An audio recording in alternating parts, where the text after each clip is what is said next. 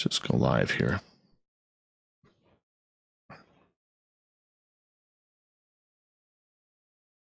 Hey, everybody on YouTube. How y'all doing? Dave Scott here. I am just getting ready for tonight's show because that's kind of what we do around here.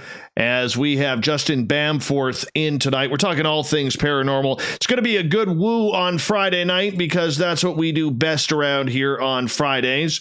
Why wouldn't we? That's, you know, we got to end the week on a woo note, don't we? Isn't that what we're all here for? Yeah, at least I am. At least I am. Thank you so much for joining us. It's been a fantastic week. You guys have been absolutely outstanding, and we really do appreciate you guys coming on in and joining us. So let's give a shout out before we bring Justin back in here and say hello to him. Let's give a shout out to everybody who is here so far. Steam Train Mark, thank you in Australia for letting me know that I am alive in the future. Renee, you're looking gorgeous tonight. Hazel, you're looking good, hun. Thank you for coming in. Jarhead, great haircut, high and tight. Cat Chaser, good to see you. Space Without Distance, always a pleasure. The gorgeous and talented Jessica Lee is here. Noble Patrick, good to see you. Hey, Stunning Becky, good to have you here. Carl Bittner, Human Carl, everyone. Human Carl, not to be confused with Alien Carl. No, Human Carl. He is one of our favorite veterans around here. Let's give him a little clap for being one of those great veterans that listens to this show. Tommy L., good to have you here, my friend. Lord Ward, thank you for coming on in. Greco, how's the baklava? Millennium, good to see you here. Go 66, boo. And what the heck? What the hell? Brett Lewis is here, everyone. We can officially start the show when Brett shows up.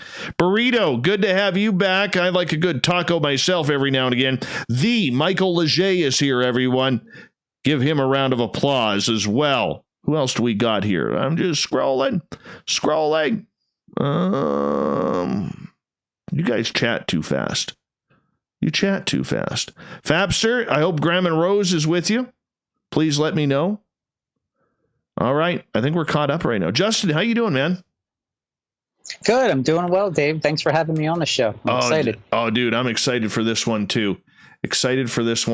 And we're about 2.5 minutes from launching tonight. And I got to say, thank you for coming on in, man, for the first time. I love it when first timers come on in here. We can actually show them that we almost know what we're doing here. Almost. That makes two of us. Yeah. All right. So we go here. I'm just getting everything ready. We had a little bit of a sound snafu that Justin caught on to, so we were able to clean that up a little bit, and I appreciate that. I was sounding like a robot again. So that's never any good when that happens. Let's see here. What else we got? Hey, Rono, good to have you here. Worsley, Jim Christie, thank you for coming on in. As the room starts to pack up here. How about my Canucks tonight? Winning in overtime over St. Louis. Absolutely. We're going to defeat them. This is our year. I could feel it. Something special. It'll be Canucks finally win a Stanley Cup and they can't even have a parade because of COVID. How good is that going to be? That's our Canucks for you. Anyways. Hey, Black White, thank you for coming on in from our chat room for the first time. I really appreciate that. And we are a couple minutes away here. Justin Bamforth is our guest tonight on the show. We're going all things paranormal, and we're going to have some fun. We're going to have a lot of fun here, people. So let's just enjoy tonight. And Justin, the more woo, the better. I'm just going to tell you, this crowd here. They are very much about the woo. Now, how would you describe the woo? Anything weird and strange, my friend. Anything strange and weird. You just run with it, and we're gonna just enjoy it. Sit back and, suck it down like it's a good, nice, cold beer on a hot day. That's what we're gonna do. All right. We got about 45 seconds here. Hey, Rich Hilke, how you doing? Thank you for coming in. Chocobo, good to have you here. Jason, thanks for coming in. Bill WD40, lubing up the show for tonight. How you doing, brother? All right. And yeah, we got about 30 seconds here. 30 seconds. All right. Just so you know, the super chat is still broken. I got to try and fix that this weekend. It's a YouTube thing, not a Dave thing for once. And we're going to send out that final tweet. Give us a thumbs up. Hit that subscribe button if you haven't already, because we're in for one hell of a show tonight, everyone. And we're going to have a lot of fun. A lot of fun. So let's do this thing together. And music is coming on right now. Here we go. Hi, Manitoba Becky. You look fantastic. Eat World Order. Welcome to Spaced Out Radio. Mass Shadows, welcome back. Lufon, good to see you here, my friend. Canadian guy, how about the Canucks tonight, man? You go with your Habs, I'll go with my Canucks. Let's do this thing and have a great show, everyone. Here we go. From the mountains of central British Columbia to you listening around the world, this, my friends, is Spaced Out Radio. I am your host, Dave Scott, sitting in the captain's chair of SOR headquarters. We welcome you to tonight's show on our terrestrial affiliates across North America and digitally on TalkStream Live and Revolution Radio. If you want to take a listen to our archives, they are free for you at youtube.com/Spaced Out Radio. Just do me the favor, hit that subscribe button. Follow us on Twitter at Spaced Out Radio and on Instagram at Spaced Out Radio Show. Our website is spacedoutradio.com, where we have a plethora of features for you, including rocking out to Bumblefoot and reading up on Captain Shirk's SOR Newswire. Tonight's show is brought to you by Chive Charities. Help make the world 10% happier by visiting Chive Charities today. You can find them on our website. Justin Bamforth has been exploring various avenues of high strangeness around, well, a number of years now. From the paranormal to UFOs, the men in black, bizarre mental phenomena, and everything in between. His book, The Spectrum, Glimpses of the Paranormal and Encounters with the Strange, looks at the often overlooked aspects of these events through various case studies and his own personal experiences. As a creative professional by trade, Justin spends most of his 9 to 5 in the equally bizarre world of advertising and marketing, but he can also be found moonlighting at Normal Paranormal, a website where he writes articles on the subject, offers different perspectives, and encourages people to share their own experiences with him. Then at the bottom of hour number 3, I will bring you the SOR Newswire, brought to you by Paranoia Magazine. Mr. Justin Bamforth, it's a pleasure to have you on Spaced Out Radio for the first time. How are you? I'm doing well, Dave. Thanks for having me on the show. It's great to have you here as well, my friend. Now, what got you started in all of these subjects of the strange and weird, man? Well, I mean, a lot of times people tend to realize that the strange and weird comes to them. You know, I didn't set out on a quest to find this stuff. I was kind of just thrown into it at a very, very early age, like so many of you out there who are listening to the show. I had what I would consider like a haunted experience growing up in this one particular house. And at the time, I thought that maybe it was the house that was creating all this activity. But looking back on it years later, I now realize there may have been more at play than what it seems. And as I studied the phenomenon over the years, I began to realize that that is the case. It often appears as something else, but there's always like a million other things that are happening behind the scenes. And it may explain perhaps what it is we're dealing with, or it may not. It's a very enigmatic journey that I've been on over the years, but it wasn't until I really started to do the normal paranormal thing. And it started out as like a small online discussion group, and it kind of grew from there. And now it's a website, a blog, whatever you want to call it. A lot of people contact me through that site and they share their own experiences. And over the years, I've just collected enough experiences from others, investigated a bunch of these and researched it. And I wrote a book on it, and it's been a wild ride. So that's where I'm at right now. Okay, so when you decided to jump into these topics and really start to pay attention to them, was there an aspect of it that really caught your interest right off the bat? Yeah, I would say the similarities that a lot of this high strangeness has with one another. For example, you take the UFO subject. We tend to think of UFOs as coming from, outer space or beyond this Earth. However, it seems like there are other elements within the UFO experience that are similar to, say, the typical ghost experience. And then when you look at some of these ghost cases, you find out that the people who are experiencing things like poltergeists or strange, other strange things, they will also report UFO-related events, or perhaps entities that, fit the mold of our stereotypical little alien gray friends. There's a lot of crossover and a lot of overlap. And I've started looking at this from that perspective, and I've noticed that there are a bunch of similarities, a bunch of patterns that I'm picking up on. And not just the experience, but the way that the experience transforms the individual at the heart of it. Okay. So over this time, did you think it would be as complicated of a field of to journey down than regular life? Because the one thing that I am learning is the frustrations of this entire field, man, because there are people out there who are very, very brilliant. There are people out there who are completely maniacal or egomaniacs. There are people out there who are looking for answers and will accept any answer that suits their needs. It's a very, very fickle and strange community to be working around.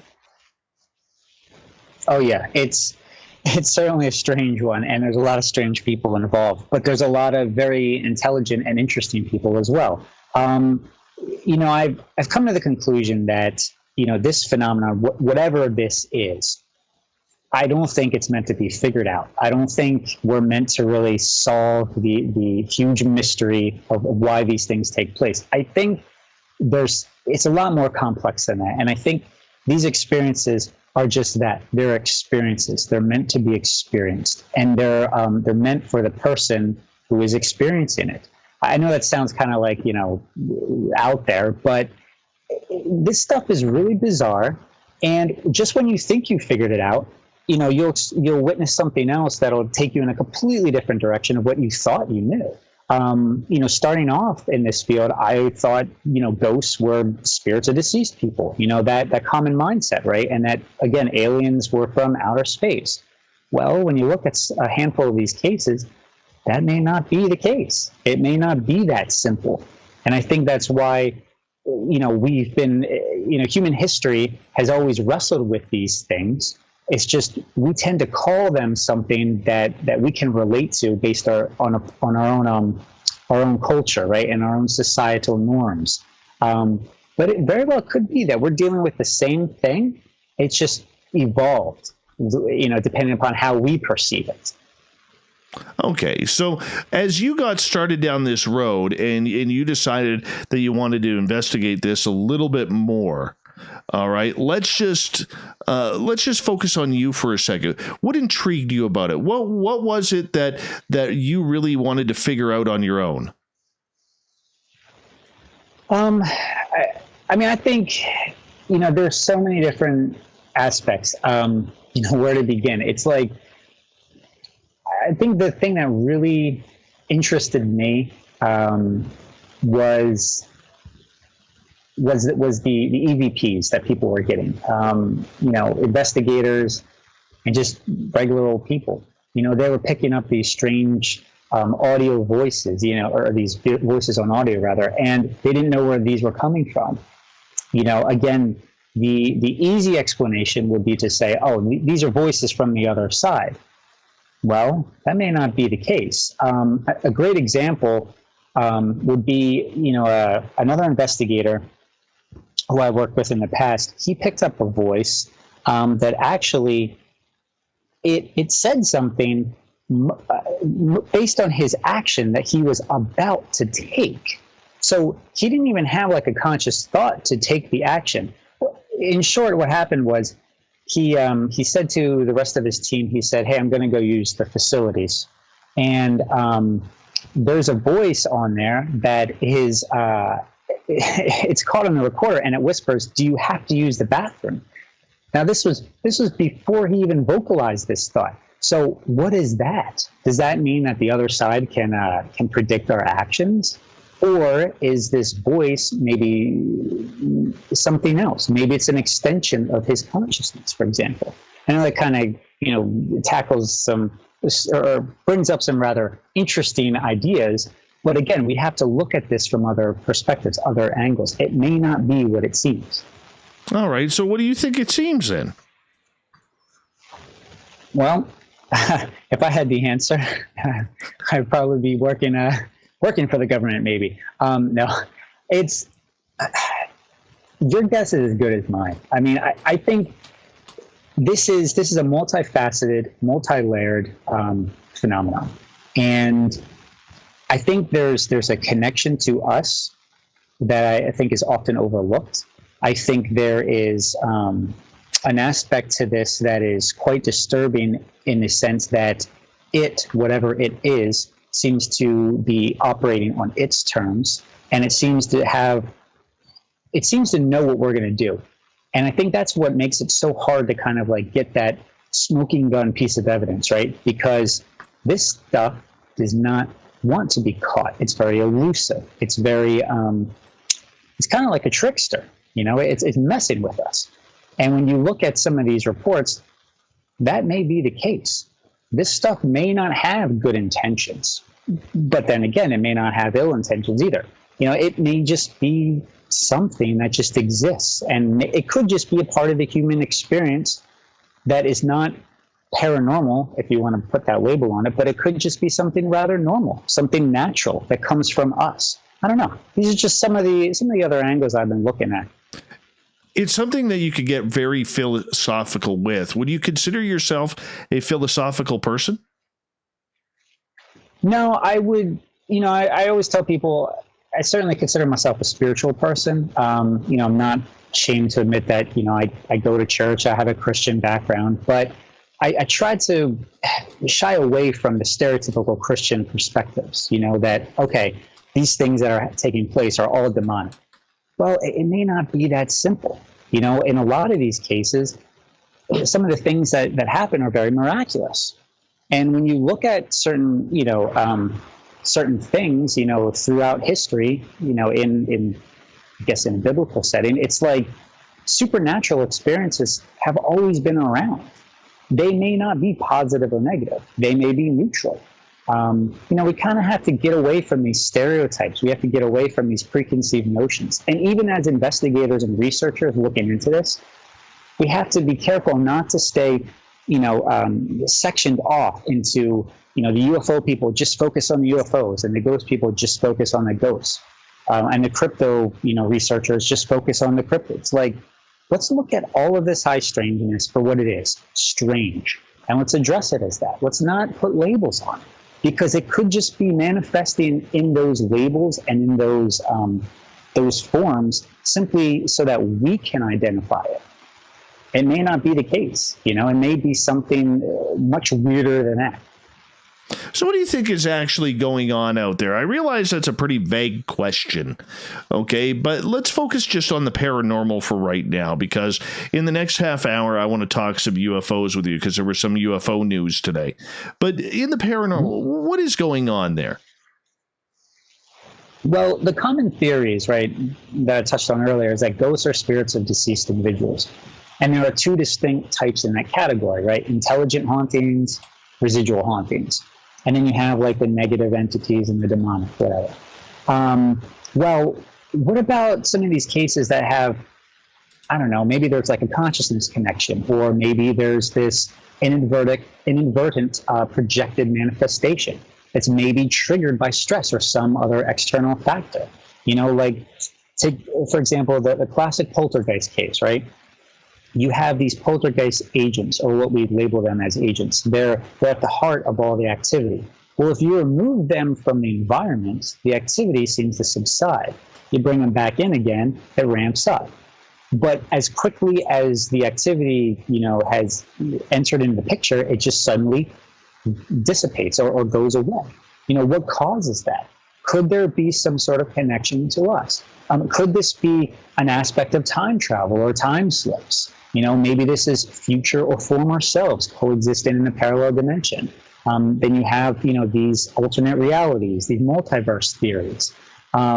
There's all these different possibilities. So to say, for me to look at this and say, okay, I know what this is, I think I would be very foolish to say that. Even if I did, this phenomenon is always changing, it's always evolving. And anyone who tells you otherwise is just, they're BSing. They don't know what it is. We can only guess, right? One of my frustrations with paranormal, and the reason why that I've stopped doing a lot of paranormal type shows, is because of the fact that I find that it is a field that is running around like a bunch of chickens with their heads cut off.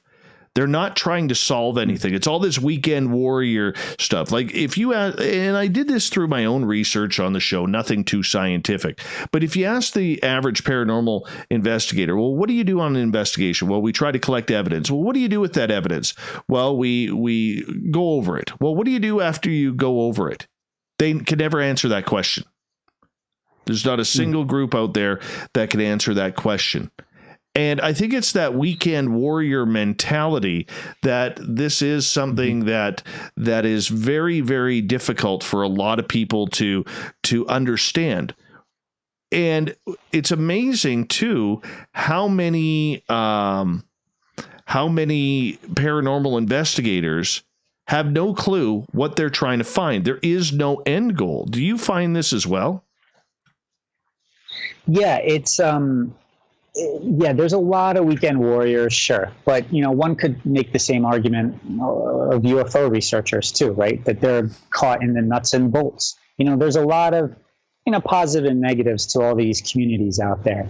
But again, I think we have to work together. We have to, really cross over. We have to learn to understand each other and realize that there's a lot of really important data in some of these cases that maybe somebody who has, more of a UFO perspective might have better insight, and might be able to offer a paranormal group.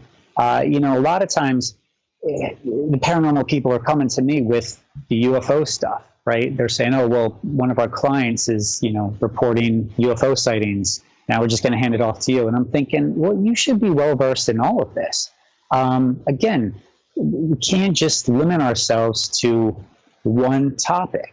It doesn't seem to work like that. And I don't think we're going to make any progress if we do that. Going back to your earlier point about, how some of these weekend warriors are just trying to get evidence and then that's that.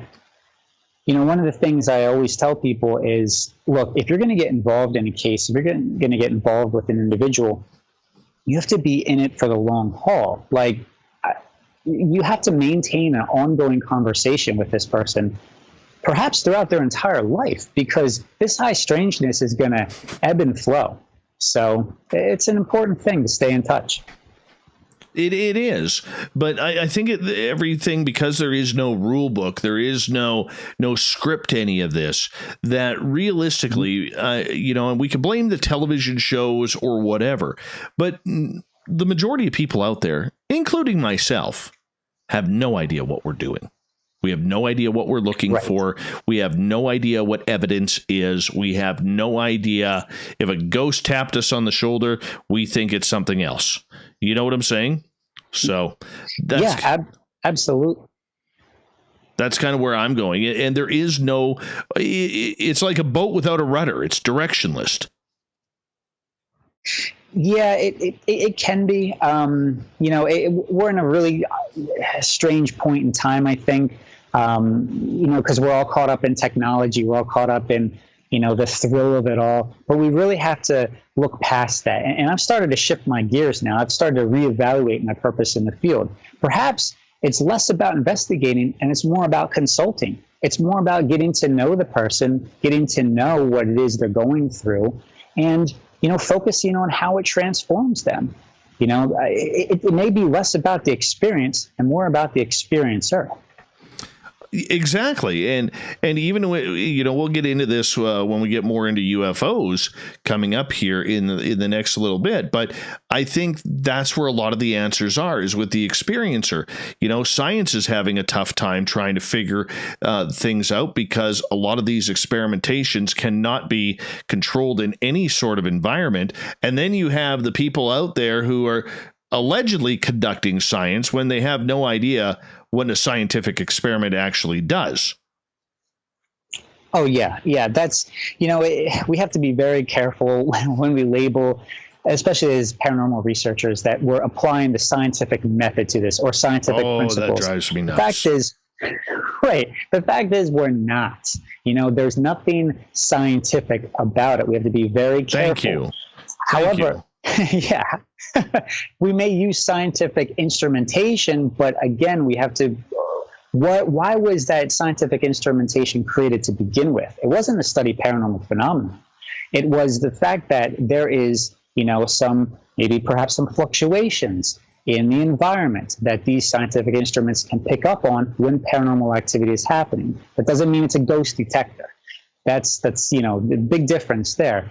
However, that being said, the science community has also to look at this in the capacity that the phenomenon does not operate always within the neatly contained scientific approach either. This stuff, it cannot be, replicated in a lab setting on command. A lot of times this is a very sporadic phenomenon, and it happens with no rhyme or reason, and it just comes and goes. So I think we have to be open, in all these regards, in all these respects, rather. I think that'll help us to kind of perhaps tackle it, or at least hope to. Justin Bamforth is our guest tonight on Spaced Out Radio. We got just over 2 minutes before we need to go to break at the bottom of the hour. Justin, if you were to take the paranormal field, and we'll get more into this later on, okay, but if you were to take that a little bit more in depth, what would you like to see happen within the paranormal community? I would like to see them get more involved with the UFO community. And I'd like to see, a lot of connections being made. I go to UFO conferences and I see just the same people who are not at the paranormal conferences, and vice versa there. It's like these communities need to talk. They need to share data. And if they did, they would realize that there's a lot of similarity in all of this research. And maybe we would get somewhere. Same thing with the cryptid community, too. Is it possible? Well, I guess only time will tell. Perhaps the communities need to focus less on themselves and focus less on other people, too. There's a lot of egos in this field, There's a lot of people who are set in their ways. It's tough. It's really tough. It's not an easy field to get into, and you have to have a really thick skin. That is the truth. Thick skin. I'm dealing with that right now, to be honest. Right now in this field, because sometimes these communities can be very frustrating, and it's easy to dwell on the negative, but the hard part is trying to find the positives of it all. And there are a lot of positives going on here. So we've got about 30 seconds. Yeah, there are a lot of positives, and I think it's very easy to hate on the shows and hate on the paranormal entertainment out there. But I'll tell you what. The shows have done a lot for this field. They've made it easier for regular people to talk about this. It's not necessarily a taboo subject anymore. And I think you're seeing this with UFOs in the media as well. Well, we're going to find out, because there was some big UFO news that happened about, a few hours ago. And we're going to get into that with Justin, because the United States officially has a UFO task force. Yes, this was just announced. We'll talk about it on the news as well later on tonight. Justin Bamforth is our guest. Yeah, we're going to have a good time with Justin tonight. Stay tuned. More Spaced Out Radio coming up.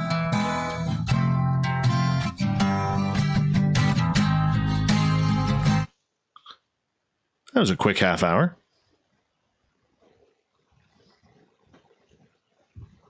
Still there, Justin? Oh, yeah, I'm still here. All right. You gave me a heart attack there for a second. Give me 1 second. I just got to address my YouTube crowd. Not for my regulars, so you don't need to say this, but my chat room is not a place for politics. So every type of political talk, unless it's in jest or in fun, okay, is going to be erased. And if you continue it, you will be banned from the chat room. Not trying to be a jerk or a prick or anything, but you know what? We're hammered with politics all day long. This is a chance for everybody to come in here and just relax on and get on some real fun subjects here. If you can't respect that, don't come in the chat room. If you can respect it, come have fun with us, because we're a great bunch of people in the chat, and there's some very, very intelligent people in here as well who would love to get to know you and have you part of our clan, you know, so just keep the politics out of it, and we'll have a good time. Thank you, guys. Sorry about that. Oh no, you don't have to apologize. I got a bunch of few people in here who were spamming some political talk. So, you know, hey, you know, I could talk politics with any of them, but we're the escape. We're the escape hour. Well said. Exactly.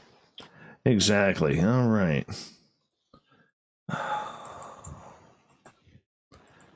Well, are there any questions from the YouTubers out there? My audience knows they're allowed to start asking in hour two for questions. Oh, sorry. Yeah. So we'll get into this UFO thing here coming up, and then we will get to some of your exciting stories, because we want to talk about your book a little bit too. If that's okay. You don't mind us promoting your book, right? No. Feel free. Okay. Just making sure. Damn it, Jim. Don't promote my book, asshole. No, I'm kidding. Just have. Well, that just means I got to send you a check in the mail now, too. Yeah. So. Yeah. Well, you know how it goes. Make it capital D for Dave. Okay. Just saying. Where's home? So I am on the East Coast in Philadelphia. Oh, you're one of them Flyers fans. Mm. Well, it's funny because I work in the New York area, so I actually go to a lot more New Jersey Devils games than Flyers games. Yeah. Yeah. It's a safer crowd, and you know, I love the Philly crowds, but man, they're one of a kind. If you're not used to it, it's an eye-opening experience. Rock and roll, man. Rock and roll. Did you blow dry your hair, Ravine? Oh, that is funny. See, that's the type of shit that I enjoy right there. Did you blow dry your hair? No, I put a bunch of Brill cream on it. Make it this way. Thank you, part of the Third Nipple crew right there. Hey, Mike, how you doing? All right, Daniel. There we go. All right, now we're having some fun. We got about 2 minutes here, man. 2 minutes. Nice little break to chat away. You know what I'm saying? Yeah, absolutely. This is great. Thanks for inviting me on to the show. Oh, dude. I like what it's fun. I like what you do, and you're an excellent host, and you have a lot of great guests. Well, it's a face for radio. It's a face for radio, man.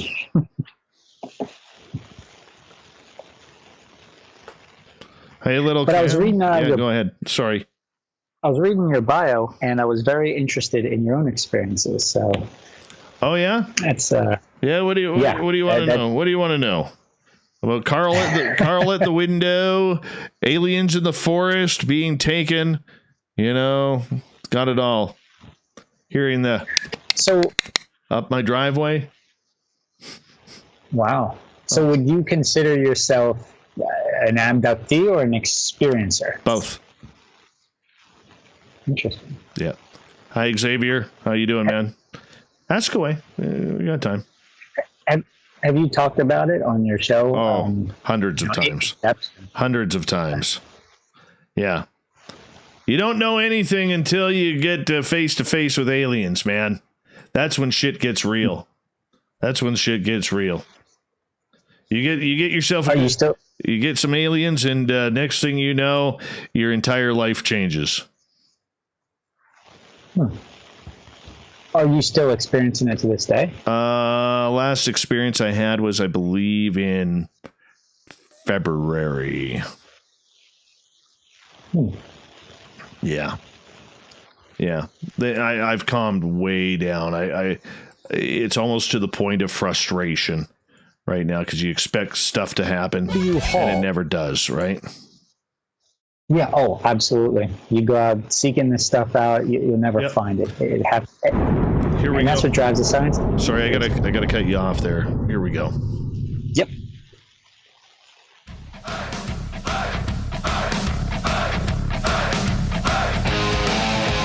Welcome back to the second half hour of Spaced Out Radio. Tonight, I am your host, Dave Scott. Maybe if I turn my microphone, it would actually work. Welcome back to the second half hour of Spaced Out Radio. Tonight, I am your host, Dave Scott, sitting in the captain's chair of SOR headquarters. Great to have each and every one of you with us tonight. Want to remind you that if you've missed portions of this show or others, you can check out our free archives by going to youtube.com/Spaced Out Radio. Just do me the favor, hit that subscribe button. Our website is spacedoutradio.com, where we have a plethora of features for you. Excuse me. Including rocking out to Bumblefoot and reading up on Captain Shirk's SOR Newswire. Follow us on Instagram at Spaced Out Radio Show and on Twitter at Spaced Out Radio. Tonight we are talking with author, researcher, inquisitive mind, Justin Bamforth. You can find his website, normalparanormal.org. Kind of a cool name there.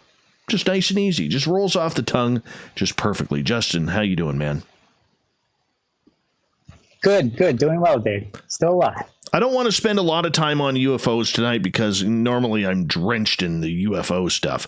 But I do have to ask your opinion because you look into this type of research, my friend. Now, today, it was officially announced by the Department of Defense in the United States that there is now an official UFO tracking network, sponsored and paid for by the taxpayers of the United States of America.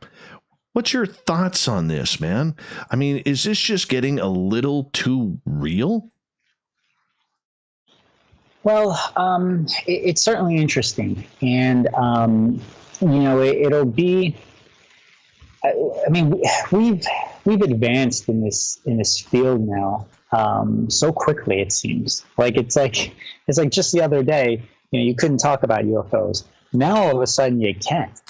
And I think that's the most perplexing point is why is this all of a sudden happening so fast?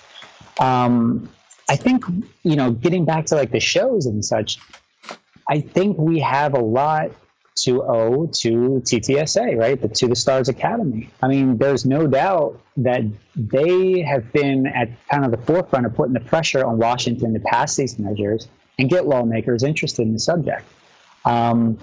It could be as a result of, the History Channel show Unidentified. There could be other things happening behind the scenes. I remember when Lou Elizondo, who headed up the, if you want to call it the task force, if you will, the AATIP program. I remember when he actually spoke to us at a MUFON symposium the very next year. And, he's talking to all the MUFON people out there and he's saying, hey, you guys were right. There is something to this. And keep doing what you're doing. But there was a lot that he couldn't say. There was a lot that he wouldn't reveal. And one of those questions was, okay, who are they? And where are they coming from? He did not feel comfortable revealing that information or even getting into that. And I think for me, that just told me how complex this topic is and how sensitive it is. It may not be what we think it is. When you look at some of those Navy cases, right, and the videos that go with them, look at where these objects are originating from. Yes, they're coming from the skies, but they're also coming from under the water, too. This gets into other elements, underreported aspects of the UFO experience. And I'm excited to see, what this task force is going to do next, and I'm excited to see how they're going to approach the topic. Will this be our generation's Project Blue Book, where they decide there is no threat and dismiss the subject altogether? Or will this take humanity in a completely different direction? will this kind of like wake us up to the reality of this? I also find it interesting that the terms keep changing, right? You know, it was UFO, then it's UAP, now it's potentially UAS, unmanned aerial systems. You know, I remember hearing Nick Pope, who worked for the Ministry of Defense at one point. He was talking about the whole UAP thing. You know, they did that to keep it off the books. You know, to kind of like keep it out of the FOIA, the Freedom of Information Act requests. You know, Harry Reid, who greenlit the project that would become ATIP and OSAP. He wanted this stuff off the books and in the black budget so he could secure funding, so that he could take away that stigma, you know, that Washington had about the subject. There's a lot going on behind the scenes, and there's a lot now coming out in the scene. And I just, you know, I'm reserving judgment here to see what happens next. Well, the only thing that fears me about it is the fact that there is a narrative that people are so willing to accept. And, you know, I've always gone by the fact that if you are controlling the media, you are controlling the narrative. It's an old tactic that we saw everybody from the Russians and Germans use over the years to where we are today. And this is what I do see. I give props where props are due. I do agree with you about the TTSA and a lot of the things they've accomplished, but I don't think they've done it the right way. I've been questioning them ever since day one when you know, how do you hold a pressless press conference? And when you're going on and asking people for questions beforehand, before you'll go on their program, I don't think that's right. And that's part of the issue that I have with things. That being said, I think they know that the mainstream media has been dumb on this topic, and they've never wanted to cover it. And I think that's played right into the hands for controlling a narrative. What do you think about that? Well, I mean, again, we can only speculate. You know, it's certainly, at first, I was right there with you, you know, that, okay, why is Tom DeLonge at the head of this, right? And why are all of his shadowy connections, you know, still in the shadows? Why can't he reveal all this stuff? You know, brings up a lot of questions that even I have as a researcher, right? Especially with the UFO topic. You know, I've made a commitment to myself to, you know, if somebody's going to share a story with me specifically about UFOs, I'm not going to keep them anonymous. You know, if you want to share the subject with me and your experience, then I'm going to publish your report, but I'm going to put your name out there so that other people can follow up on it. Because how do I know that I'm not being taken for a ride? How do I know that I'm not dealing with somebody whose task it is to muddy the waters, as we've seen, Justin, in history before, I hate to cut you off there, because I think you just brought up a very good point. I mean, we've always been told, and I've been asking this question on this show for a couple weeks now, so I'll ask you. We've always been told that we can't, you know, don't trust the spooks, man. They're in this field for disinformation or to take you down the wrong paths. And then all of a sudden, here we are with we're supposed to trust all these spooks and ex-spooks and everybody involved to bring us to the glory land of UFO disclosure. You can't have it both ways. Yeah, it's certainly a challenging issue, right? Who do you trust, you know, or do you just trust no one? Again, I always tell people, like, look at the source, right? And I think you bring up an excellent point. These are guys that have worked in the community, the intelligence community, and the military community for a very long time. They're, you know, in control of this information. There's a lot that they're not sharing with the public. You know, from what I see, there's also an aspect to this where they're trying to make money off of it as well. You know, when you look at how TTSA is broken down, there's different parts to their company or their organization. Who do you trust? Yeah, sure. But yet we can't simply just dismiss it altogether too, simply because that's what it seems, you know. I remember running into, this is going to sound really weird, but I remember having a conversation with a magician who did shows for Pentagon people. and he did shows for the intelligence community as well. And after one of his shows, we were chatting about, all this strange stuff. And, I brought up this fact, who do you trust in this field? How can you trust all this stuff, specifically with UFOs? And he said, look, there's a story that you hear about, and then there's stuff that's happening behind the scenes. He said the truth is somewhere in the middle. He said that's where the real story is. Not what they're promoting, not what they're hiding. It's a little bit of both. So, when you look at disinformation at its core, right? You mix in a little bit of truth with a lot of crap. So maybe that's what we're seeing here. Maybe not. Maybe it's not that easy. Maybe they're still trying to figure it out too, just as much as we are. Oh, it's a sticky situation. Could very well be. Yeah. But that being said, when you see the media being controlled, and like I brought up on a panel I was on earlier today, okay, a UFO panel that I took part in, it's the same 5 people we see interviewed on a daily basis about this subject. It's Nick Pope, it's David Fravor, it's Lou Elizondo, it's Chris Mellon, and it's Harry Reid. We don't see the Grant Camerons. We don't see the Richard Dolans. We don't see the Stephen Bassetts. We don't see the Cheryl Costas or the Melinda Leslies or the Linda Moulton Howes of the world. It's the same 5 people. There are hundreds of people in this field who have just as much credibility to speak to the media about this topic. And I think that's the ignorance of the media. That's my personal opinion on it. However, Justin, it's also showing right in front of the public how controlled this entire story is. Yeah, so here's another thing to think about. What if the people who are in control of this, like you mentioned, the same people that you're seeing talking about this, and I've also often asked myself the same question: what if this show's like unidentified?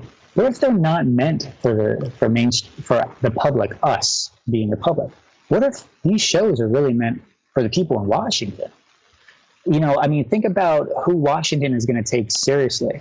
Are they going to listen to people who have been in the community and who have been in Washington, or are they going to listen to fringe researchers, who have devoted their whole lives to this and do have very important, incredible information? Yet Washington doesn't know that, right? They only know, the people with the long history of working with these alphabet soup agencies and these different departments within their own organization. We're going to trust them. So maybe that's why we're seeing the same several people talking about it, or at the forefront of all this information. I don't know. Again, we can only speculate. All right. So on defense.gov tonight, there was a press release saying on August 4th, 2020, Deputy Secretary of Defense David L. Norquist approved establishment of an Unidentified Aerial Phenomena Task Force, otherwise known as UAPTF. The Department of the Navy, under the cognizance of the Office of the Undersecretary of Defense for Intelligence and Security, will lead the UAPTF. This is the first time we're hearing names involved, and the groupings involved. Is this a good thing? Well, I look at this article as, wasn't this the same thing that Lou Elizondo was doing with ATIP? Didn't this when Lou left, he said that the program was still going on. So to me, this is really nothing new. It's just being publicized now. Why is it being publicized? Because there's pressure to look into this. Again, what is happening behind the scenes? This is the narrative that is being portrayed to the public, but why? Why is this? I don't know. Again, I wish I was involved with this. I wish I was part of the task force and I had more information to give you. But again, I can only speculate, right? We can only speculate. It's certainly exciting, and it's certainly a step in the right direction. Well, how as an American do you feel knowing now that your taxpayer dollars are going to pay for UFO research? Hey, I'm thrilled. I'd rather go to to UFO research than paying for building up our our endless defense budget, and wasting money on sending letters with somebody's signature on it. But it's like this is true research. This is what needed to be done decades ago. However, was it being done? It was just in secrecy. I think what's cool about this is it allows for, hopefully, transparency, right? Hopefully they'll share these findings. Hopefully this will be a step in the right direction for the public. And hopefully it takes the stigma out of it so that people can come forward without fear of ridicule or retribution for sharing their story. With people on the individual level, they're very reluctant to share their story because they think that they are crazy, and other people are going to call them crazy too. But what I always tell people is, look, I'm listening to somebody's story. I wasn't there to prove it happened. I wasn't there to disprove it either. I'm just there to listen. And if I can create a comfortable environment for somebody to share their story, then great. I think I'm doing a good thing. And I think with this task force, it's allowing others to hopefully share their story too, at least in Washington. Well, let's see where it goes, because, there's a lot to go over here with this. But do you think that with everything that is going on, and we seem to be so focused on what's happening around the Nimitz, do you think that the Nimitz incident of 2004 and what allegedly is continuing today is this generation's version of Roswell? Yeah, no, there was no crash, at least as far as I know, with the Nimitz stuff. What's great about this is it's a recent case, right? The witnesses are still alive. You're not hearing secondhand testimony and thirdhand testimony. Like maybe we can't talk to the witnesses ourselves all the time, because a lot of them are also remaining in the shadows, but yet you have people talking about it now, about what they observed. That video that we see is only a small sliver of the full story, right? Weren't they seeing objects for several days? That was just one small piece of what they saw. There's a lot more to that story. There's a lot more to all these stories. And there's a lot more that we haven't heard, right? Just because these cases had videos, had actual evidence, what about the cases that didn't have as much evidence? What about those? I want to hear about those. But we don't know what those cases were. We didn't know what AITSEP was investigating. We didn't even know what ALSAP was investigating. That's the other thing, right? The ALSAP program, what did that entail? We have small pieces of information here and there that involve the study of Skinwalker Ranch, but those results have not been publicized yet or declassified. We don't know what happened out there. There's a whole other program that I think the public should be aware of. And I think what was happening at Skinwalker Ranch and what's continuing to happen, that has more information, at least to me, than seeing some video footage. Yes, this is impressive, this video footage, but what does it mean on the other level? See, the thing that that's just my thought. The thing that I don't like, okay, is the fact that we are seeing this scenario play out where people are literally having, what's the word I'm looking for here? They are literally having their own agendas covered up. All right. The public is in I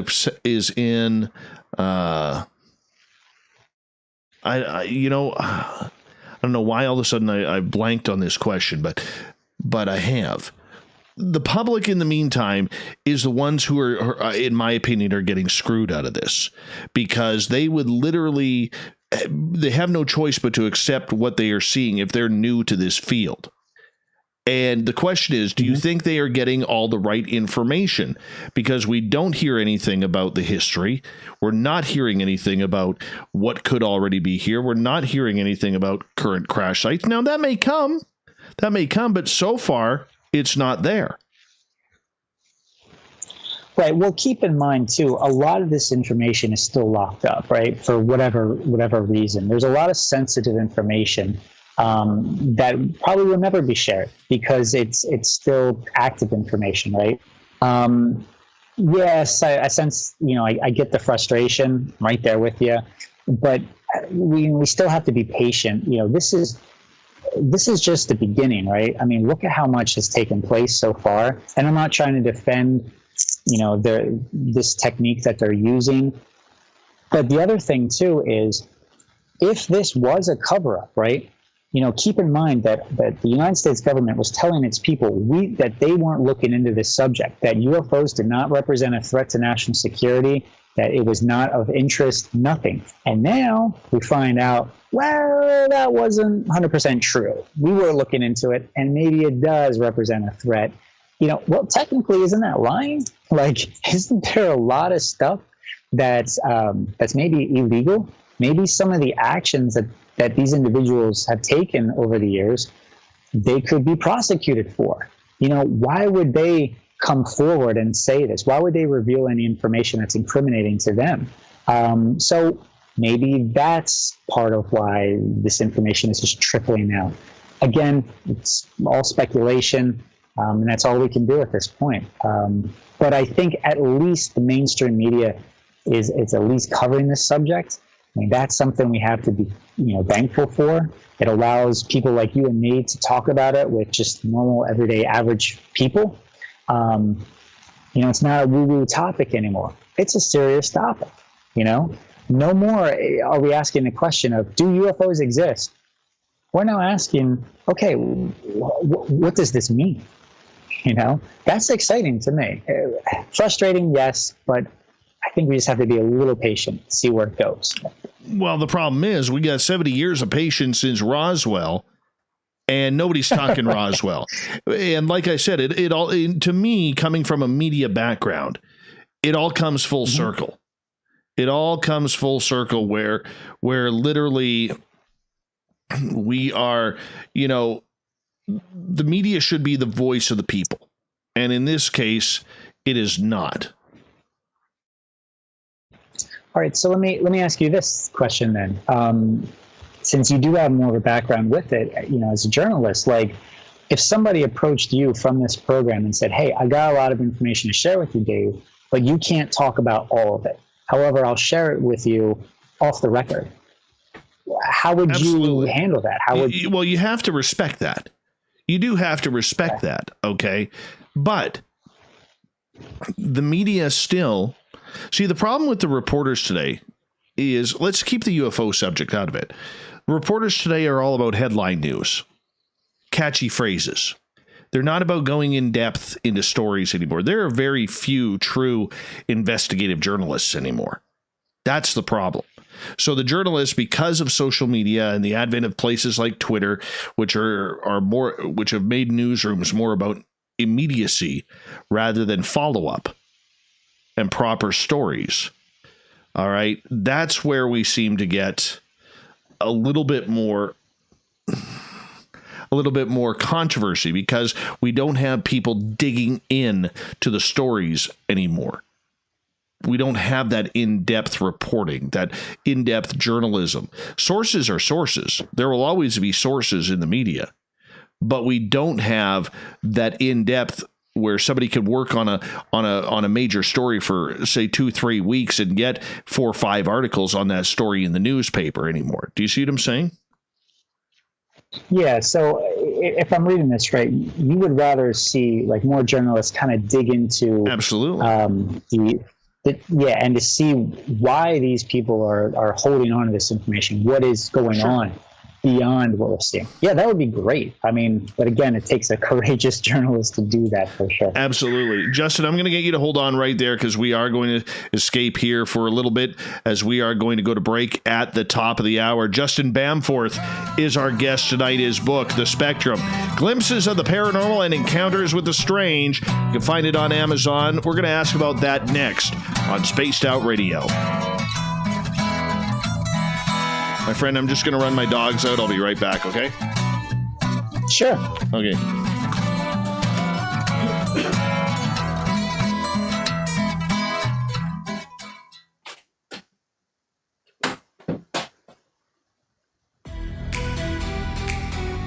Are you an experiencer of something strange that can't be explained? Do you want help finding out what's going on? I'm Ryan Stacy, head of the Experiencer Support Association, otherwise known as TESSA. We've teamed up with Spaced Out Radio to investigate cases filled out in the SOR Sightlines report. We are independent and there's no cost to what we do. All we need is your experience. Let's find out what's happening together on the SOR Sightlines report. Are you intrigued by Paranormal Talk Radio? You'll love the new Paranormal Radio app from TalkStream Live. You'll find a great selection of talk shows covering UFOs, ghosts, strange phenomena, and much more. Download the Paranormal Radio app now and start listening to the very best in paranormal talk entertainment, including the network you're listening to right now. The Paranormal Radio app, free in Google Play and the iOS App Store. Hi, this is Amber Beckrud, and I want to invite you to subscribe to our YouTube channel where we store all of the SOR show archives for free. And as an added bonus, every 2 weeks I'm posting brand new content on Cryptid Tales, where I will get into some of the spookier legends and folklore from around the world and tell the stories that go with them. Find us at youtube.com/spacedoutradio and check out Cryptid Tales today. Drop a comment and let me know what you want to hear. See you there. Hello, Space Travelers. It's me again, Carl. Don't forget to join the Space Travelers Club for just $5 a month and follow Spaced Out Radio on Twitter at Spaced Out Radio. Our Instagram, Dave Scott SOR. Our Facebook page is Spaced Out Radio Show. Our archives are free at youtube.com/Spaced Out Radio. Come woo it up with Spaced Out Radio today. Bye. Hi there, this is the paranormal lawyer Michael W. Hall. I'd like to invite you to listen in each Sunday night where we're going to open up your eyes to everything strange and paranormal. I will be hosting some great guests with topics that affect us all, such as UFOs, ghosts, and everything paranormal. Let's learn together on Spaced Out Radio Sunday with myself, Michael W. Hall, the paranormal lawyer at spacedoutradio.com. Hey, Space Travelers, this is John Resig, founder of the Chive and Chive Charities. If you know anything about our website, you know we like to do things a little differently. We're not some faceless organization collecting money for a nebulous cause. Our donor dollars go directly toward life-improving items. Then we give those items directly to an underdog who needs it most. To become a donor with Spaced Out Radio's official charity, Chive Charities, just go to chivecharities.org/donate. Get your horns up with me on Spaced Out Radio. This is Ron Bumblefoot Thal. Come tune in to SOR where you can hear me rock out with Little Brother Is Watching, the official theme song of Spaced Out Radio. And then come on over to bumblefoot.com where you can find out about my tour schedule, my music, and everything else. Bumblefoot.com keeps you up to date on what I'm doing and the best way to stay in touch with my music and music camps. Sign up for my newsletter at bumblefoot.com and remember, Little Brother Is Watching. I'm feeling a little spicy tonight. What to do? What to do? Why not get Bumblefuck? 4 million Scoville units of pure hard rock. Bumblefoot hot sauces come in 3 flavors. The burning Bumble. Tone it down a bit with Bumblicious and throw the sauce on everything. Spicing up. Bumble me, baby. Bumblefoot hot sauce. Get it today at kajans.com. The party is always on at the Moose Vancouver. The Moose Vancouver is where you want to be when visiting Canada's West Coast. I'm back. Open until 2 a.m. nightly. I'm back. All right. All right. There we go. Now I'm comfy.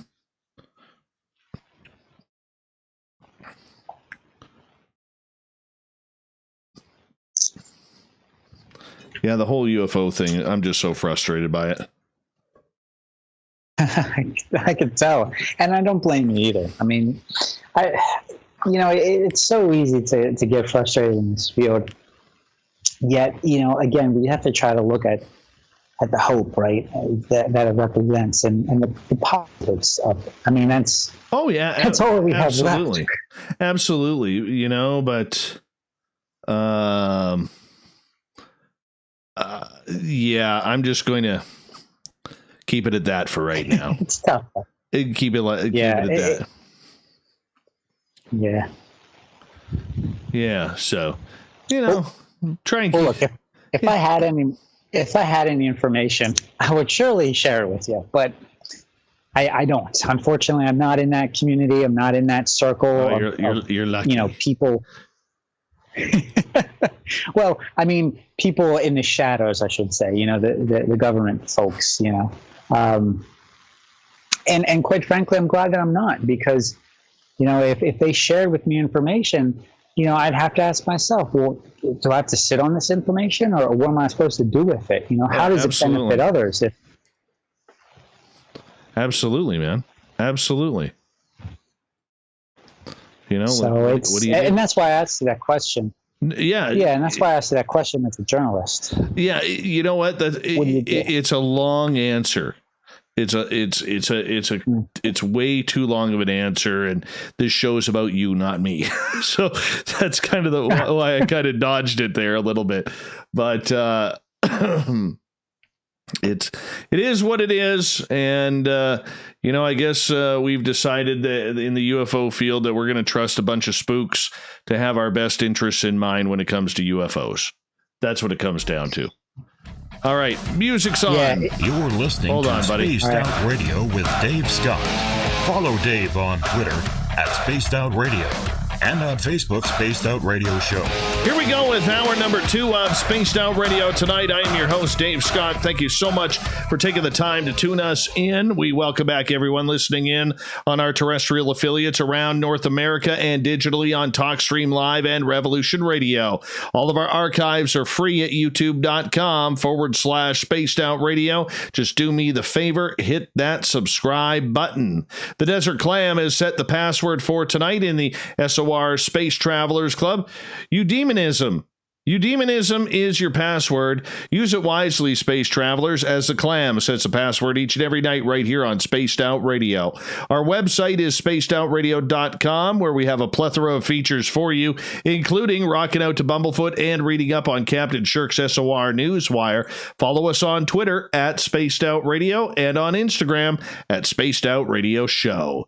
Tonight we are talking with author and researcher Justin Bamforth. He's got a book out on Amazon called The Spectrum, Glimpses of the Paranormal and Encounters with the Strange. Justin, welcome back.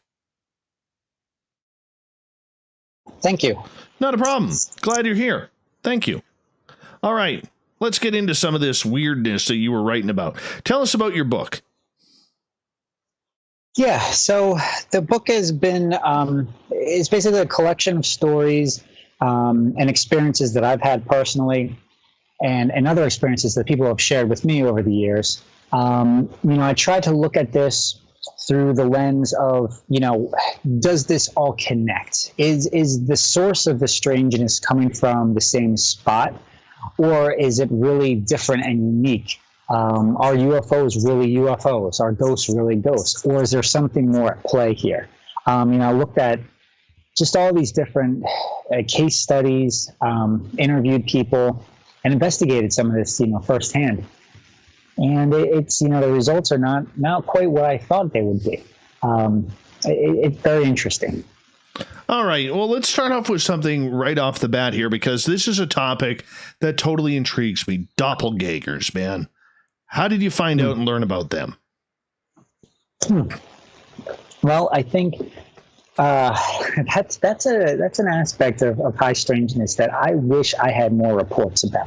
I know it's happening, but I think people don't know who to go to with these stories. Do you go to a ghost hunter about this? But it's not. It's not really.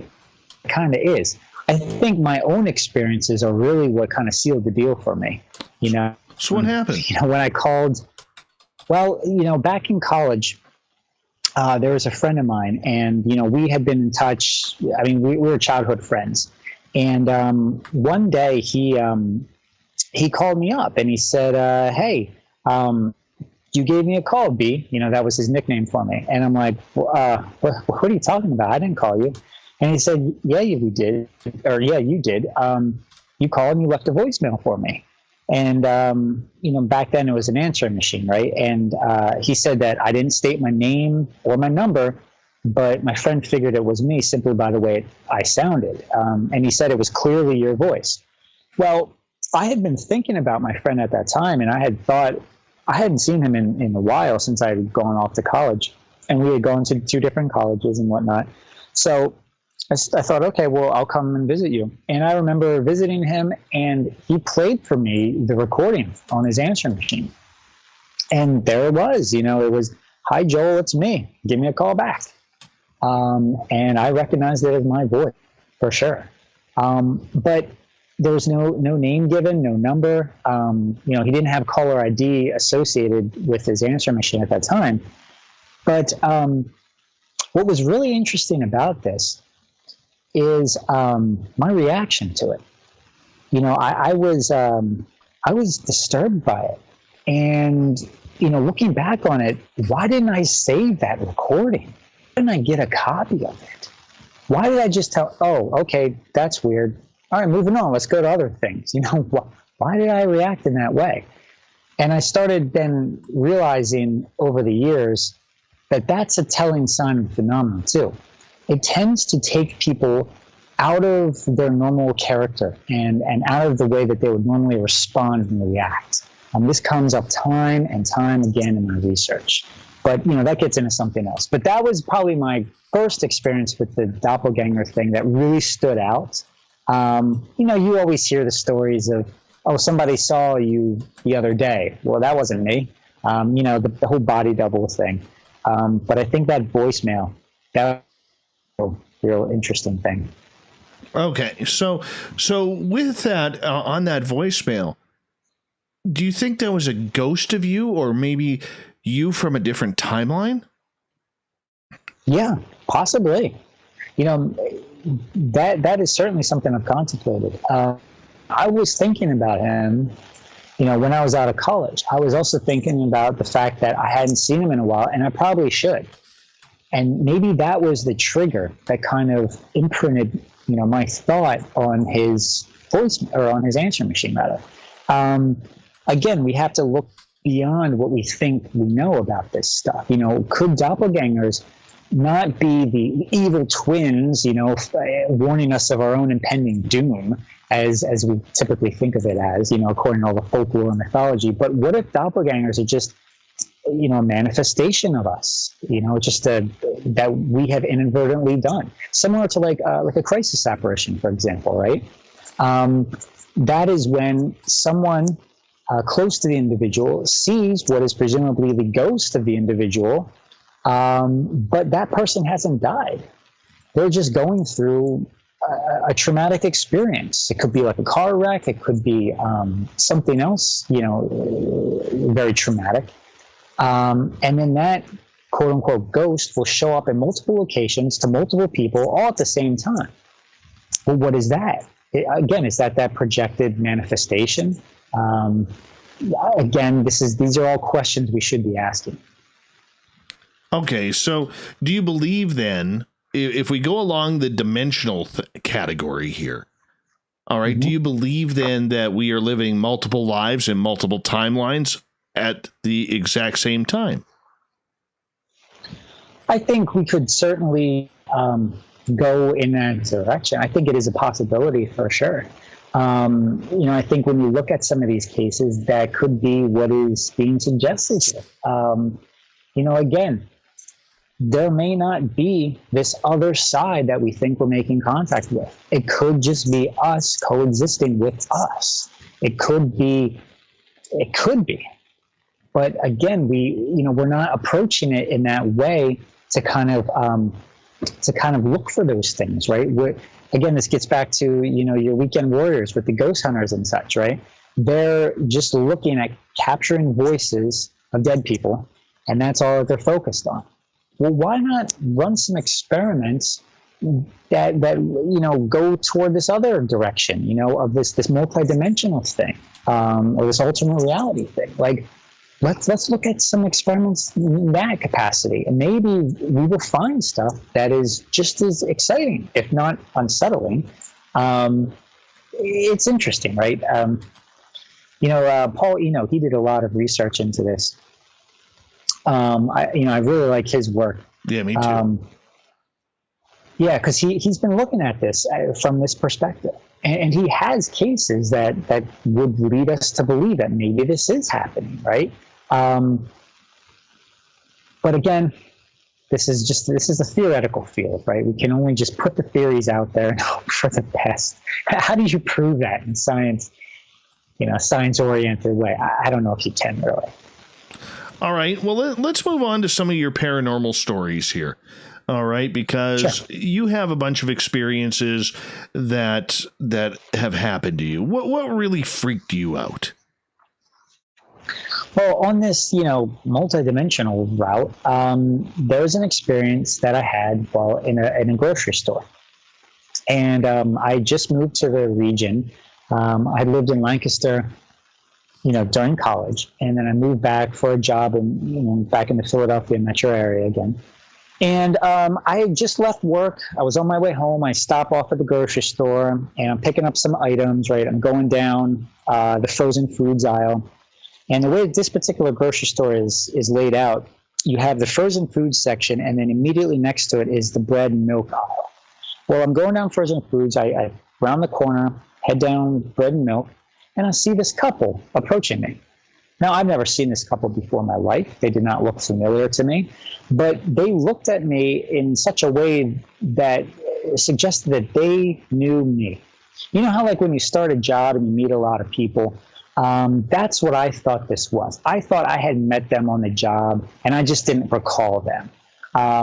They looked at me in such a way with an expression of, smiling at me, but like, hey, I know you, as they passed me. I thought it was odd, and it really distracted me that I forgot to get what I wanted in that aisle. So I went back up the frozen foods aisle again, rounded the corner, did the same thing. And wouldn't you believe it, I passed by the same couple again at the exact same point in time, the exact same location. They did the exact same expression, and I was distracted in the exact same way. And at that particular moment, I then realized, okay, something is going on here. Now, from my background in high strangeness, I thought, again, this is what I thought it was like a time slip, right? That I was just reliving the same experience over. So as I looked back over my shoulder, I saw them going down the bread and milk aisle, and they were coming back over the corner that I just come from, right? That direction. So I thought, okay, well, if I round the corner at the end of this aisle, I should catch them before they leave. Well, they weren't there. I ran down the frozen food aisle, rounded the corner again for a third time. They had vanished. There was no way that they could have taken off from that location without me seeing them. I searched that whole supermarket looking for this couple because I had the visual image imprinted in my mind. It was very bizarre. Well, here's what I found out years later. After I had written about that encounter in the book, a friend of mine, he knew someone who had worked at that very same grocery store, and he approached him, and he was like a night shift supervisor and manager at the time. And he said, hey, buddy, his name was Mike. He said, hey, Mike, have you had any strange experiences in the grocery store when you were working there? Just asking him off the cuff, right? This Mike had never read my book. He was not familiar with my, experiences, nothing. And he told my friend, actually, as a matter of fact, I have. And it was specifically in the bread and milk aisle. It turns out that a lot of the store employees had witnessed paranormal events there, from disembodied voices to seeing other strange people there to bread flying off the shelves. And some of the customers have witnessed this too. So now what I thought was a time slip could have been something else. Maybe this was a haunted aisle. Very bizarre stuff. So there's a little story for you. That is completely interesting because, you have no idea that it's going on there. You have no idea that they're experiencing anything there. You only know what it's like to have this phenomenon happen to you. And now a lot of people who are skeptical will say, well, geez, maybe you just are recalling something, or maybe they were for getting something down the aisle. There's always a simple explanation for things like this. But for you, you could tell when something weird happens. I mean, your body knows, your mind knows, your eyes know when there is something strange that's not supposed to be happening, and it's happening right in front of you. Yeah, and this was just like that. Like, you know, when I passed by those people, I knew there was something strange about these people. There was something odd about this moment. But again, what was it? What would you classify that as? You know, could it have been a time slip? Could it have been a, you know, parallel reality? Could it have been a ghost? I don't know. You know, this is there was one woman that I interviewed for the book. I gave her a pseudonym in the book. Now, again, you know, going back to what I stated earlier about I won't accept UFO reports and keep people keep them anonymous. With the paranormal, okay, there's a lot less disinformation out there. You want a pseudonym, fine. For her, she was a medical student, and in the medical community, there is a stigma associated with the paranormal, especially somebody who is still going through their education. But what happened with her was, again, really interesting, and I had to share it. I had to put it in the book. It was in the midst of a residency at a hospital a couple hours from my house in Pennsylvania. She was working the overnight shift when a man came in who had OD'd on heroin, and he was brought in unconscious. Now, it was suspected that the man had undergone violent seizures since first responders discovered his body basically in a pretzel. It was just contorted in all these awkward positions. And Rhea saw the man go into the ER and go into surgery. Now, later that same night, she was walking the floors. It was about, I don't know, like 1 or 2 in the morning, when she noticed the same man out in the hallway. But this time the man was in a wheelchair, and he was just staring down. So she approached him and she said something like, you know, can I do something for you, or can I do anything for you? The man just looked up at her with sad eyes and just shook his head. And now here's where it gets into what I touched on a little earlier. For some reason, she simply patted the man on the shoulder and walked away. This was not something she would have done in this case. Usually she would have taken a patient back to his room or gotten another nurse to assist. She just walked away, patted him on the shoulder, walked away. 20 minutes later, she hears code blue over the intercom, which apparently is a cardiac arrest alert. The room number that she was called to happened to be the same room number as the man she had seen moments prior in the wheelchair. This was the man who had come in, who had OD'd on drugs. But the thing is that according to the medical records there, this man never regained consciousness from when he was brought in at the time. The other thing is that according to the records, and according to the visible signs right there, he had also had both of his legs amputated to the knee and one arm amputated to the elbow. Yet when she saw this man, he had all of his limbs intact. Oh, no way. There is no way this could have happened. So had she seen a ghost? Had she seen a crisis apparition? Had she seen some other parallel reality? Again, your guess is as good as mine. But how she responded to this event, that is very telling about the phenomenon. You know, that almost reminds me a little bit of a weird story with my grandfather. My grandfather was a very, very religious man. Okay, grew up in a Haldeman Mennonite community, which is a very strict sect of the Mennonite religion. Okay, no TVs, no radio, no sports. Boys only go to school until grade 8 because now it's time to work. After that, you know, but very hard workers, very astute and loving people. And anyways, long story short, my grandfather used to own a funeral home. And after he had his first stroke around 1986, that's when things kind of started going a little bit bad for him. And he was paralyzed on his left side. And he couldn't walk. He was pretty much, you know, invalid at that point. But he still had his memory. He had 7 strokes. And during a couple of his strokes, he had near-death experiences where he was actually taking the elevator down to the mortuary and the morgue in the hospital to go collect bodies. And all of a sudden, the bodies or the walls after the elevator doors would open up, the walls would turn to glass, and he would see his family members on the other side. And because, the morgue has a bunch of doors on it, all the doors he would check and they would all be locked. And he would see his family on the other side, and he's like, let me in. And they would be like, no, you can't come in yet. And then when my grandmother passed away, he saw my grandmother on the other side. And he was begging to go to spend with my grandmother. And that never happened. Well, after he got out of one of these strokes and came back a few days later, his nurse saw him standing at his closet. Now, my grandfather, being paralyzed from the left side down, shouldn't have been able to stand, but there he was. And the nurse, not even conscious of what is happening, kind of freaked out, I guess, says, Mr. Barkman, what are you doing standing up? And he kind of looked at her shocked and fell right to the ground and never stood again. Wow. Yeah. That is fascinating. It's one of the family legends. Huh. One of the family legends. It kind of reminds me of another story I had heard from a friend of mine.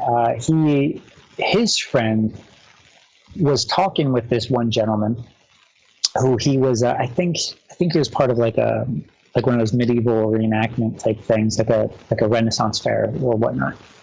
And he was talking with this gentleman for an extended period of time. And then he left the scene. Then he started talking with other people.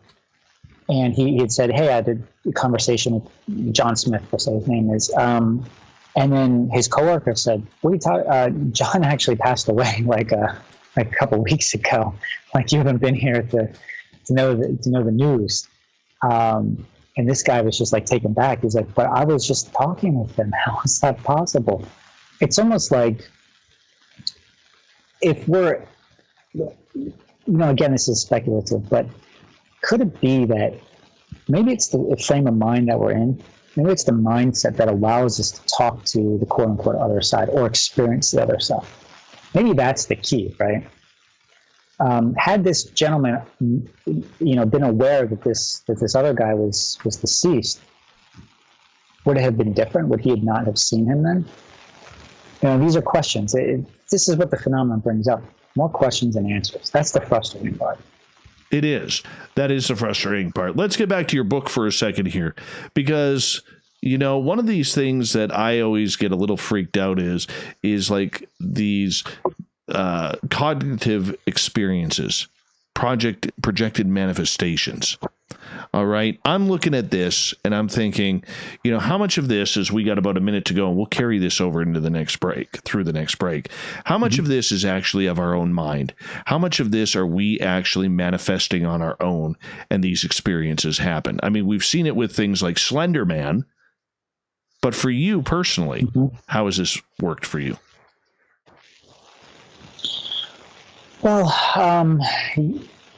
again, it's a really complex topic. And when it comes to these projected manifestations, they don't happen all the time. Definitely. It's certainly the minority of the time. I only have a handful of experiences, but kind of related is like the shared connections, right? Like, for example, what do you call it when you have a premonition, but it's meant for someone else?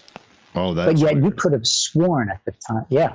Okay, you hold on. You could have sworn at the time. Let's leave a cliffhanger here. You hold that thought. Premonitions for someone else. Justin Bamforth. We're getting into it next on Spaced Out Radio.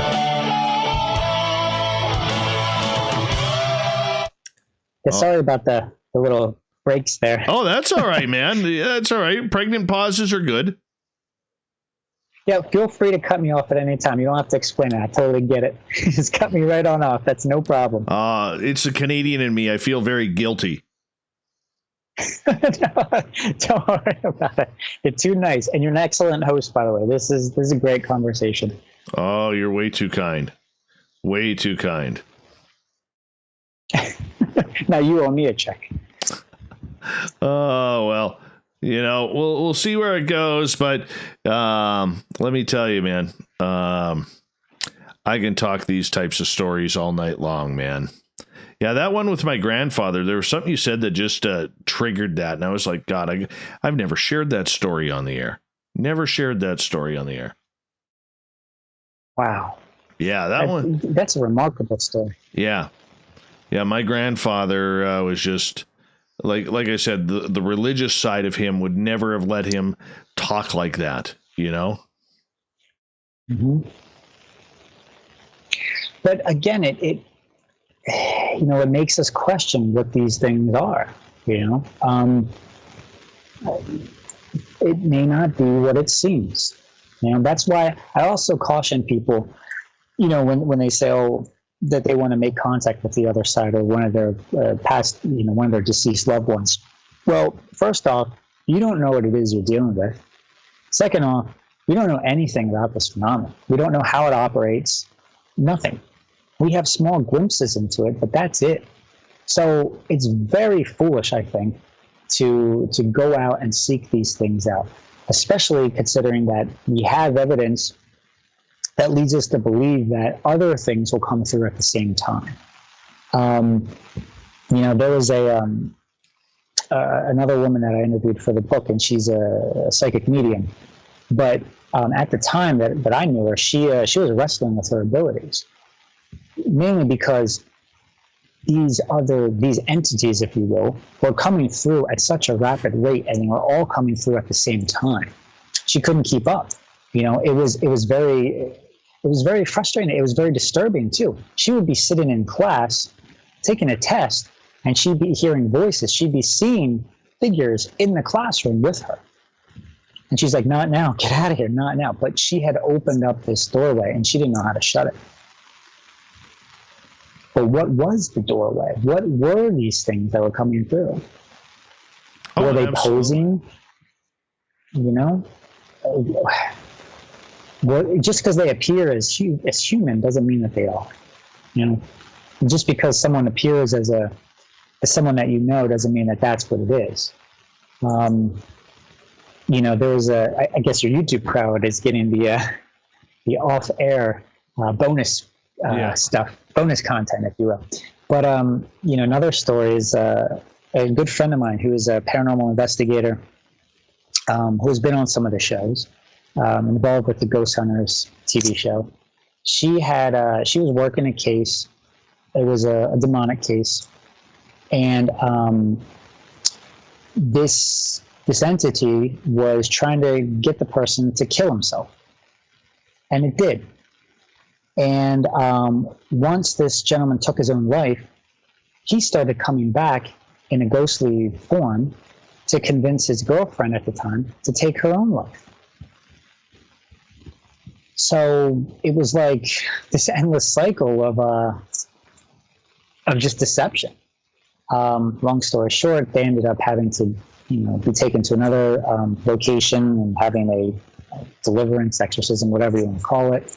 There's a lot going on with that case. I'm just giving you a high-level overview. But again, it's very fascinating. It makes us question what these things are. All is not what it seems. So that's why I'm very cautious with this. And I take it very seriously. It's not a fun thing. And I used to go out looking for these things at haunted locations and whatnot, but now I've really stopped doing that because again, I don't know what it is I'm looking for. I don't know what it is I'm dealing with, let alone what I'm going to find. Well, that's what I said, like right off the top of the show when we were talking about paranormal adventurers. I mean, they're really more so about, thrill seekers than they are actually trying to solve anything. Dick Daigle, right there, buddy. Right there, Dick Daigle. And that's what I find a little bit frustrating about it. Yeah. There's a reason why I do a lot of this on my own now.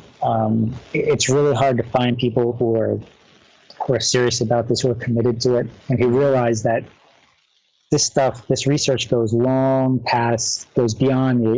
the actual investigation. Absolutely. It's a lot of hard work. Hold on, my friend. We got about 5 seconds here before we're going to come back. Don't want to get caught off guard here. Archives. I've been and known leave to a do comment. that. See you there.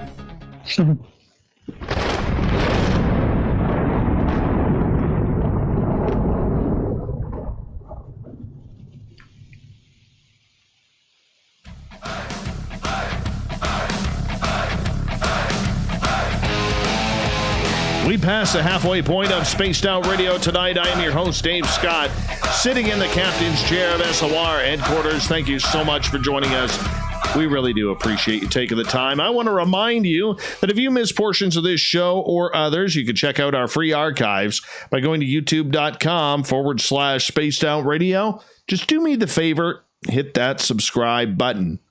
Our website is spacedoutradio.com, where we have a plethora of features for you, including rocking out to Bumblefoot and reading up on Captain Shirk's SOR Newswire. Follow us on Twitter at Spaced Out Radio and on Instagram at Spaced Out Radio Show. Tonight we're having a great discussion with author and researcher Justin Bamforth. He's got a great book out which can be found on Amazon, The Spectrum, Glimpses of the Paranormal and Encounters with the Strange. Justin, welcome back. Thank you. All right. We're getting into it, man. We're getting into some serious stuff here when we come back. You know, we were talking right before the break about precog experiences and projected manifestations, other portals, or whatever you want to talk about. What do you think's going on? I have no freaking clue. It's a good answer. Good answer. And that's the show for tonight, everyone. You know, that's the answer to everything in the paranormal. We really do not have a clue.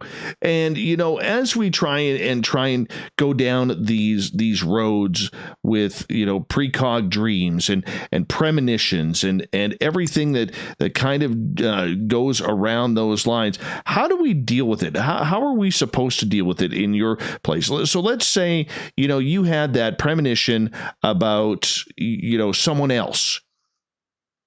Did you tell them? Are you supposed to tell them?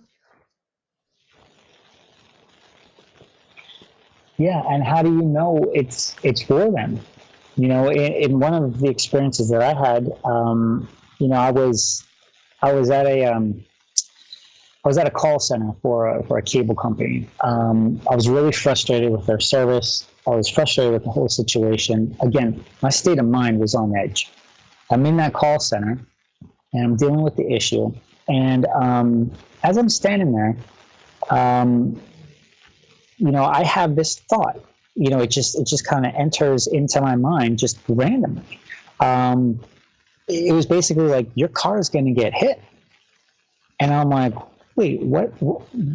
That's impossible. I parked in like a location that was very safe, but I just had this overwhelming sense of dread.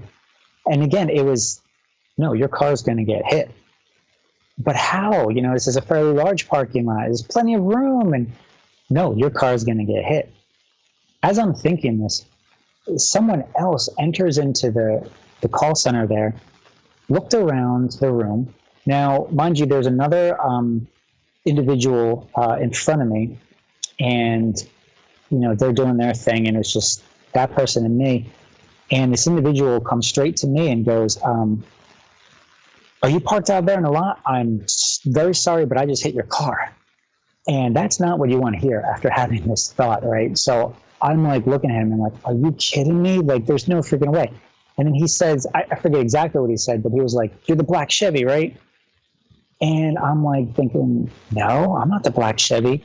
But then the other person in the vicinity right there was like, no, that's my car. What is going on? I'm so sorry, I just hit your car. They run out to the parking lot. So I had a premonition that I thought was for me, but it was actually for the other individual. I did not know that other individual. I was not connected with him in any way other than we're at the same, you know, call center there. That's it. Why did that happen? I've talked with other people about this. They've shared similar experiences. Just a few weeks ago, I was doing a radio show, and the host told me that she had a similar experience happen, but she had a premonition for days leading up to this event. She thought her car was going to get hit. Turns out her neighbor's car got hit, but she swore it was for her.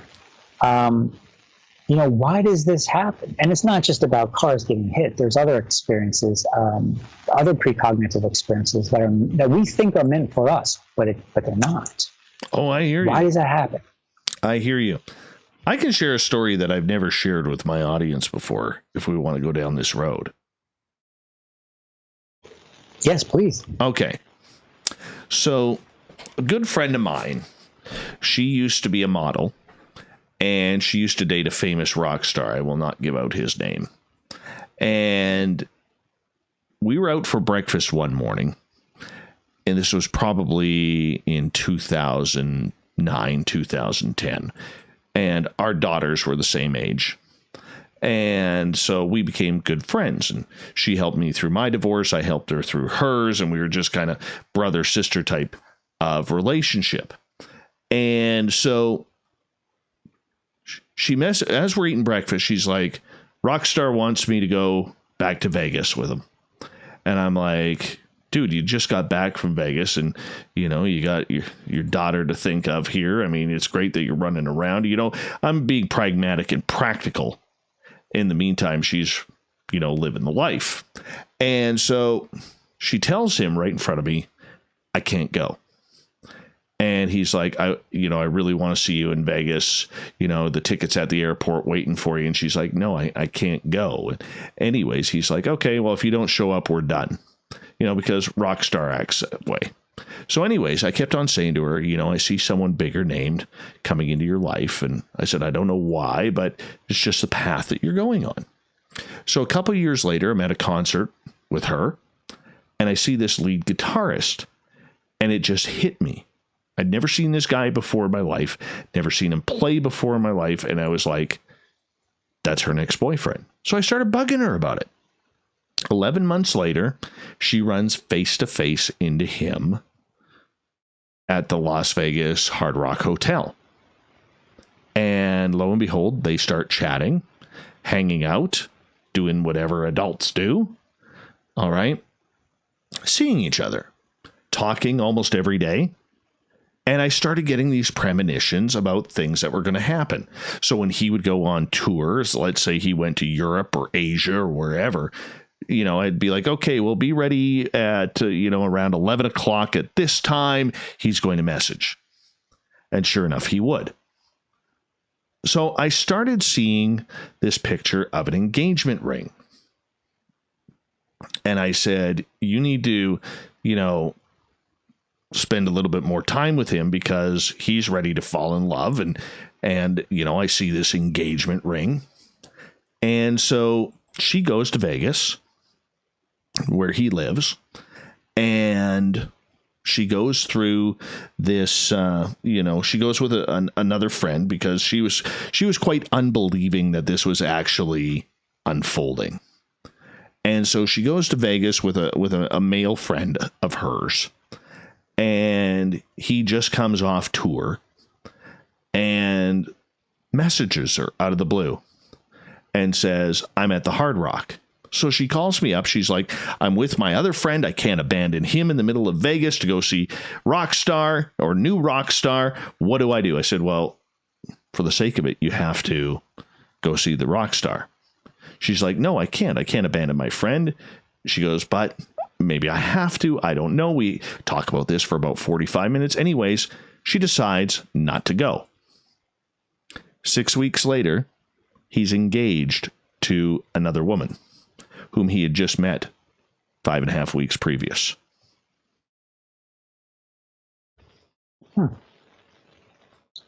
Yeah. Interesting. That one was a little weird.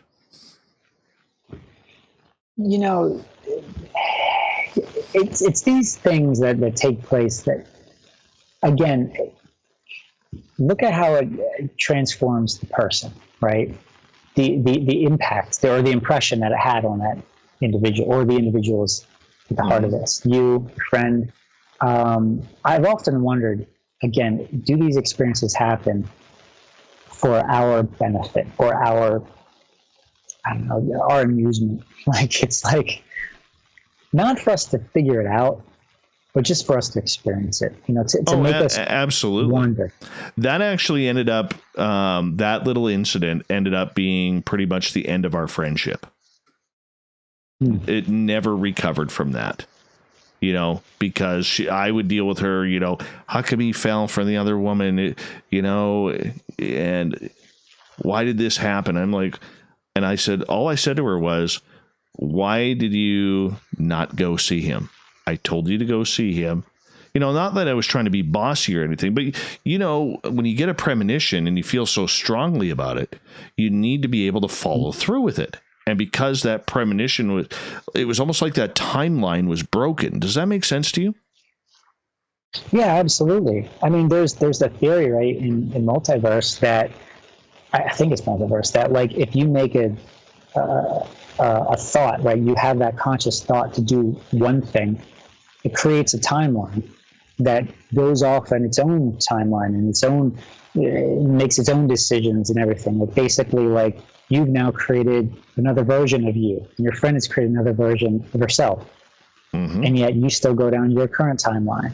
You know, every decision that you have apparently creates this other outcome, this other reality. Well, if that's the case, is it possible that these realities will overlap at some point? Well, and that's another one of those big ones, right? So, I mean, one of the other interesting finds upon that was the fact that his current wife looks a lot like my friend. Interesting. Yeah, it's totally completely weird. It also brings up the question of, you know, do we have control? Do we have control over our own future, our own destinies?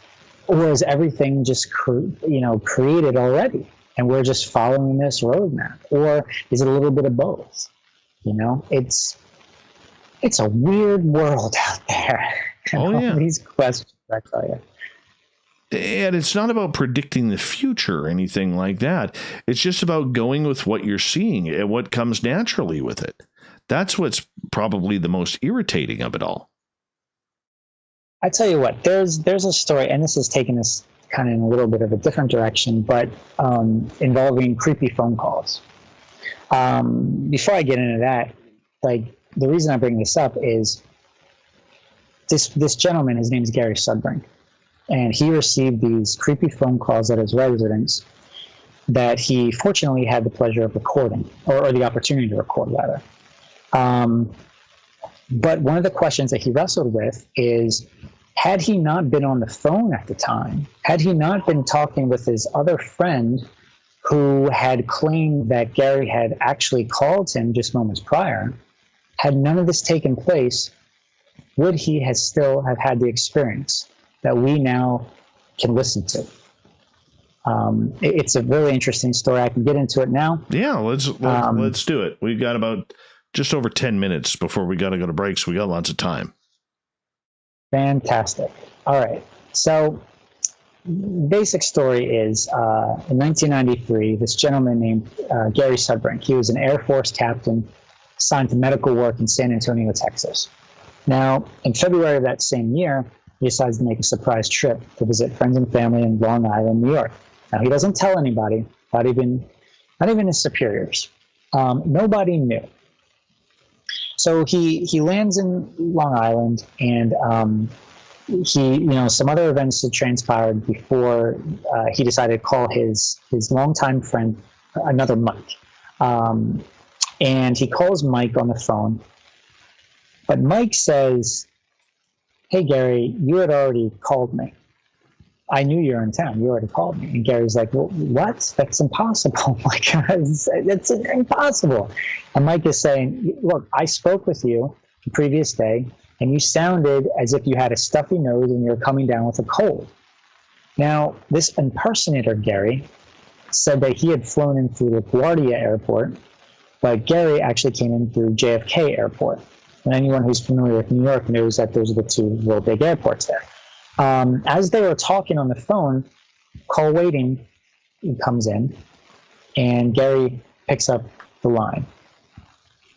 Now, since he's no stranger to high strangeness, and his family has had other experiences involving UFOs and whatnot, he fortunately pressed record on the answering machine because he knew something strange was going on here.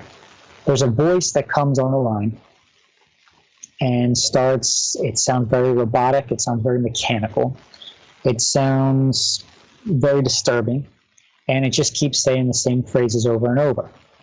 You know, along the lines of, hello, is Gary Sudbrink there? How long are you going to be back from Texas? Keep your eyes to the skies near Orion.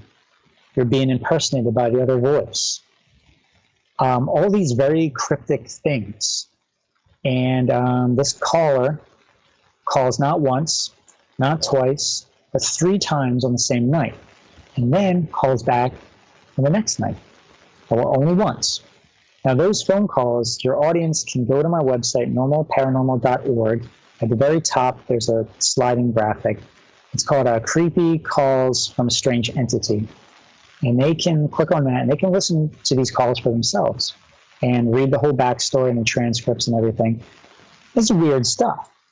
But again, had Gary not been on the line with his friend Mike, had he not been talking about this apparent impersonation, and now you have this strange caller comes in and saying, hey, you're being impersonated by the other voice, what is that? Weird stuff. You know, Gary has his thoughts that maybe this is the voice of a supposed Men in Black. What I find interesting about that is it's very similar to when people have face-to-face encounters with Men in Black. This robotic, mechanical pattern to their voice and to their movements. This gradual losing of power the more that the entity is in the environment. Same thing happens on the phone calls. Phone call 1 on that first night is very audible. But when you get to phone call 2, it's a little less audible. Phone call 3, it's really hard to hear. Then phone call 4 on the next night, it's back up to full strength again. Very strange stuff. And a very interesting case. That is totally weird. What's your thoughts on the Men in Black? Well, I think it's certainly a very real phenomenon the more that I'm interviewing people about it. But it doesn't appear as your stereotypical Men in Black. You know, you think of like the movie, right, with Will Smith, Tommy Lee Jones, black clad suit individuals, you know, wearing the fedoras and the sunglasses. Yes, sometimes that is the case, but a lot of times it's not. So I've started asking people, have you had any unusual experiences with unusual people or people that you think were a little odd given the surrounding environment or the context? Or I've started asking that question, and I've been surprised at the results. Turns out that people are interacting with these entities. Again, they're not showing up as stereotypical Men in Black, and they're not always men either. But they're odd people. They're strange individuals. And when I mean odd, strange, I don't mean like your local crazy at Walmart at 3 a.m. I mean like these are people or individuals that they appear as very imperfect. It's almost like they're trying so hard to be perfect, to fit in, that it's coming across as very imperfect and very unusual. It could be the way that they dress, the mannerisms, the way they speak, the way they look. And one of those cases actually took place in Canada that I looked into and I investigated. The Shane Sovar case in Niagara Falls. Very fascinating case. Yeah, those are the two that walked into the hotel, correct? That is, yeah, that's correct. So for our audience, do you mind breaking that down? What happened there? Yeah, so your audience can go on YouTube. They can type in like Men in Black from video or in hotel lobby, and you can see this footage. The footage was posted to YouTube by the original investigative team, the API, the Aerial Phenomena Investigations team, excellent team. Marsha Barnhart was the original investigator of that case. I connected with her, and she shared with me some of her findings. But there was a lot more to the case that was not revealed or even looked into at the time. It turns out that Men in Black experience that you see in the video, that was the trail end of all of the high strangeness events that took place for this one individual named Shane. In short, what you see in this video are these two gentlemen walk into the front lobby of a hotel in Niagara Falls on the Canadian side, and the hotel is still there today, but it's a different name. I think back then it was the Sheraton Falls View Hotel. So you have these two gentlemen that walk in, and according to the reports of the eyewitnesses there, they were looking for Shane. They were looking for the hotel manager. Well, he was off that day. And these two Men in Black, they look like your stereotypical Men in Black. They're dressed in the suits, wearing the fedoras, and according to the reports, these two men looked identical to one another. But the thing is, there were certain things that were slightly off. For example, they didn't have any hair anywhere on their bodies. No eyebrows, no eyelashes. They didn't even blink. That's not human. What is that? You can't see it in the video footage because it's very, grainy. It's, a copy of a copy. But that's the only footage that we have. Catching these guys on camera proves to be a very rare thing. There's only two other photographs that I would consider legitimate in MIB research, and this video is one of them. This would be the third, I consider. But there's a lot more to this experience that happened. Do you think that Men in Black are maybe a combination of there's a human side to it and there's also the alien side? I think that's a possibility, sure. I think that there is, perhaps some of these guys coming in are government. Perhaps they're representing some sort of office that we don't know about. Maybe they're looking into these things, maybe. But there is this other handful of cases that lead me to believe that may not be the case. We may be dealing with something that is non-human altogether. It may involve, I don't know. There's a lot of unknown variables here, but I think that the Men in Black experience is an extension of the overall experience. With this Shane case, the MIB showed up at his workplace 7 months after he had two experiences witnessing black triangles over the hotel. Then he had a series of paranormal events break out at his house after apparently coming face to face with the original owner of his house, who had died 15 years prior. That's the ghost aspect coming into play here. What the heck was that? Then the MIB show up. So you have all these different aspects, all these different curious pockets of high strangeness happening all within one period of time. And then it's gone. That's the hard part. And we don't know why it happened. I want to continue with the Men in Black conversation when we get back from the break, because this is one of those convos that I think intrigues everybody. Just gives everybody out there who wants to learn about this phenomenon a little bit of chills that there could be things going on right underneath our noses and we don't even know. Oh, yes. Oh, yes. If that doesn't get some tingling going on in the body, I'm not sure what does. Anyways, our guest tonight, Justin Bamforth, his book, The Spectrum, Glimpses of the Paranormal and Encounters with the Strange. It can be found on Amazon. $12, $12.99. Very well worth it. Good book. Good, solid book from a good and solid researcher as well. And his website, by the way, normalparanormal.org. If you want to check that on out as well. We'll be back with Justin. We got him for another 30 minutes on Spaced Out Radio. Stay tuned. All right, my friend, I'm going to just run my dogs outside quickly again, and I'll be right back, okay? Sure. Okay, thank you.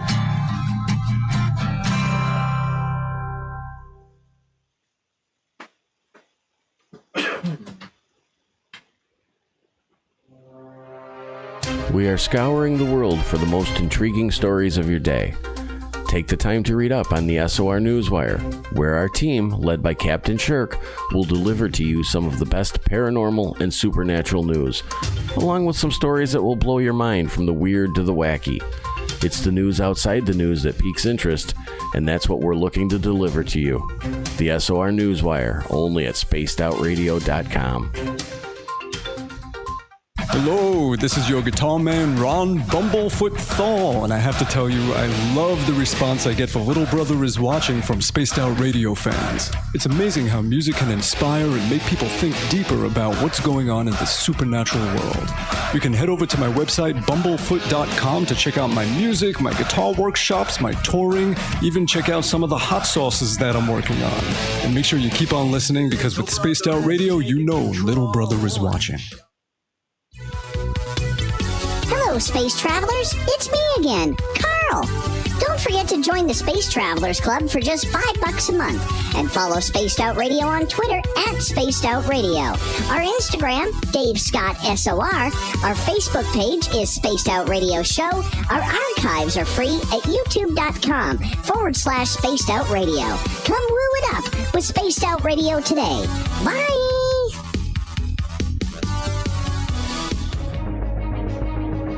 Hello everyone, this is Ryan Stacy from the Experiencer Support Association, otherwise known as TESSA. We're glad to team up with Spaced Out Radio to help investigate your experiences on the SOR Sightline Report. Together, we'll investigate the strange sightings and occurrences you've had. We're looking for answers just like you. So fill out a Sightlines report on the Spaced Out Radio website, and let's figure out what's going on together. The party is always on at the Moose Vancouver. The Moose Vancouver is where you want to be when visiting Canada's West Coast. Open until 2 a.m. nightly, the Moose cranks up the rock while serving some of the best rated food in the city. The menu starts at $6.95. Why party anywhere else in Vancouver when the Moose is right there? Get your horns up and rock with the Moose, the official party bar of Spaced Out Radio. Hi there, this is the paranormal lawyer Michael W. Hall. I'd like to invite you to listen in each Sunday night where we're going to open up your eyes to everything strange and paranormal. I will be hosting some great guests with topics that affect us all, such as UFOs, ghosts, and everything paranormal. Let's learn together on Spaced Out Radio Sunday with myself, Michael W. Hall, the paranormal lawyer at spacedoutradio.com. We all know on Spaced Out Radio we love a good beard and mustache, so why not take care of your facial hair with Mighty Moose Beard Oil? Made in Canada, we're taking care of beards and stashes around the world. We use 100% natural ingredients with our oils and balms to make your whiskers feel silky smooth. Use promo code SOR2019 at mightymoosebeard.com today.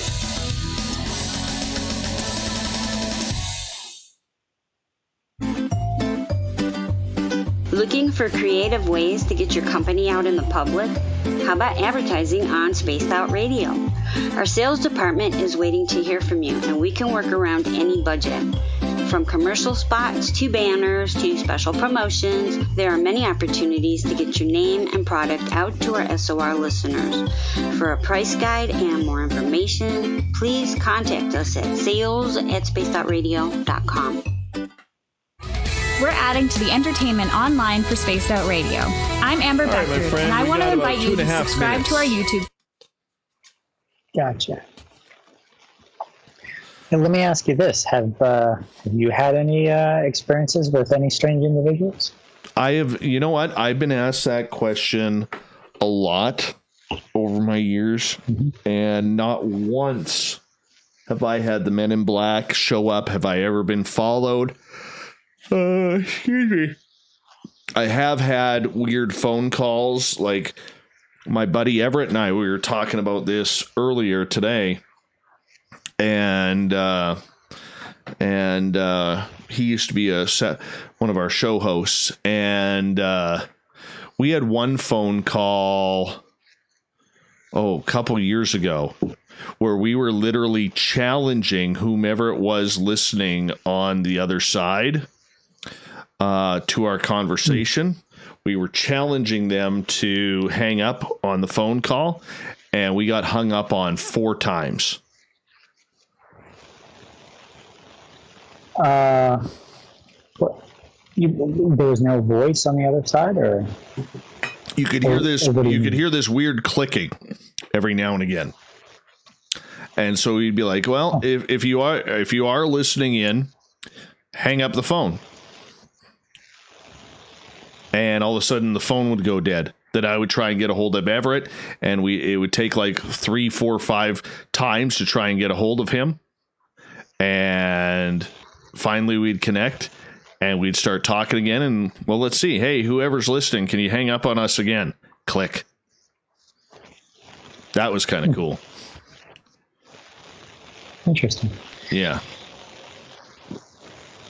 Yeah, there's a lot of these weird aspects, especially with the phone call. You know, it seems like the telephone is this tool that's used by whatever the phenomenon is. And, you know, I know there's a lot of reports out there, but again, who do you go to with these reports? Exactly. You know? Exactly. All right, we can get in. Excuse me. Sorry, I've been up since like 6:50 this morning. We're just about to return. Yeah. Here we go. Music's on. We'll turn up the energy now. If you'd like to connect with us? Head to spacedoutradio.com for all your latest show info. Now, back to Dave Scott and SOR. Here we go with hour number 3 of Spaced Out Radio tonight. I am your host, Dave Scott. Thank you so much for being with us. Hi to everyone listening in on our terrestrial affiliates across North America and digitally on TalkStream Live and Revolution Radio. All of our archives are free for you at youtube.com/Spaced Out Radio. Just do me the favor, hit that subscribe button. The Desert Clam has set the password for tonight in the SOR Space Travelers Club. Eudaimonism. Eudaimonism is your password. Use it wisely, space travelers, as the Clam sets the password each and every night right here on Spaced Out Radio. Our website is spacedoutradio.com, where we have a plethora of features for you, including rocking out to Bumblefoot and reading up on Captain Shirk's SOR Newswire. Follow us on Twitter at Spaced Out Radio and on Instagram at Spaced Out Radio Show. For the final time tonight, we introduced author and researcher Justin Bamforth. His book on Amazon is called The Spectrum, Glimpses of the Paranormal and Encounters with the Strange. And his website, by the way, normalparanormal.org. If you want to check that out, I highly suggest you do. Justin, welcome back. Thank you. Thank you for having me. Not a problem. We were just talking Men in Black and a strange occurrence that happened in Ontario in Niagara Falls a number of years ago. You know, do you notice with a lot of these Men in Black reports that these beings, whatever they are, humans, aliens, whatever they may be, that these people just have this great ability to just vanish into thin air? Oh yeah, absolutely. It's one of the aspects, one of the patterns, or one of the traits, I should say, from these MIB or non-human entities, whatever you want to refer to them as. There's some other similarity or some other traits that they share as well. For example, their attire. Again, it goes beyond just the black suit type of look. Some of the commonalities, they might be wearing ill-fitting clothes, whether too baggy or too tight, or extremely neat clothes, you know, without a single wrinkle, fold, or crease. They also, you know, they don't always show up immediately after a UFO experience either. You know, yes, they can be linked to UFO experiences, but they can show up during any type of experience, really, paranormal, cryptozoological, anything. There's common mannerisms in the way that they move. You know, this comes up time and again in my own research. You know, this awkward, clunky, or even mechanical movements. You know, the way that they talk is very slow and methodical. or very precise. Sometimes their voice is not, it just doesn't even sound normal. It doesn't sound natural. There's no like inflection of tone. It can be very like flat. And they don't always arrive in black Cadillacs either. They can be in any form of transportation. They may not even have any transportation. Going back to your point, they may suddenly show up just as quickly as they vanish as well. But what is their MO, right? What's their agenda? Beyond their behavior, what's their deal? Why are they there? I'm going to ask you, speaking of Men in Black, do you think Luis Elizondo is the first Man in Black to go public? Well, I mean, if you're, connecting the Men in Black with government organizations, I don't know. But what I'm talking about is not government, or at least I don't think. What I'm referring to is something that appears very non-human, that appears very supernatural or very paranormal to it, very unusual. These people showing up, they have no rhyme or reason, even though they may identify themselves as government or affiliated with some sort of government organization. Sometimes they say that they're part of a UFO organization, but a lot of times, whoever they're claiming to represent doesn't even exist. It could be a non-existent branch of government or non-existing UFO group. Again, these beings, whatever they are, seem to be imitating us and seem to be imitating what they think is normal or natural. And I think this imitation aspect is another trait of the phenomenon. It takes on these forms, right? Just because it's taken on these forms doesn't mean that's what it is.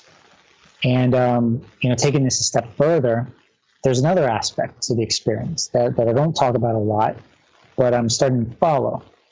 You read about this in a lot of UFO reports, these helicopters, right, that'll show up on the scene.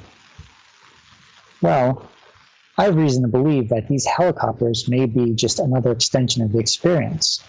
And the reason why is some of these people that I've interviewed will claim to have these run-ins with these extremely low-flying or low-altitude helicopters, but they won't hear them come in.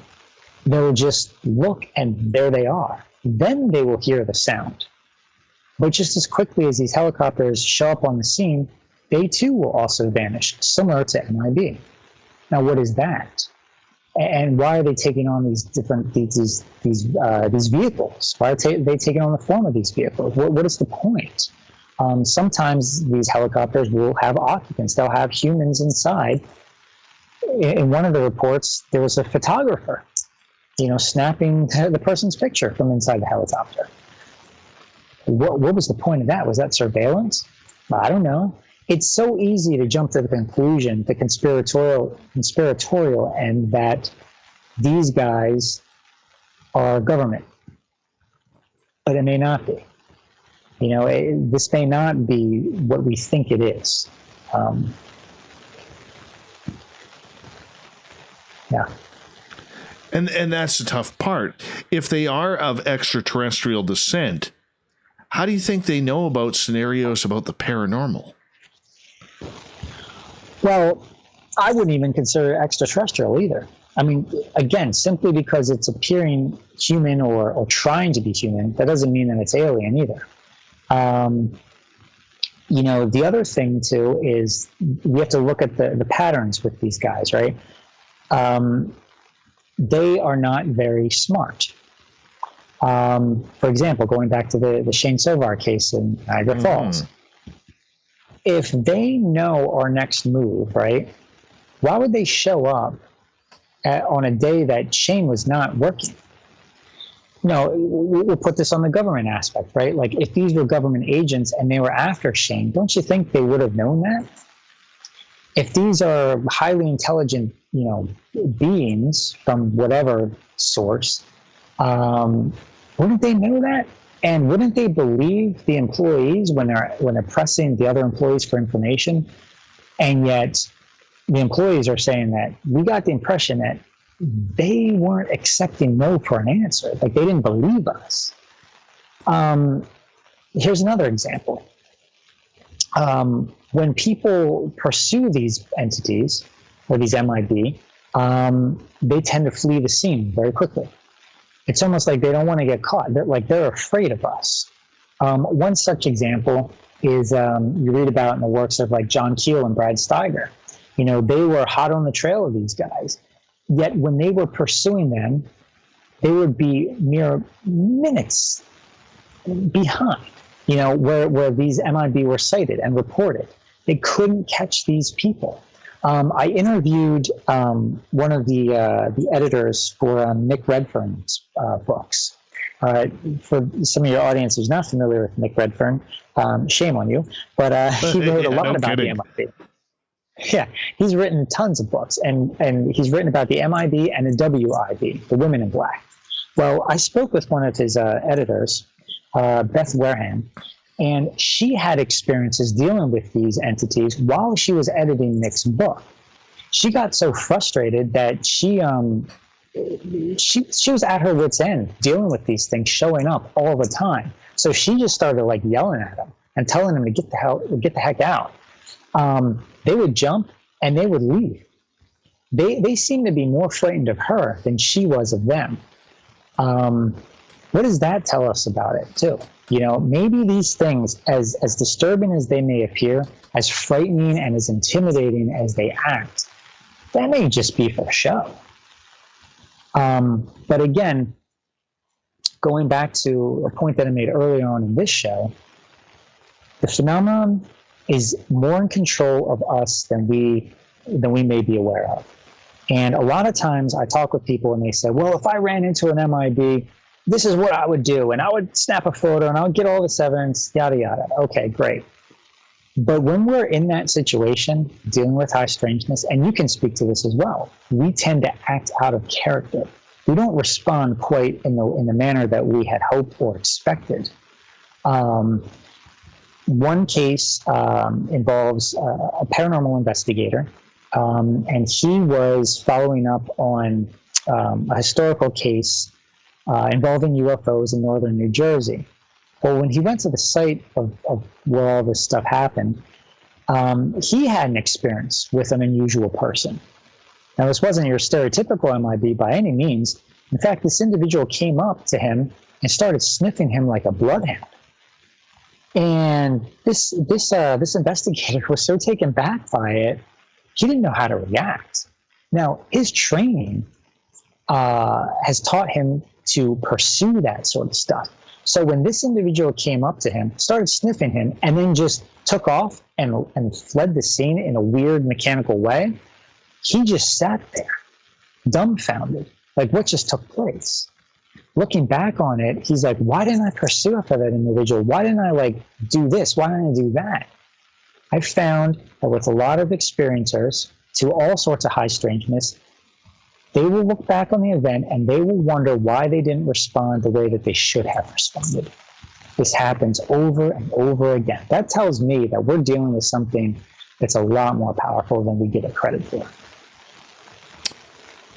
Do you think then that whether it's men in black, women in black, whatever, I mean, the dogs in black, whatever it could be, do you think that they have control of the entire paranormal phenomena, whether it's ghosts, cryptids, or are they just focusing on people who have had multiple encounters with multiple different branches of the paranormal? Again, I don't know. I wish I knew. There seems to be no rhyme or reason to this. You would think somebody like me, right, who has been, deep into this research and investigating these cases and looking at all this, you would think that I would have an experience as well with dealing with MIB. I've had strange experiences, sure, but none that I would definitively say was MIB in nature. However, that being the case, I think these MIB are taking on certain forms. They could be in control of all these things. Again, it's speculative, but they're also showing up to other people involved with the events, but not directly connected with the events. For example, a few years back, I was lecturing on the MIB in Bordentown, New Jersey. And it was a whole month of different speakers on different weeks. And I kicked off the month talking about this strange stuff. Anyways, 2 weeks later, the event organizers were outside of the venue on the street, and they had an MIB experience. They saw a strange individual cross the street in such a way that it was literally like they looked across the street, they saw this individual in this parking lot by a pharmacy, they looked back at each other, they glanced over again, and now he's all the way across the street. He had traversed such a great distance in such a short amount of time, it was physically impossible. Then they looked back at each other, remarked on how incredible that was. They look again, now he's further down another street. This went on for a couple times until this strange individual is now in front of the venue. He peeks his head into the venue as if he's looking for somebody. Was he looking for me? Was he looking for someone else? I don't know. But he was 2 weeks too late to my lecture if he was going after me. And then he pops his head out of the venue, goes down the street. The event organizers, they see this gentleman's face. This is a stereotypical MIB in this case, only he's not wearing black pants. He's wearing jeans. But he's wearing everything else, the fedora, the sunglasses, he's got the pale face. This is also late at night, too. So why is he wearing sunglasses? He's wearing the black coat, but he's wearing jeans. Then he goes down the street and he just presumably vanishes. Now, was he there for somebody? Or was he there simply for those two event organizers? Why I bring this up is because these two women, they told me that it seemed like no one else took note of him except them. Like it was almost like he wasn't even there. He was only visible to these two women. That was it. But why? Why was he there? Something I should mention is that on that particular week, the speaker who was speaking that week has had face-to-face encounters with MIB. So was he there for them? I don't know. How do people know if this is happening to them? Well, it will. A lot of times the phenomenon happens in very subtle ways. So again, I try to tell people, like, if you have an experience, write it down. As soon as it happens, write down the details. Even if you don't think it's significant at the time, write it down. Because you may find that there is a connection to another event that you'll have in the future, or maybe that you had in the past. There are these little markers, I call them, that are kind of telltale signs of the phenomenon at play. But again, do we really? Is it really the phenomenon, or is it some sort of mundane explanation? Well, I don't know. That's why you have to record it. You have to log it. You have to be responsible for your own experiences, right? But look for the subtleties of this, especially in how you respond and react to the experience. That may be your greatest sign right there. So interesting. All right. So do you believe then, if we kind of move on from Men in Black, there's a lot of people who believe that they are also tied to these MILABs, these military laboratories or military abductions, or this MK Ultra type program. Do you believe there's a tie to those as well with the MIB? Yeah, the MILABs, the military abduction scenario, that's a really disturbing aspect. I've always thought, what better way to kind of disguise, really nefarious plans that are happening behind the scenes with governments and whatnot than getting people to believe that this is something supernatural or paranormal or alien in nature, right? When it could be something very human in nature. You're not going to find a lot of information on the MILAB scenario. And if you do, you have to cut through a lot of the conspiracy crap to get to it, right? for those of you who aren't familiar with this, this is a scenario in which like military operatives are supposedly tasked with abducting human beings in order to convince them that they have had an encounter with extraterrestrial beings. However, it appears to be a staged ploy, right? I have my suspicions that in some of these abduction reports, it may be some sort of aspect of this. Again, it's highly speculative, but we have to look at some of these reports for what they are, right? Some abductees will report seeing military people in the middle of the experience. Some will report seeing human beings in the middle of the experience, that seem to be tied to whatever procedure is going on with these abductions. Now, are they part of the entity's, agenda, or are they a projected image in order to provide a visual icon of stability to the abductees? Are they part of this My Labs type scenario? Again, we have to look at the patterns at play here. What I find interesting about this is some abductees will report seeing the typical entity, the alien gray or whatnot, shapeshift into a different form. There's one report where it shapeshifted into a clown in order to kind of like appease the kid who was having this experience, to kind of like relax them. Some abductees report seeing their deceased relatives in the middle of the experience. Again, is this a projected image done by the entities themselves? Or is this some sort of diabolical covert operation that has a very human connection to it? Again, I hate to say this, we can only speculate, right? Very true. Very, very true. We only got about 2.5 minutes left with you tonight, Justin, and I want to say it was absolutely awesome having you on this show. I would love to be able to do it again and really delve into a lot of these other topics that you love to cover. But do me a favor. What do you have coming up for the rest of the summer?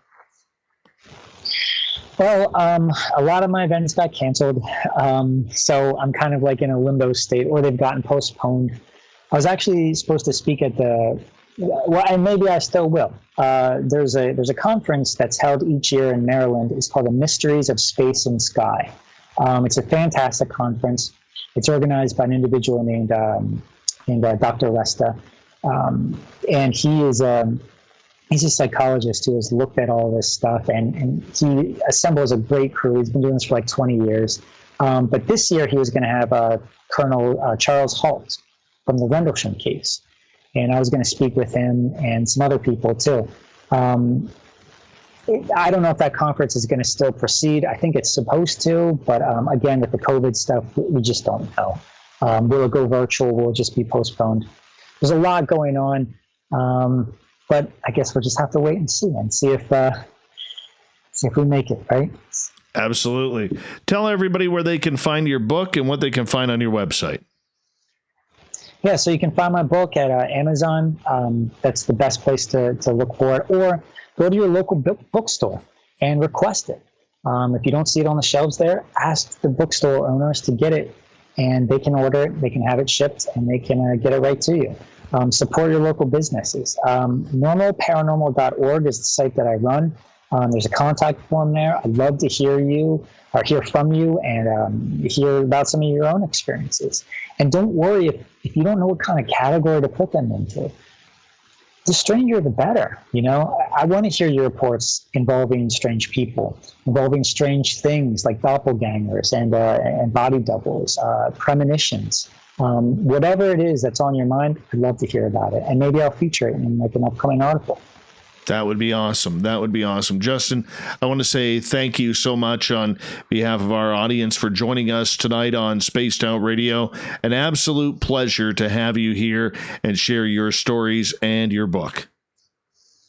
It was my honor, Dave. Thanks for having me. Thank you. Coming up next on the Mighty SOR, we are going to delve deeply into Captain Shirk's SOR Newswire, which can always be found on our website, spacedoutradio.com. We also got the thought of the day coming on up. We got to take this thing home, and we are going to run with it full steam. Snakes, turkeys, you name it. We're getting into it. here on the SOR Newswire. Stay tuned. My friend, thank you so much for coming on the show tonight, man. Yeah, thank you. I'd love to stay in touch with you and actually interview you about some of your experiences too. Anytime, man. Anytime. I'm always available, and if I'm not available, I'm pretty good with telling you when I'm available. So, yeah, I mean, I would love to. Love to. Let me know. Terrific. Well, thanks so much, Dave. I really appreciate it. All right, my friend. Take care. See ya. Bye-bye. Good job with him, Corrance. Good job. Oh, he did not get my best tonight. Did not get my best tonight.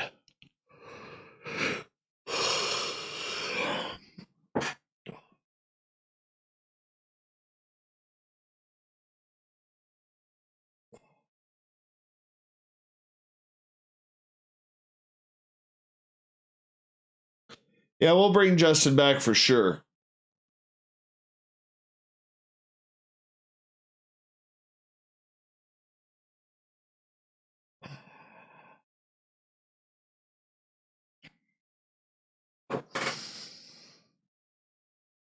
Ladies and gentlemen, I am so tired.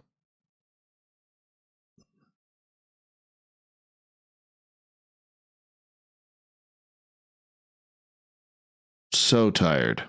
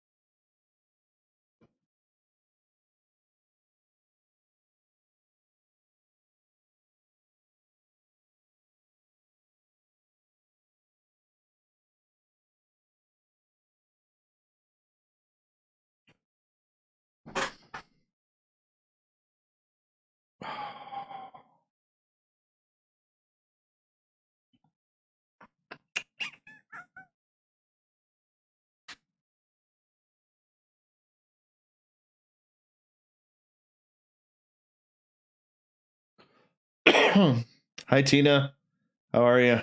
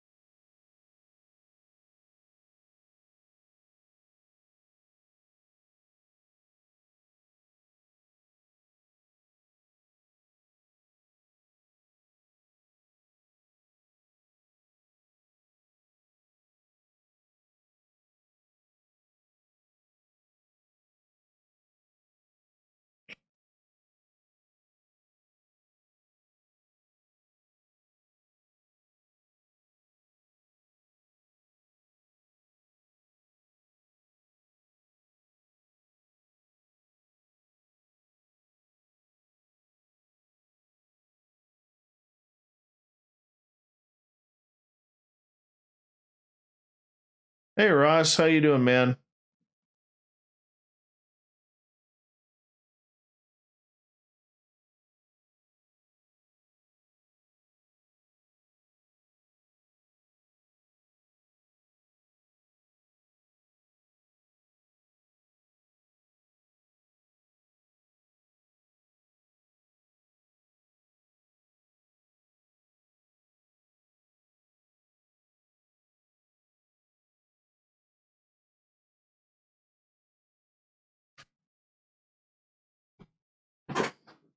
I don't know where the trolls came from.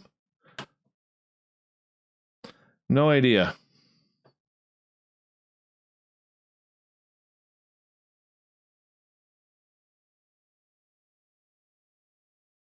I know. I know, Lisa. There's no male pattern baldness here, man.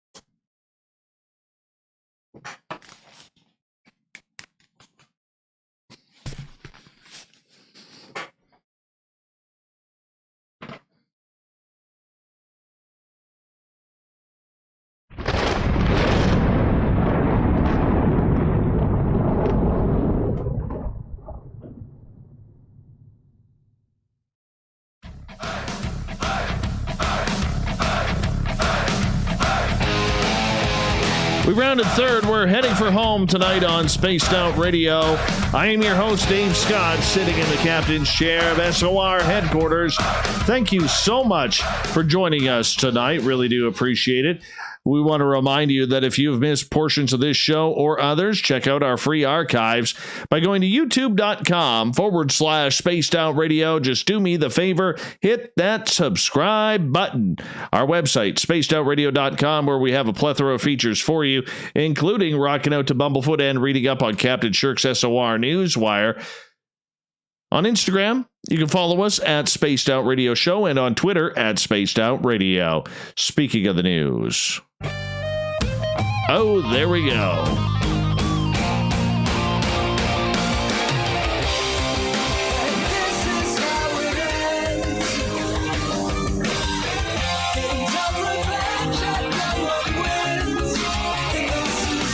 The news is always changing, which is why we bring you the SOR Newswire at the back end of every show, where we get to the weird, the strange, the wacky, and sometimes the press releases.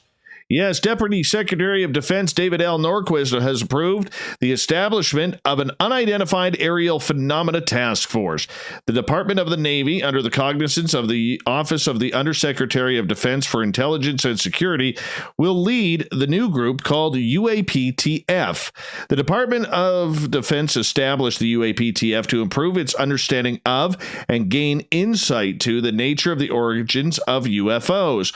This mission of the task force is to detect, analyze, and catalog UAPs that could potentially pose a threat to U.S. national security.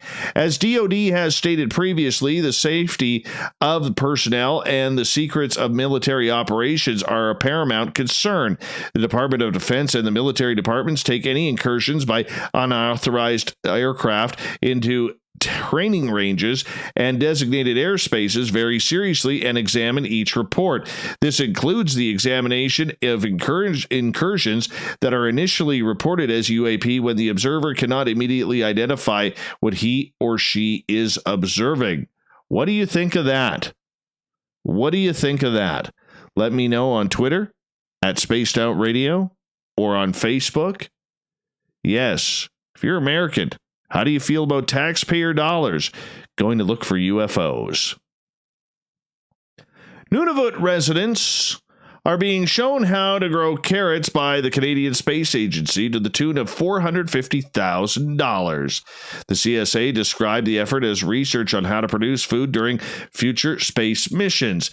The facility will be used to demonstrate plant production operations in a harsh environment and provide research opportunities while testing technology and operational procedures that may one day help astronauts grow food off of Earth. The greenhouse, called the Nuarvik Food Production Facility, is in Joa Haven, about 250 kilometers above the Arctic Circle, and it is set to begin production in 2025. Developing the capacity with the Goja Haven community for the long-term operation of the recently installed facility is critical to its long-term success as both a local plant production facility and as a test bed for future space programs. programs. The project is jointly funded with the Department of Agriculture and National Research Council, but the CSA didn't reveal the total budget. The agency has only recently commenced activities in the food production domain and is in the process of operations and options analysis to explore how to help improve the accessibility of food across Canada, including the North, with the aim of one day taking lessons learned to help astronauts grow food off of it. Past attempts at Arctic greenhouse operations have failed, according to research. Moving on. Let's get to some dumb, shall we? Some real dumb. So, a woman was attacked by a bison as she was trying to take a photo of a herd at Custer State Park in South Dakota. The encounter was captured on video and shows a group of motorcycle riders stopped in a road as large as a large herd passes. A woman walks over to the grass, sits down to get a picture of a mother bison and her calf. Well, you know this is never any good when things like this happen because, you know, humans and wild animals do not mix. So what happens? Oh, let's tell you, shall we? Total Florida woman move here. Another bison, because she is too close to the mother and calf, decides to charge the woman and hooks its horns into her jeans, flinging her around in the air. Like the buffalo just did not care. See what I did there? Yeah, that was awesome.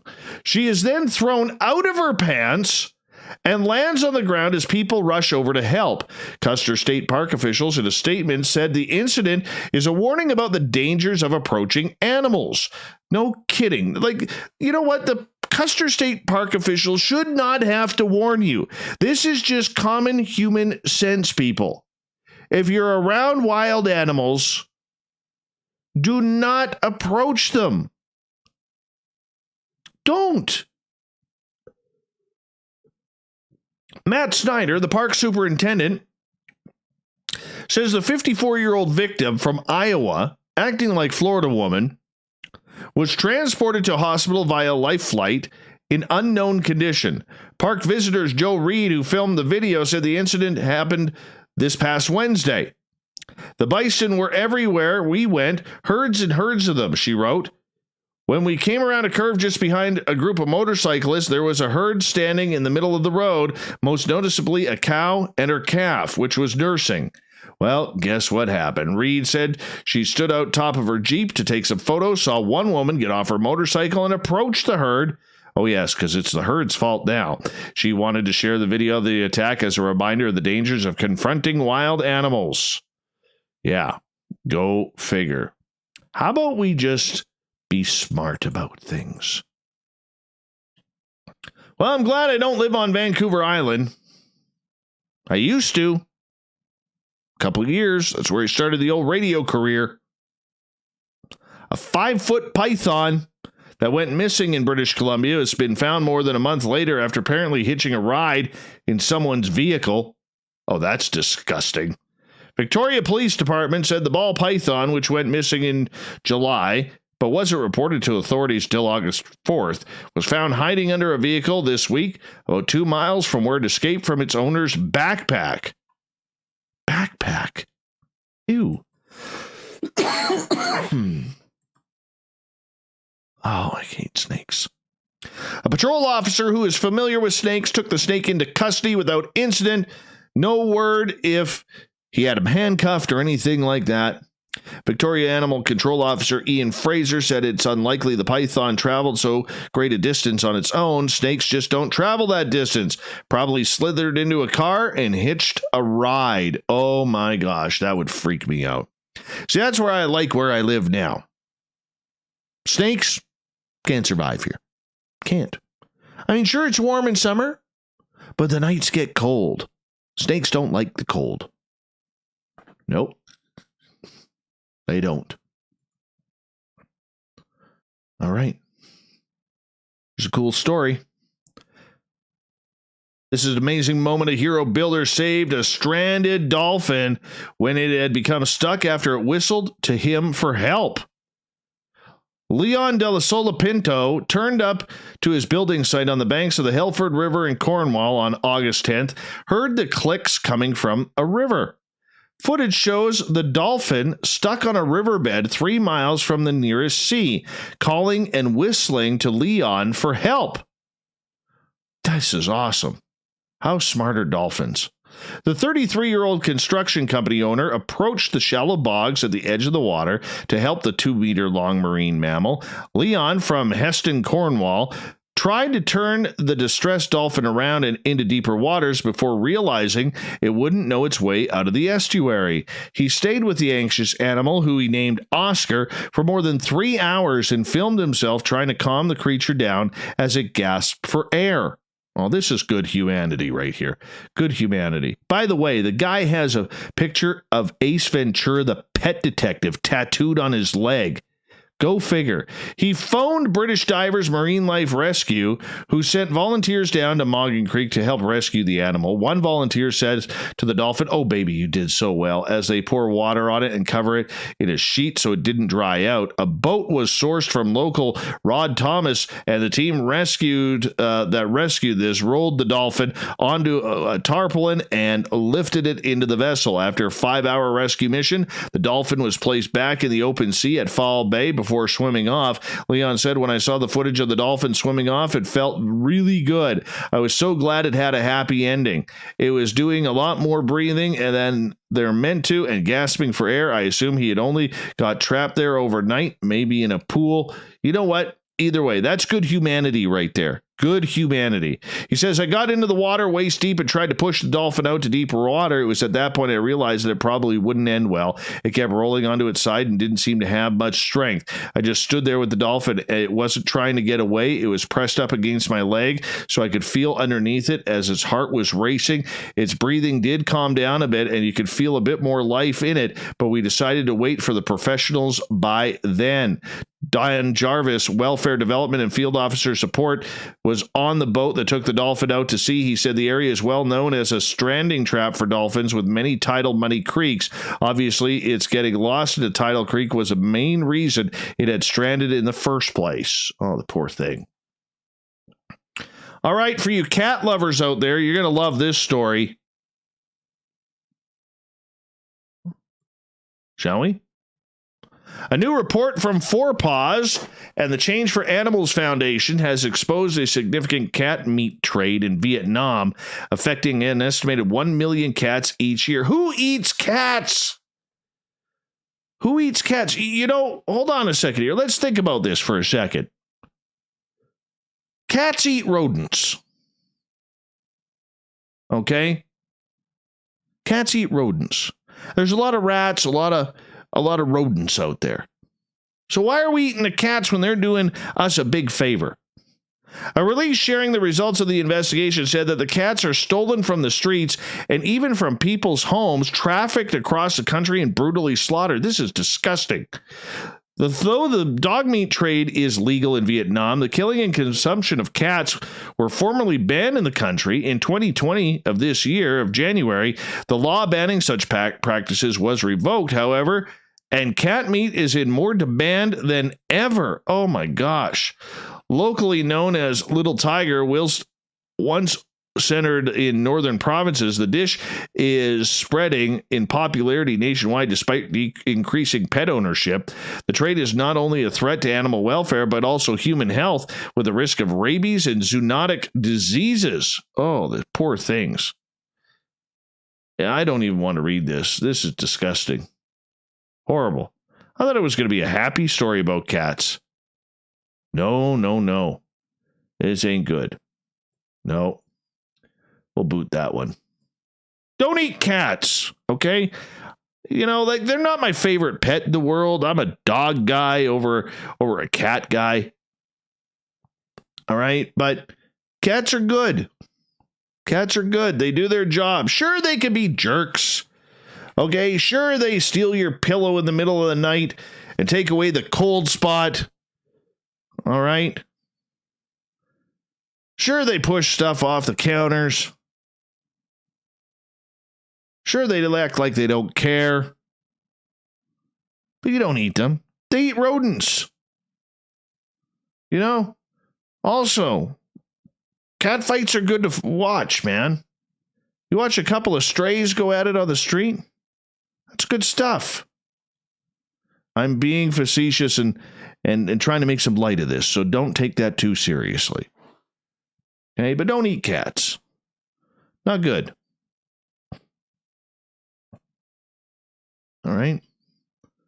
That just grossed me out, that one. All right, let's get into something funny here. Imagine the scenario: a terrifying wild beast is terrifying residents of a city. The authorities are powerless against the rampaging monster and can only resort to blocking parts of the city from the public. Sounds like a plot of a horror movie, right?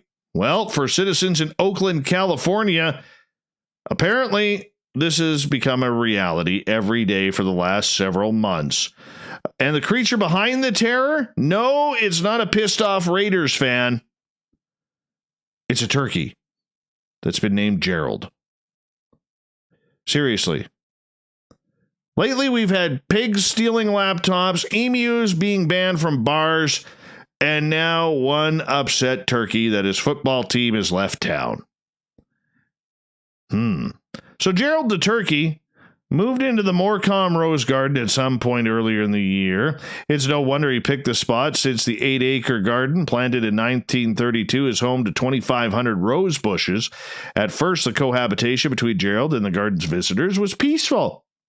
Locals said he often mingled among people, going gobble, gobble, gobble, gobble, between the parking lot and the roses. But then something changed. Dun, dun, dun. Gerald became a different turkey. He started getting aggressive and eventually began to attack people. Just picture a 25-pound enraged ball of goodness careening towards you, screeching at the top of its lungs. Yeah, it's scary, especially for a bunch of hipsters who don't know how to change the oil in their car. Anyways, he's not being gentle when bullying people either. Gerald has injured several visitors, including children and old ladies. The psychotic Thanksgiving-themed dinosaur reject doesn't even need a reason to come at you. Victims and witnesses have described Gerald jumping on their backs and clawing and pecking at them without any provocation. One anonymous victim, I gotta ask you this, okay? We know that Oakland can be a very, very violent city. Not one person has pulled a gun on this turkey yet and put him on his plate? You got to be kidding me. How do you not do that? Bullets flying everywhere in Oakland. All right? And this turkey is getting away scot-free. Come on, Oakland, you have a reputation to keep. Get the turkey, man. That's a free meal. Free meal right there. 25-pound turkey. You don't need people that can feed. Anyways, one person said, the bird is relentless. My fiance barely warded him off with a stick. People in the park yelled at me to hold my ground. He was stalking me, and I swear I was getting flashbacks to the Velociraptor scenes in Jurassic Park they wrote on next door. Naturally, the public responded to Gerald with outrage. They've been flooding the mailbox of Oakland's Animal Control Division with complaints and demands the city do something about it. You close the park, shoot the damn thing. Okay, once again, for all you animal lovers out there, okay, we're being just a little bit fun here. We're having some fun here. Nothing serious. All right? I hate that we got to put out those warnings because somebody's going to be there. Oh my gosh, that Dave Scott guy telling people to shoot the turkey. Shoot the turkey. It's Oakland. Okay? We're trying to make light of this here. All right? Making light. We're allowed to have some fun. And turkeys are ugly. They're not a pretty bird. All right? Anyways, at the end of July, Oakland finally got the green light from the state of California to trap and relocate Gerald. Once he's been caught, he'd been worshipped, or he had been shipped in a wilderness area with plenty of his turkey brethren and no people. Okay, they got him and survived. Sounds like a paradise, right? Well, Gerald likes his roses and has been avoiding any and all attempts to catch him. Well, they still haven't got him. He's still there. How do you miss a 25-pound turkey? Anyways, once again, we got to put out the warning. You know, not trying to be serious here. All right, we're just having some fun. And if you send complaint emails, they will go to me. Just saying. They will go to me. Yeah, what the hell? Let's do it.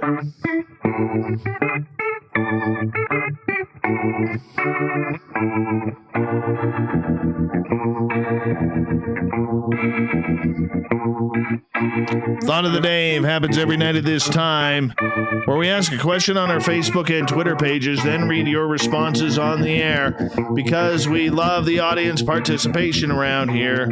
Today's Thought of the Day is as follows. What is the Thought of the Day? Oh yeah, what is your purpose for going on ghost hunts? Little Ronnie Moniak, the Ukrainian watermelon from Saskatchewan. I have a little time on my hands and looking for ghosts sounds like a good chance to get out of social isolation. Alex, whispering and shouting, whispering and shooting, fighting air and air moisture, turning the lights off as often as possible and running in the dark because you turned the light off. Wait! Unless you're using the term ghost hunting as a metaphor for conducting paranormal field research, then none of the things above. The gorgeous and talented, along with stunning Kira, helping them to pass through to the next dimension. Oh, you are love and light, my dear. You are love and light. Melinda. I love Melinda. To collect evidence for the paranormal and continuation of consciousness, to better learn about and understand the paranormal world and about continuation of consciousness, to put my mediumship skills to use, which builds and strengthens them, to help those who are having the possible paranormal activity in their environment figure out what may be going on and if it needs to be cleared, and also help those on the other side. By the way, I was a member of a professional paranormal investigation team for over 15 years. Debbie, I don't. Unless it's invited by someone and I let them know what I feel is at a location because their energy is all around us and you can study it anywhere. I connect to the deceased for many sittings at home, brings comfort, and I do it freely and expect nothing in return. Isn't that nice? Lewis! New England Spirit Walkers paranormal. We don't hunt them. We respect them. Oh my God. Here we go with the politically correct stuff. We don't hunt them, we respect them, and seek their wisdom. For our team, it is a journey into the unknown, a spirit quest, you could say, to see what most to avoid at all costs. Yeah. Thank you to everybody participating in the shortened Thought of the Day. Thank you to Captain Shirk for the news, and to Justin Bamforth, for being a great guest tonight. We got Mr. Ron Bumblefoot rocking in the background with the little brother is watching. Bumblefoot is the official music of Spaced Out Radio, rocking us in and out of every single show. Get your horns up for the guitar god himself. Yeah. Special thanks to everybody listening in at work, in your cars, at home, wherever you may be, in our chat rooms, and of course on Twitter at hashtag Spaced Out Radio.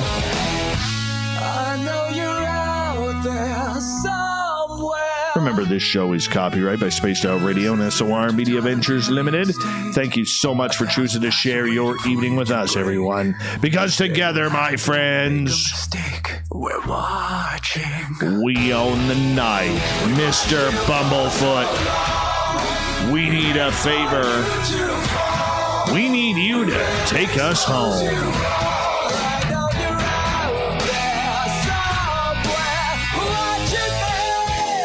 Yes, the Woo train is docked for the night once again, but we shall ride again soon, my friends. Your seats are always available. Your tickets never expire.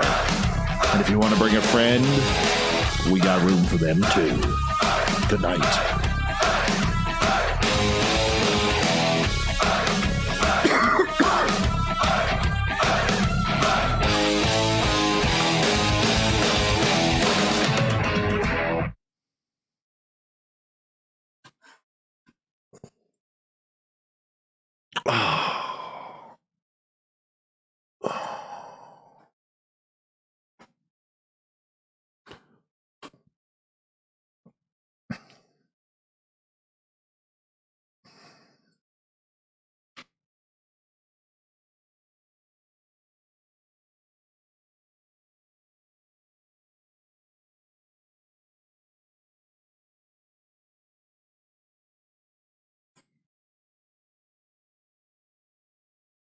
Oh, of course.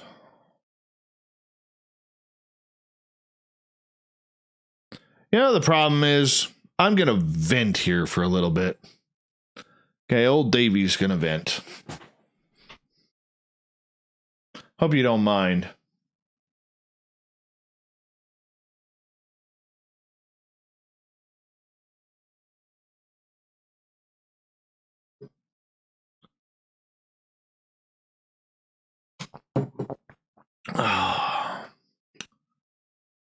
I am friggin' tired.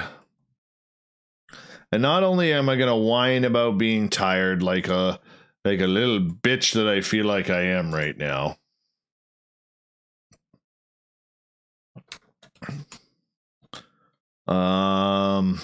Who is my guest? Justin Bamforth.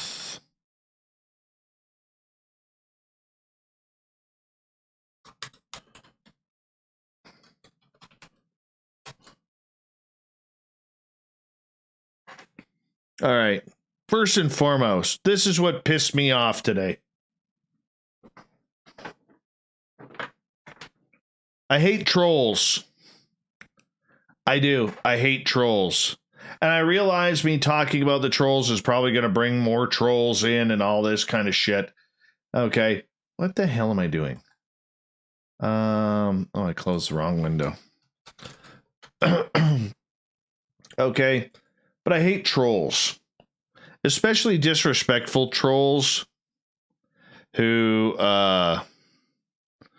like, you know, we asked them politely, you know, keep the politics away and all that type of shit. But no, they couldn't. And then you look like an idiot that you're blocking them. And now you look. Okay, so that bothered me. Earlier today, I also did a panel. And there's one thing I don't like about panels. Okay. God, I look like a fucking peacock on camera right now with my hair all up. Anyways, went on this panel and listening to all these people, and they're brilliant people. I just don't agree with anything that they said. But anyways, there's a couple things that are bothering me about UFOs right now. Couple of things. Number one.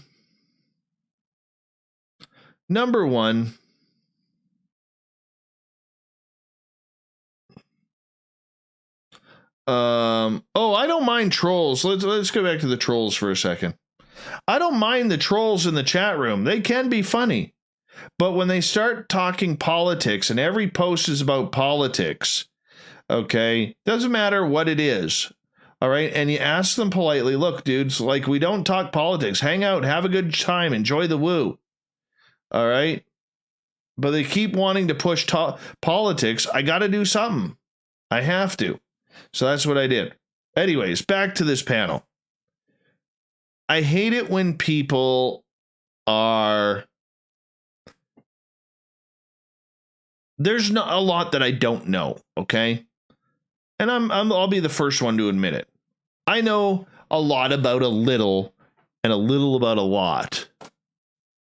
But I'm not a researcher. I'm not someone like a Grant Cameron or other people who are following the dynamics of this every day. The reality is I can't. All right? I can't. Why can't I? Well, because I work a lot. I do. I work 2 jobs, as you know. Or maybe some of you don't.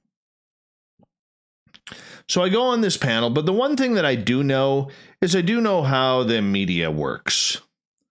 So when I have people trying to tell me on a panel who've never worked in the media before, trying to tell me how the media works, and then are okay with the media narrative in the field of ufology being pulled right now, shame on you. Shame on you. And it just sat really, really bad for me. So I sat there in this presser until pardon me. So this is my morning. I got up at 6:50 this morning because at 7 o'clock this morning, I had to do a radio interview in Toronto. Normally my alarm is set for 7:45. Went to work. At 5 o'clock, I started this panel. Okay.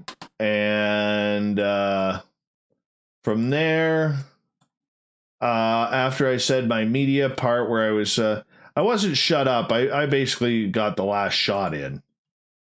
Okay. Not that it was being insulting or obtrusive or anything, but it just kind of pissed me off when I just told them, I said, well, I kind of know how the game works and you don't, so that's just kind of the way it is. So, anyways, I got out of that at 7 o'clock. I got home at 7:22. I had exactly 8 minutes to spend with my son, eat dinner before coming in here. I'm still pissed off over the whole YouTube thing right now, where I have to get this imaginary PIN number that doesn't exist. Okay. And I don't know how to do that. And there's some other, SOR stresses that are going on, shall we say. Okay, just in regards with some back end stuff, nothing regarding the show or anything.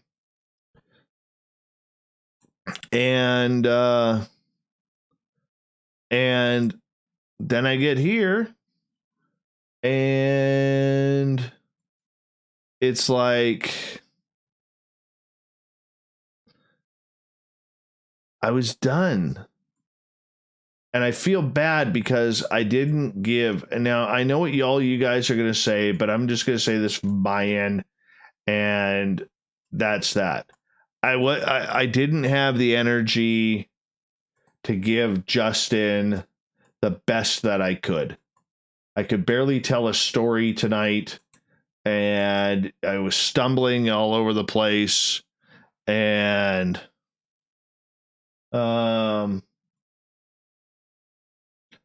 just wasn't good. And I know I'm overtired. I totally know I'm overtired, okay? I do.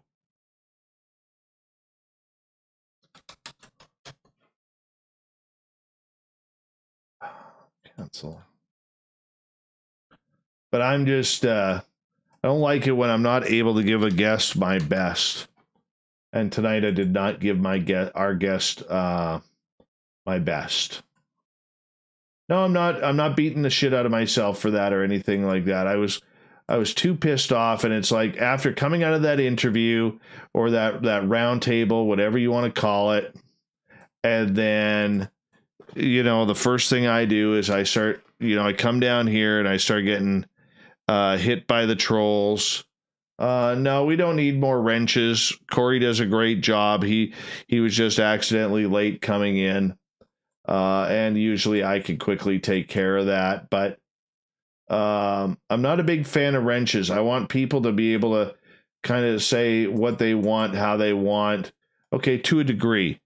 We have to have a modicum of respect and everything. And for the most part, we have that, except when PBR decides to go on one of his tangents.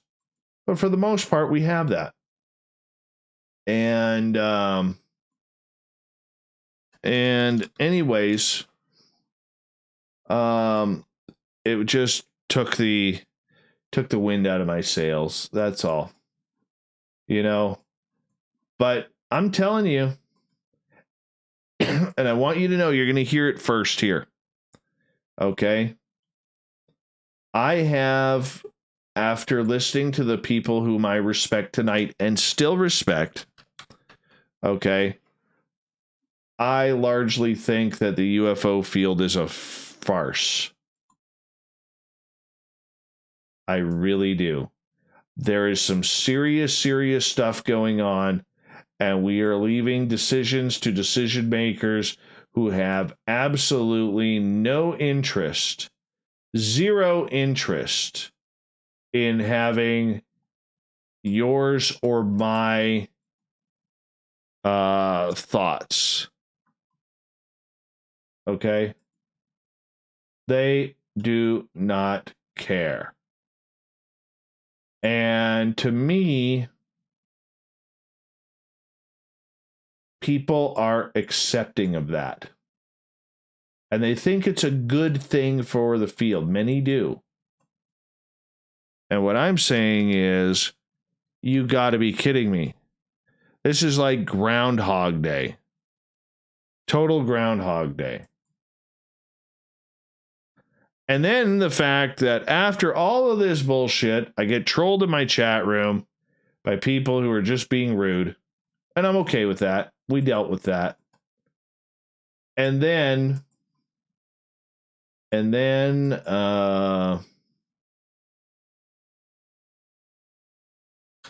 not being able to give Justin a proper and quality interview. That bugs me. But that's okay. That's okay.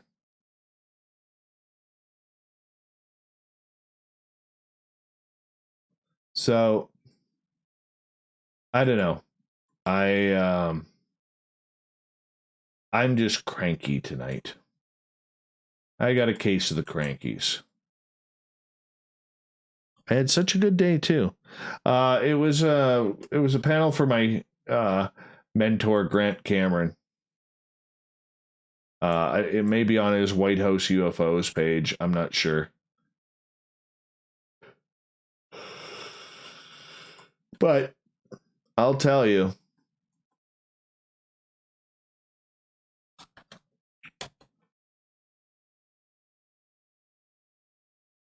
that weighed on me. That one weighed on me. It shouldn't have, but it did. And I have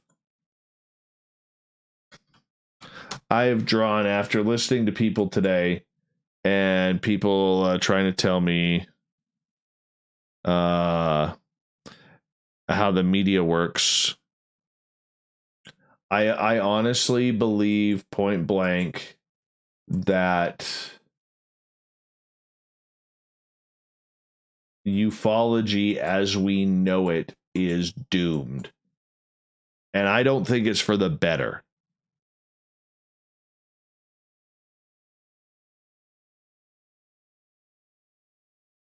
You know? I really do not think it's for the better.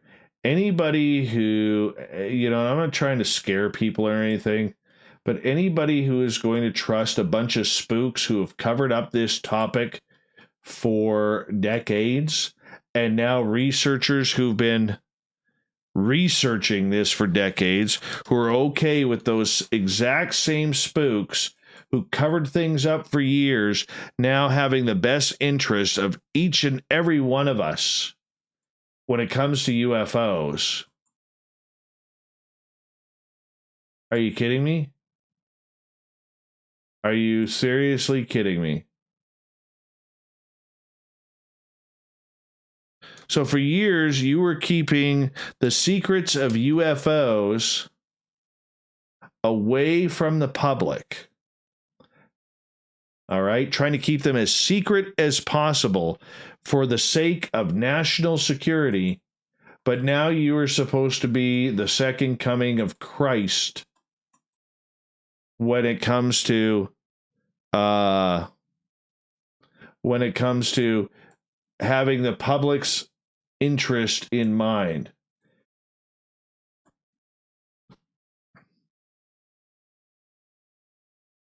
Does that make sense? Or am I just a fool? And the worst part about it is, these old school researchers who've been doing this for millennia, some of them,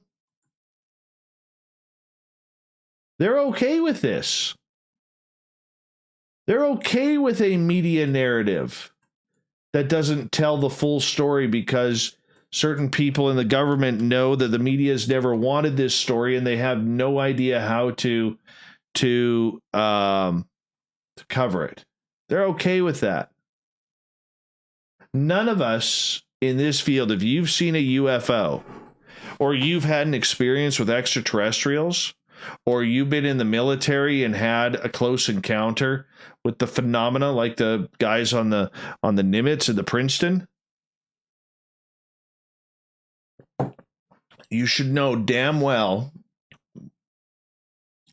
that trusting someone or some people or organizations or political affiliates who have been trying to keep this a secret from you and the public, you know, their entire careers, now apparently has feelings that they want to help the public in this situation. Does that even make sense?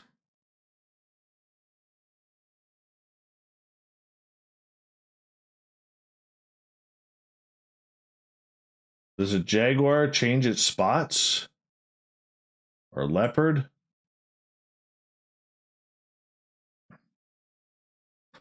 No, the media has always been owned by big corporations, especially the last 30 years.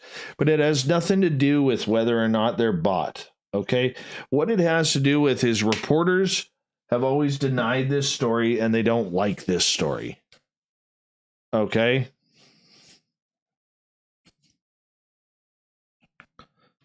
All right?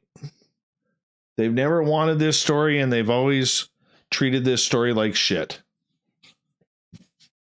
And now they're caught with their pants down. Because it's real. No, I'm not, Joe. No, I'm not. I'm not shitting on your TTSA. By the way, Joe, you have great hair. Fantastic hair. No, I'm not painting with a broad brush. I'm painting it from a personal standpoint of what I viewed today. Okay?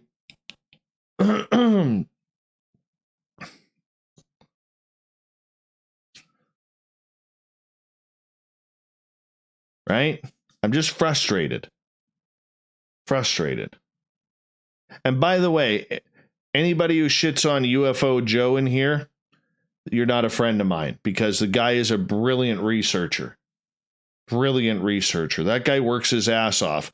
I don't agree with half of it. Well, probably a quarter of it. No, less than that. Maybe a tenth of it. Okay. But Joe works his ass off. He really does. He totally works his ass off. And this has nothing to do with TTSA. Nothing. Outside of Tom throwing up the winning tweet. And hey, those guys worked hard. And I will say this, Lou Elizondo, in my opinion, is the real deal. Completely real deal. Okay, what I'm saying is, all right, I don't even know what I'm saying anymore. Maybe I'm so fucking tired I don't even know. Okay, you're not shaving my head, Ron.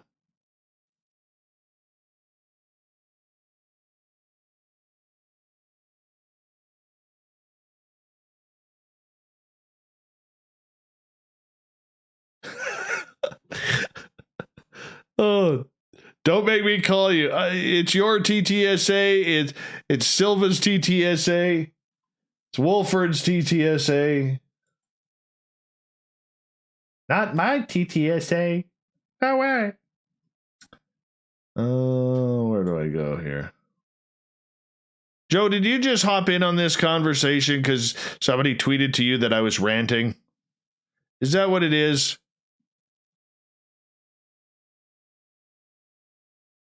Or you actually tuned into the show? No, I got work to do. We were having this convo, and I met you. Thanks to TTS. Oh God, I know you're laughing at that. I'm gonna hashtag that. I'm gonna hashtag that. Don't make me bring back the hashtag. I thank TTSA, because Silva will be all over that.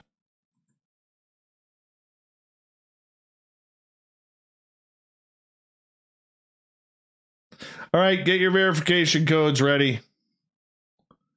137665.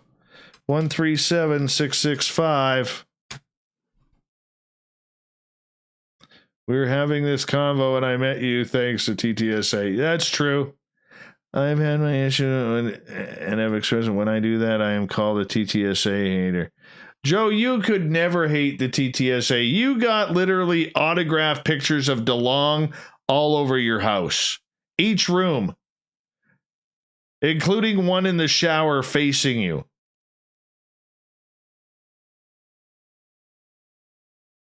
Oh, the ET details. Oh, that's what you wanted. Yeah, man. Yeah, you know what I'm going to do, Joe? This is what I'm going to do. Joe, this is what I'm going to do. All right? Let me finish up the editing here. Okay, because I'm almost done the editing. So let me finish up my editing here. And then what I will do is I will actually bring you on Skype with me. And you can interview me about the experiences. Nothing to do with TTSA. Nothing to do with ufology. I'll play it straight up. And you can ask me anything that you want about my own personal experiences. Is that cool? Would you be okay with that?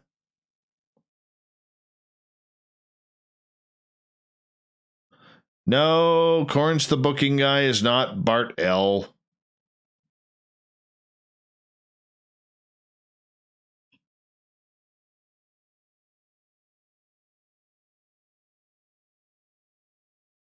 No, I'm good tonight. I'm totally good tonight. No, I'll do it.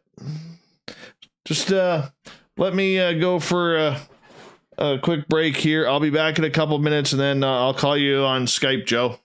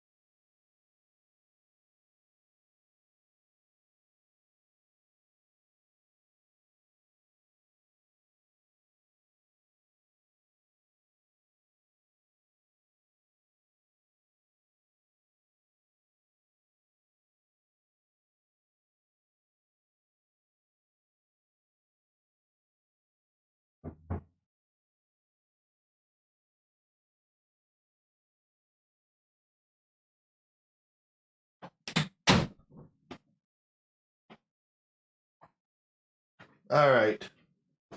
Well, let's convert this. I'll get a UFO Joe here in a second. Let me just do this. Come on. There we go. Right there. And that one's done. That was nice and quick. Call you in a second here, Joe.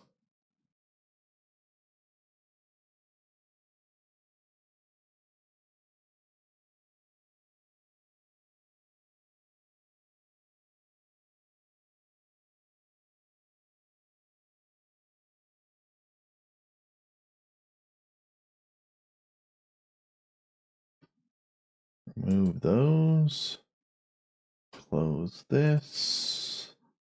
Close that.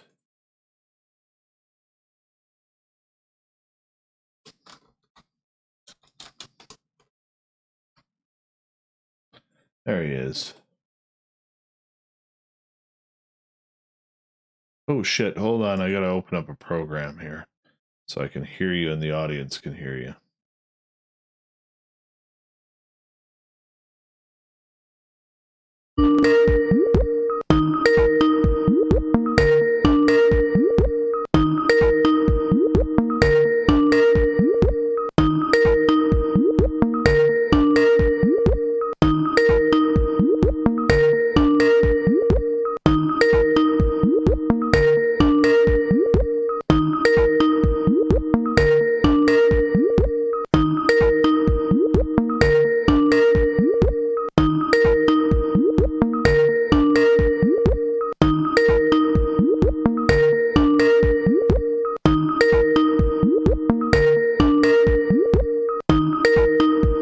Joe, answer your damn Skype.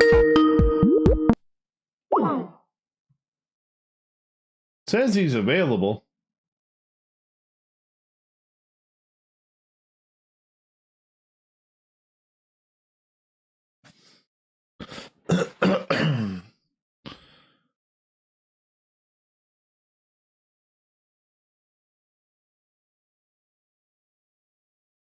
Try him again.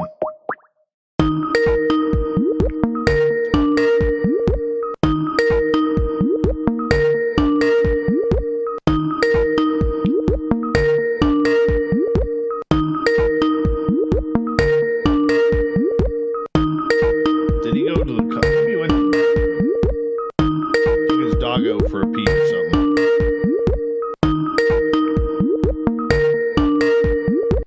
There he is. There's the handsome devil we call Joe Merger around here. Hello? What's going on? There we go. Can you hear me now? Yeah. Damn it, why can't I hear you? Dave? Yeah, can you hear me? Let's see. I can hear you. We can all hear you. Can you hear me? Because I can't hear anything. Let's see. I just typed him. We can all hear you. Yeah, I can't hear anything though. Let's see. How about now? Testing Speakers 1 2. Testing 1 2 3 4 5. 5 4 3 2 1. I hear you. Do you hear me now? I can hear you. Can you hear me? I can. Perfect. How you doing, buddy? But all I hear is the Skype call coming in, which is really odd. Weird. Who's calling you? Oh my God, Dave, it's so bad. It's like 10 seconds behind. I hear two different feeds. Okay, I'm hanging up and I'll call you back. Or you call me. You call me.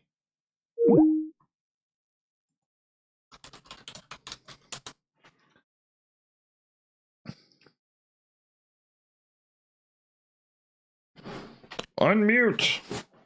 Fake.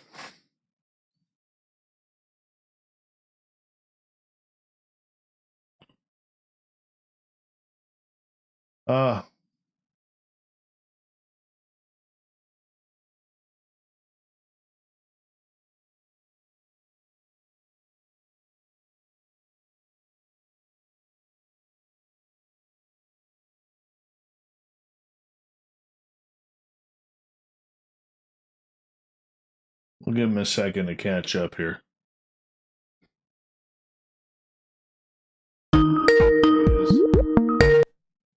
Yo, what's going on? I know what happened. I had YouTube open. I was hearing both of them at the same time, and you're like, there you go. So I'm good now. Let's see that What gorgeous the hell? hair of yours.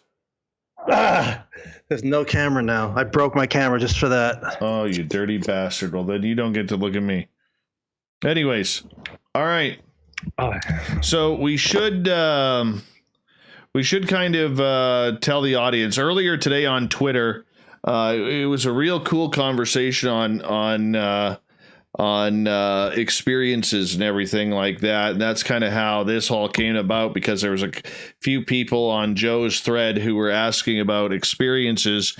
So I kind of chimed in, and they're like, well, can you tell us all of your experiences? And I'm like, not on Twitter, man. Like, I don't have enough room to do that. So that's kind of how everything kind of played out there. What was the name of the woman that you were out in the forest with? Samantha Mowat.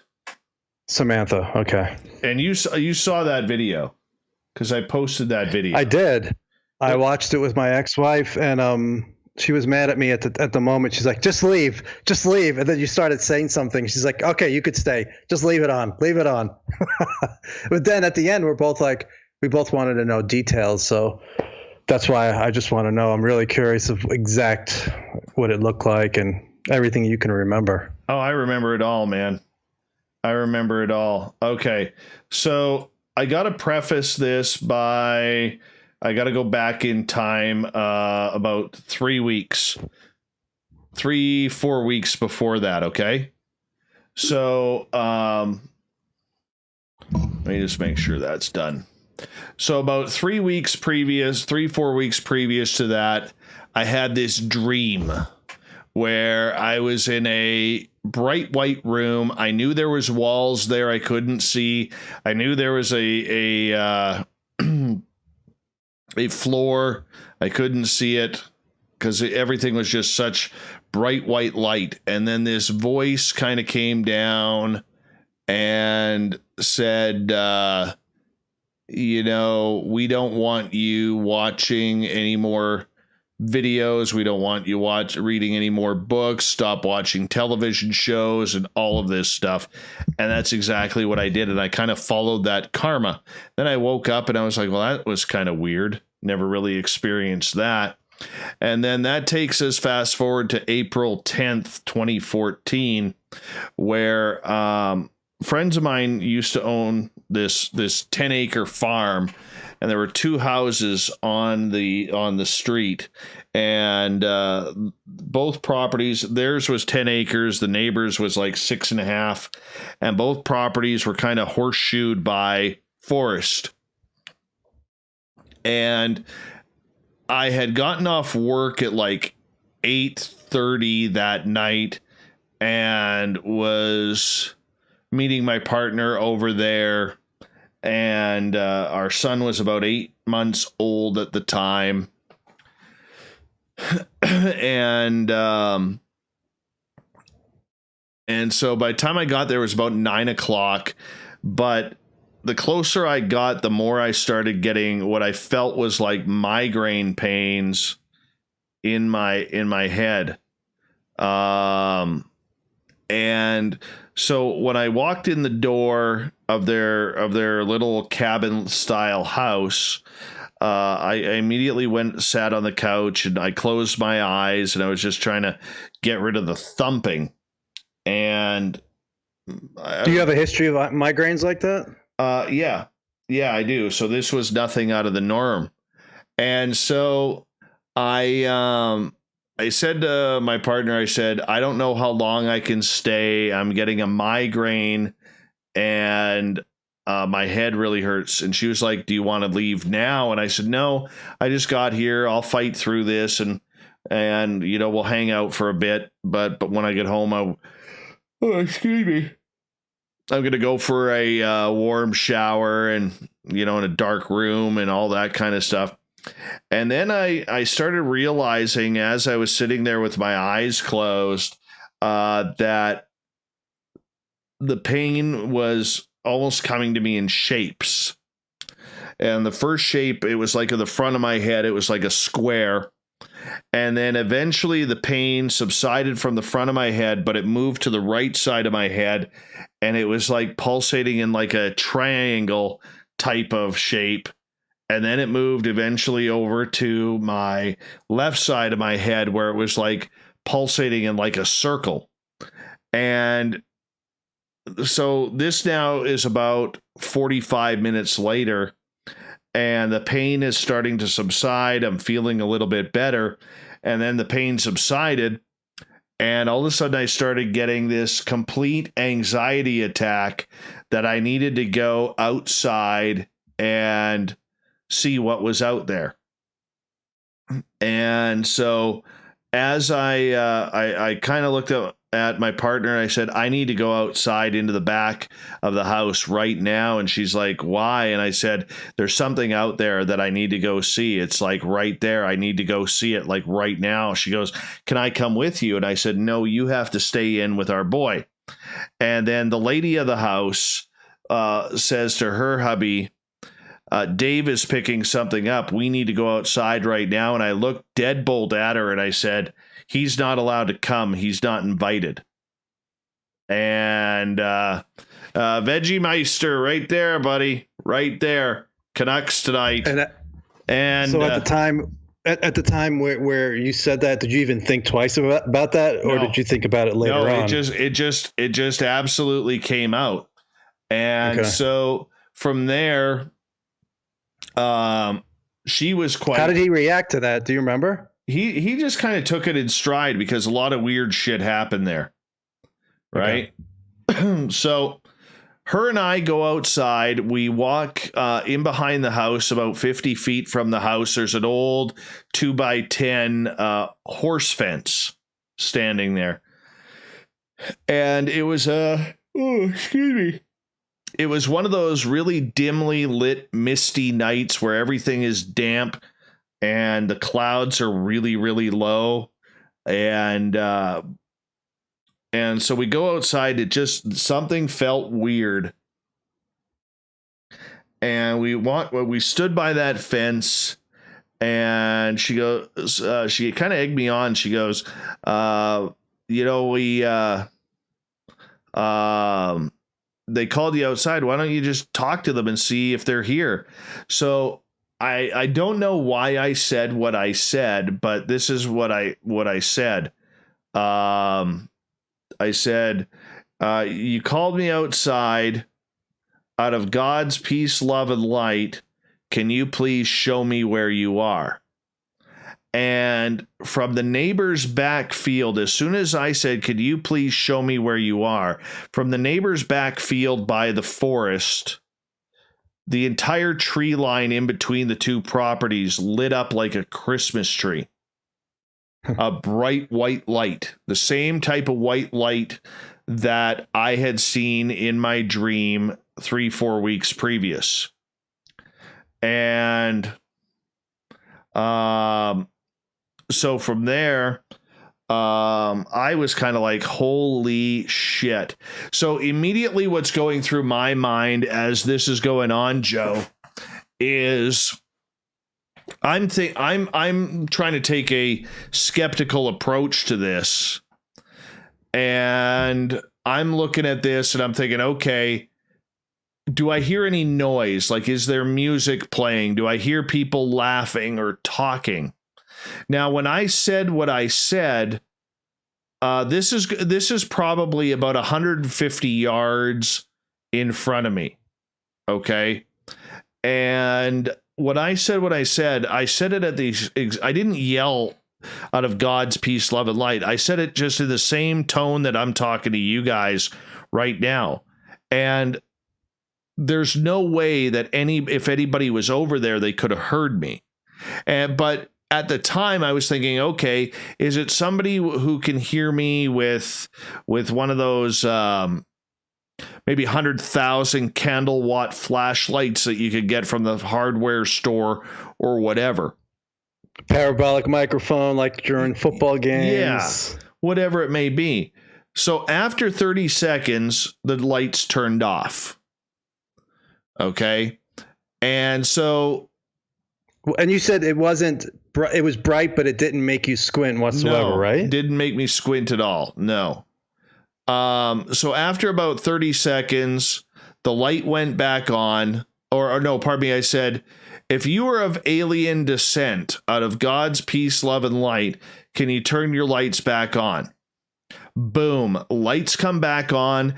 It's brighter through the trees. It's a wider spread of this white light. And I am just stunned that this thing is doing this on my command. And I saw something kind of flickering in the middle through the trees. So I walked to my right about 15 feet to try and find a path through the trees that I could see through to see what this blue flickering was. And that's when I saw this blue cylinder standing vertically. Now, the trees in between the properties, they were probably 65, 70 feet tall. So this blue cylinder was probably 20 feet, 25 feet tall. Okay. And it was the most gorgeous blue I've ever seen. The closest blue that I can say what it looked like would be the blue on a police car's lights. Okay. And have you had anything similar sighting wise to this before? No. Nothing. Okay. No. So this blue cylinder, as I'm staring at this blue cylinder, there's this black cloud, or what I call it a cloud. I don't know what the hell it was, but it was rotating counterclockwise, and it was rotating around the bottom of this blue cylinder. The white light is coming all around this blue cylinder, but this blue cylinder isn't touching the white light, if that makes any sense. Okay. Okay. But the white light is like emanating from it. And this black cloud is rotating counterclockwise, and sometimes it would go like halfway up and then it would make its way back down. And it did that a couple of times before the lights went off. So the lady who is with me is like, we got to walk over there. And I'm like, no, we're not going over there. She's like, come on, let's go check it out. I'm like, no, we don't know what this is. And I said, in case this is aliens, I said, I'm not walking back into that house alone. Okay. And if they take you, who knows when you're coming back, if you'll come back. Because I saw a fire in the sky. I know what happens here. Right. Yeah, you don't want to why take that risk? Exactly. So she stayed with me. And she goes, well, see if they'll turn on the lights again. I said, okay. So I said, just so I know I'm not crazy, out of God's peace, love, and light, can you please turn your lights on one final time? And boom, the lights came on again. Exact same scenario, exactly what I was seeing the previous time. And they were on for about 30 seconds. But the weird part about it was, at the end, when they turned the lights off, they turned them back on, then off, then on, then off, then on, then off. And this happened about 9 times, 10 times before they shut off the lights for good. And previous to that, I had seen over top of my house, you know, a lot of UFO people will say, you know, these power-ups that we see, that they blame it on iridium flares or reflection off of satellites or whatever.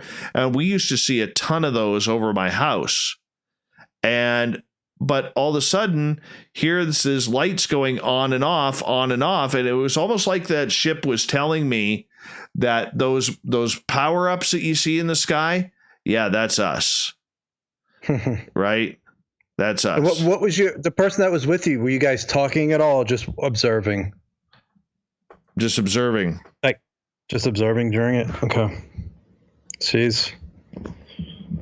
All right. So that alone is impressive until we get to the other story. So, so we tried calling them again. There was nothing. We waited out there for about 5 minutes. And so, come on, one more time, please. I just want one more time. Nothing. There was no sound, no nothing. So we turn and to go back to the house, and the lady looks up in the sky and sees an orange orb, sitting, like peeking out of the dense clouds above us. And she's like, check that out. There it is. And I looked up, and there it was.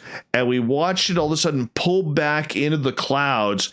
And then, like a lightning bolt, we saw the entire cloud go that exact same white that we had seen on the ground, and then turned off and disappeared. Right? Jeez. So I don't sleep for almost 5 days after seeing this shit. You know what I'm saying? Did you tell a lot of people about it? Friends and family? A couple people. Nobody? But no family or anything like that. So 4 days later, my partner gets a text from the lady of the house and says, I've met this new friend named Samantha. I want you to come over and meet her. She's a lifelong ET contactee, and I happen to have the day off the next day. So my partner says, do you want to go? And I said, yeah, absolutely. Let's go. I said, I wanted to go. Were you skeptical? Were you skeptical of the lifelong ET contactee part of it, or no? No, not at all. Okay. Not at all. I had more fear of it because of what, like I said, I saw fire in the sky, right? And that scared me. Fire in the sky really, really scared me. Yeah. So it's about 1:00 in the afternoon on Wednesday the 15th, and Samantha is inside with the lady of the house, and we walk in and introduce, and I'm kind of just, all the ladies are having tea and they're talking, and Samantha's telling us a little bit about her. And about 20 minutes later, I'm pacing. Like, I don't even want to be in there. I want to be outside and, trying to figure this shit out, right? And it's a beautiful sunny spring day, not a cloud in the sky. Kids are at school. So you had no expectations at this point that you were going to see anything that day? No, nothing. And so Samantha kind of picks up on my energy, and she's like, because we told her what had happened, and she goes, you want to go outside? And I'm like, yep. She goes, I could tell by your pacing. She goes, do you mind if I come with you? So I said, sure. So we walk outside, and it's just Samantha and I. And that on the 10 acres, the farm had 2 dogs, and I would bring my 2 dogs to run around there with their 2 dogs. Okay. And so the 4 dogs follow Samantha and I back, and I'm kind of showing her where the craft was. And she starts picking up on the energy of it. She goes, okay, this is where I'm getting. And I didn't even tell her, Joe. I just said, okay, this is where the craft was back here. And then all of a sudden, Samantha just starts talking. Okay, I'm getting the feeling it was here, and that there was something tall sticking out of it. And I'm like, yeah, that was the blue cylinder. And she just starts reading this perfectly. And so we're kind of walking around, because I almost had this feeling like there was something dropped there that was for me, but I just couldn't find it. So after about 10-15 minutes outside, Samantha and I are standing in the middle of the field, and she looks at me, and she says,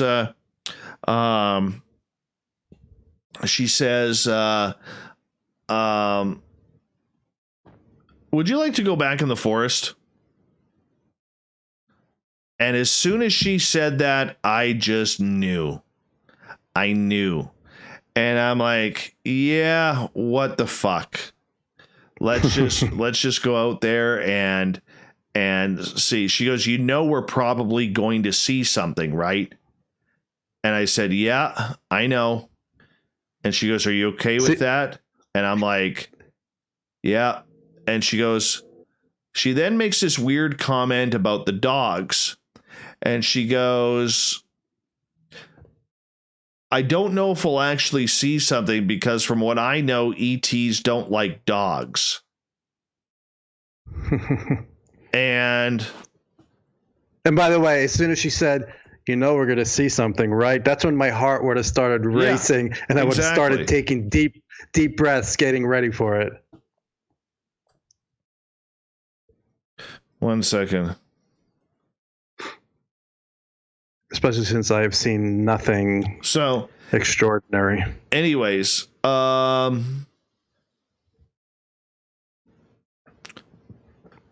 so the dogs. So the dogs. We're hoping the dogs. They were behind us, between us and the house. We're heading towards the forest.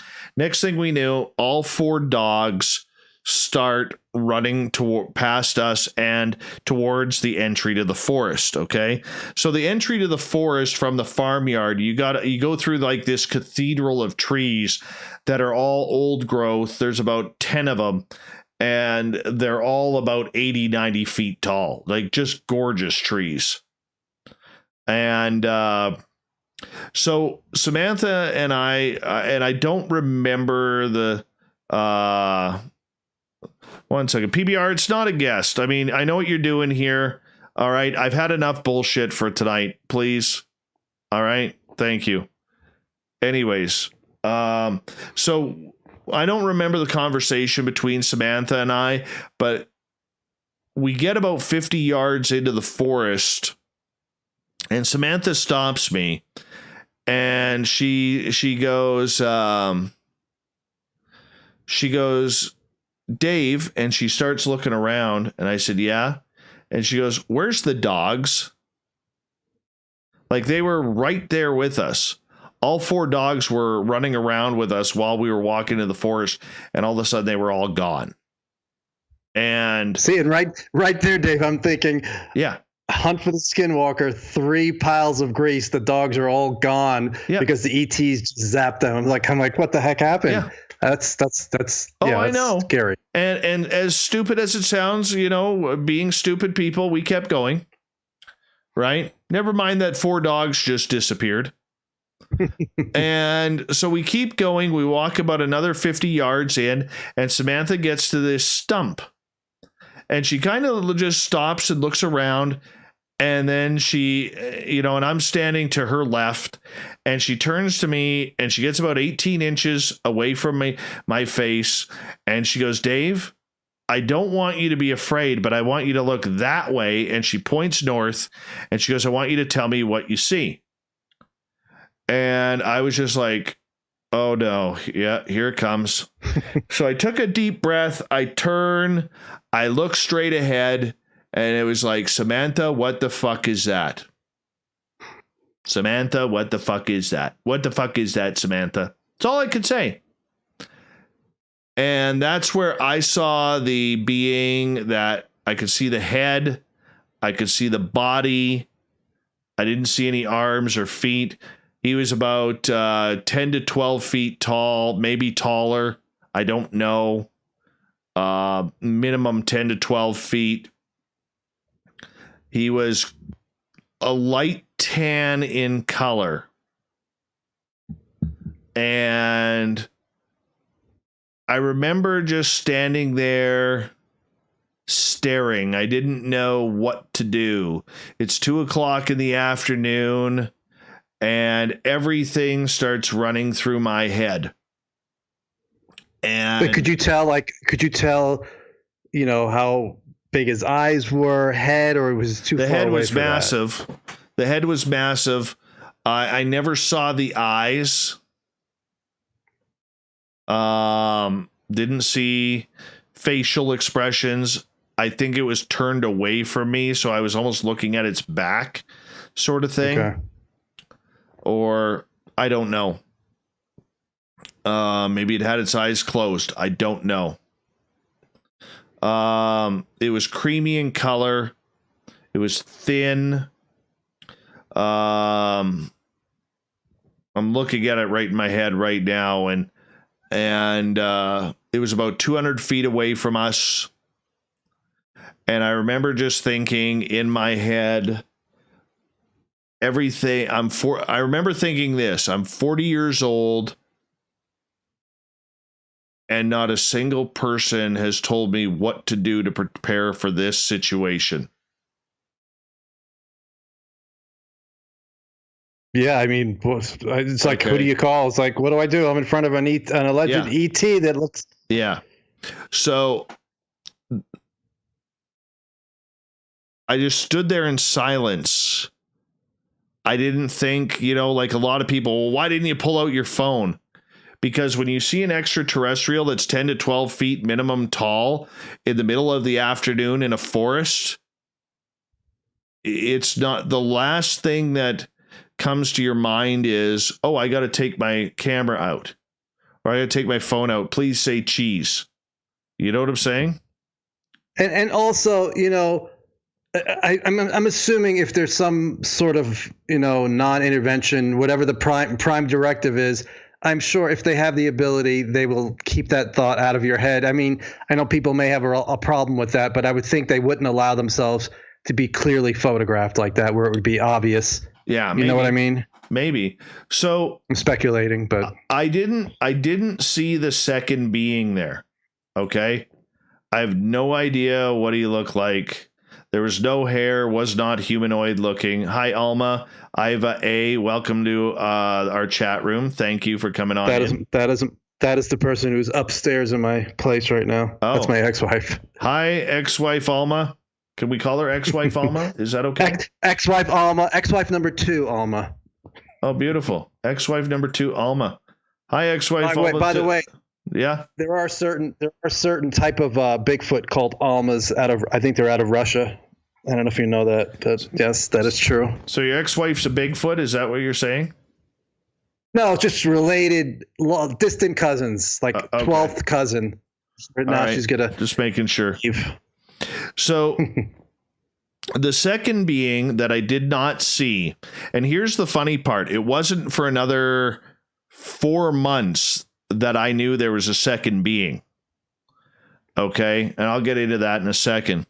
But the second being I did not see starts telepathically communicating with Samantha. And this is what really screwed me up, because once again, for the record, I saw fire in the sky. I knew in my head what happened to Travis Walton.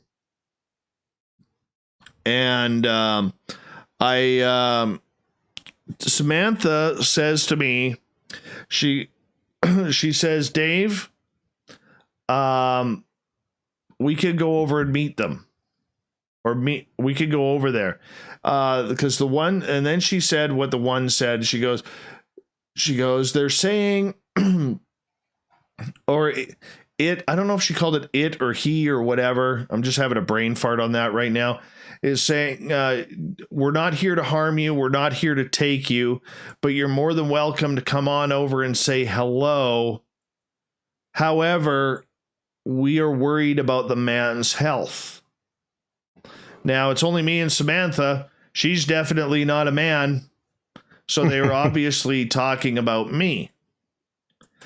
And that just threw another big wrench in everything that I thought, because if they were supposed to be volatile and aggressive and, butt probing and everything along those lines, it didn't make sense to me. So I said, no, I'm okay. We'll stay here. And she goes, are you sure you don't want to come? They're not going to take us. They're not going to harm us. And I'm like, no, I think I'm going to stay here. And she's like, really? She goes, come on, let's go. And I'm like, no. And the part about them being worried about your health, that was, you found out, just to make clear, you found out that later, right? She didn't say that. I found out like right at that moment. Oh, right there. Okay. Yeah, right there at that moment. Yeah, I'd be worried too. I'd be like, okay, I'll stay here. So, anyways, they start. Samantha says, "Well, I'm going to go." And what I want people to imagine when I talk about this is imagine having a booklet. Okay, and I'm showing a booklet here for you. And on that booklet is every rule, regulation, everything that you have learned from your parents, your grandparents, aunts, uncles, siblings, coaches, teachers, everything, ministers, whatever it may be. And nobody ever taught you in that code book there on what to do if you are face to face with extraterrestrials. Nobody ever tells you that. And so I did not. That was not one of the suggested reading materials when I was in school. No, not at all. So, anyways, Samantha starts walking over there, and she leaves me. And I said, Samantha, please don't leave me. You have to stay here with me. And she's like, I want to go over there. I want to say hello. I mean, let's do this. I'm like, Samantha, please do not leave me here. We do not know what these things are. I'm not going back to that house alone without you, because if the police get involved, I'm getting blamed, and I'm not going to jail over some fucking aliens. No more Dave. No Spaced Out Radio is over. Just a thought. Yeah, exactly. So, begrudgingly, she actually stays here with me. Okay? She actually stays with me. And we watched them for about another 10, 15 minutes. Or I watched the one. And I don't think I blinked through the entire thing. And then we were getting called to a different part of the forest where it was like, hey, come over here and see more. And we were both getting this feeling. So she's like, you want to go? I said, sure. So we walked over to a different part of the forest, and there was nothing there after about 10 minutes. Walked back to the original location. Those guys are gone. So we start kind of walking back towards where we entered from the farmyard, and we got about 40 yards from the farmyard, and all 4 dogs came out from the farmyard to meet us in the forest. And at that point, she didn't. I think earlier when I was watching that video, you said that she said they were Arcturians? Yeah, she believes they're Arcturians. I'm just going by what she says. I don't know. But did she say that at the time, or is that later? Later on. So, Speaking of later on, she was doing a conference in Vancouver, and she wanted to bring up this experience. PBR, once again, I know you're filled with snark tonight, but Joe actually asked me to talk about my experiences. So I figured I would bring him on. This isn't a guest interview. He's asking me questions about what I've seen because he would like to know. I'm here listening. I'm not here really going to say much. I just want to interject every now and then. Yeah. So I'm not going to talk a lot. I want to listen. Yeah. So anyways, long story short, we're sitting at the table, and she's drawing this tan colored gray alien. And I said, that's not what the guy looked like. She goes, what do you mean? I said, the guy I saw, and I drew the guy that I saw. And I'm like, she's like, well, I saw that one, but that wasn't the one I was communicating with. I said, so you're telling me there were 2 aliens there? And she goes, well, I thought you were talking about the same one that I was. And I'm like, no, I never saw the second one. So that's how I found out that there were 2 aliens there. I never. And they saw, look different? Yeah. The guy I saw was the tall one. The other guy was about 6 feet tall. 5 to 6 feet tall. I know there's a height difference, but as far as what they look like, they look different too? Completely different. Completely different. Jeez, maybe that's interesting. Yeah, so... Did she ever say that they were from two different places, or just they just look different? They were together. Okay. Yeah. Like married? I don't know. But so yeah, coming out of the forest after the dogs met up with us, it's really weird because Samantha does not recall this part of the conversation. But I recall it clear as day, where she said to me, she goes, "Have you ever been taken before?" And I said, "No." And she goes, "Okay, well, just so you know that there's a good chance that you're going to be taken now because of this experience. You don't need to be afraid. They're not here to harm you. Just let them do their thing and they'll put you back, and it's nice, simple, and you'll be good." Oh, great. That sounds wonderful. So I went, "Oh, fuck," right? Exactly. So over the next couple of months, we had my partner and I had a real falling out. To this day, we don't know what we did, but the people of the farm just really started disliking us. And maybe they started getting taken. They blamed you. Who knows? Well, I know part of the story. I'm just not ready to share that. Yeah.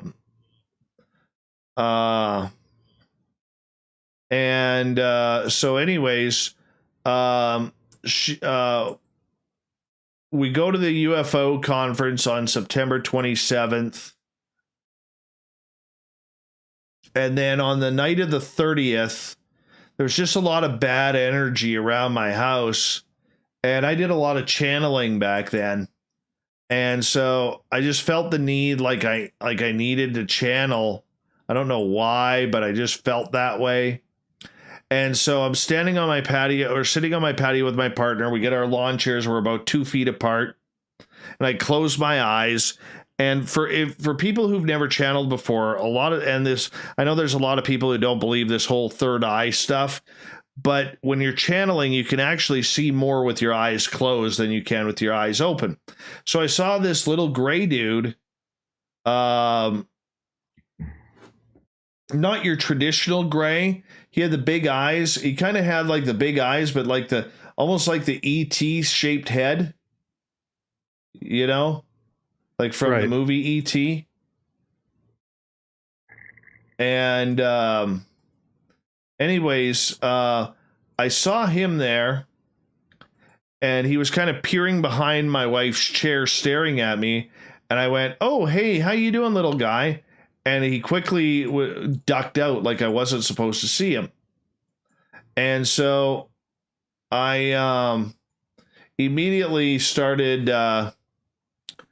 channeling, and I forget what I was channeling. But that night, E.T. dude and his two buddies came to say hello. I got woken up. I went to bed at about 1:30 in the morning. I got woken up by the feeling of little children's fingers running through my hair. Oh, nice. And I picked up my head and I looked to my right, and it was dark, but I could see light coming from the other side. So I picked up my head, turned it to the other side, and that's where I saw these three little dudes standing there with their big eyes and their three heads. They were wearing like silverish black body suits, and they were near where the light was emanating from. And then I realized that I was on some sort of metal table, and I was like, holy shit, Samantha was right. I was taken. You fully awake at this point? Do you remember? Yeah, and I just ended up putting my head back in this like donut. It's like almost like a metal massage table. And these were they were different than the other beings, right? Yeah, completely. So I ended up putting my head down. I felt the one guy come back up towards the front. He was kind of standing between my head and my left shoulder.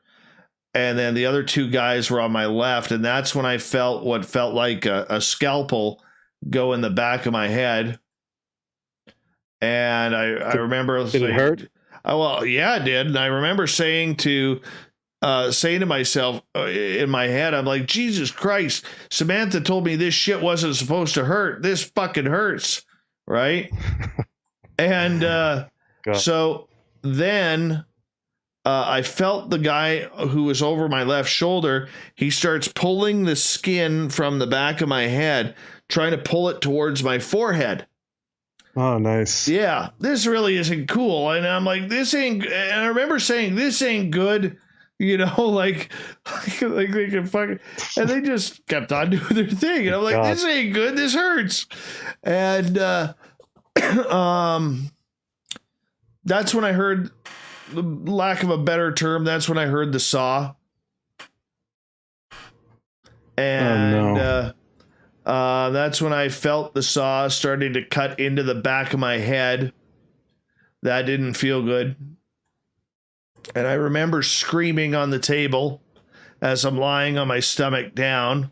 And then all of a sudden, it was weird, man, because Samantha's voice popped into my head and she goes, Dave, it doesn't hurt. And, oh no, it was Dave, remember, it doesn't hurt. It's all in your head. And the minute I heard that, all of a sudden, dude, everything turned ticklish. Everything. And I feel the second guy, so the one guy's holding onto the skin on the top of my head. The second guy he's like trying to get his little fingers into my skull to pull the back of my skull up. Okay. And the other guy, I could feel him trying to jam something into my head. Okay. So I know now what's going on. They're implanting me. Right. And I'm like, okay. And all of a sudden, and this is where it gets funny, and Lorian Fenton kills herself laughing every time I tell this story, because this is where it gets kind of funny. All of a sudden, Joe, you know when you're at a club, okay, and I realize you're like 74 years old, so it's been a while, okay? Oh, I hate clubs. Anyways, you know when you go out for beers with your buddies over the years when you're younger, and the last thing you want to do is break the seal, as much as it hurts your stomach and your bladder that you got to pee so bad, but you hold it and hold it and hold it. Because you know that the minute you finally do take that piss, you're going to be running to the bathroom like every 7 minutes. Right. Okay. That's what it felt like as I'm lying on the table. So these guys are trying to get this shit in my back of my head. And now I got to piss. And I start yelling at them through the donut. I said, you guys got to hurry up and get me back. I said, I'm going to piss all over your table. I said, I don't want to, but it's going to happen, man. It's going to happen. I said, I got to pee bad. You got to get me home. And all of a sudden they started I could feel the panic in their movements because they knew I was with it. You know what I'm saying? Next thing I know, I wake up face down in my pillow, like face down, like not my head to the side, face down in my pillow. I'm on top of my blankets, and my head, the back of my head, I grab the back of my head, and my head is just thumping. You know, like somebody just took a baseball bat to the back of my head. That kind of pain. And I ended up running to my bathroom, and I stood there, man, for like 3 to 5 minutes having the best piss of my life. Honestly. Okay. And so who was with you in the bed? Somebody was in the bed with you? My partner. She was sleeping. Does she remember? No, she she was sawing logs. And so woke up the next morning, told her what happened. My head was sore. Told her what happened, and that was that. Let's see and now they look like the typical grays, the three of them. No, they look like. See if I can find one here because it's a pretty common picture on. Yeah, if you find a picture, did Samantha ever tell you what she thought the first group, why they were here, like what are they doing here, like what are their goals, or anything like that? No. I'm looking for one specific picture here.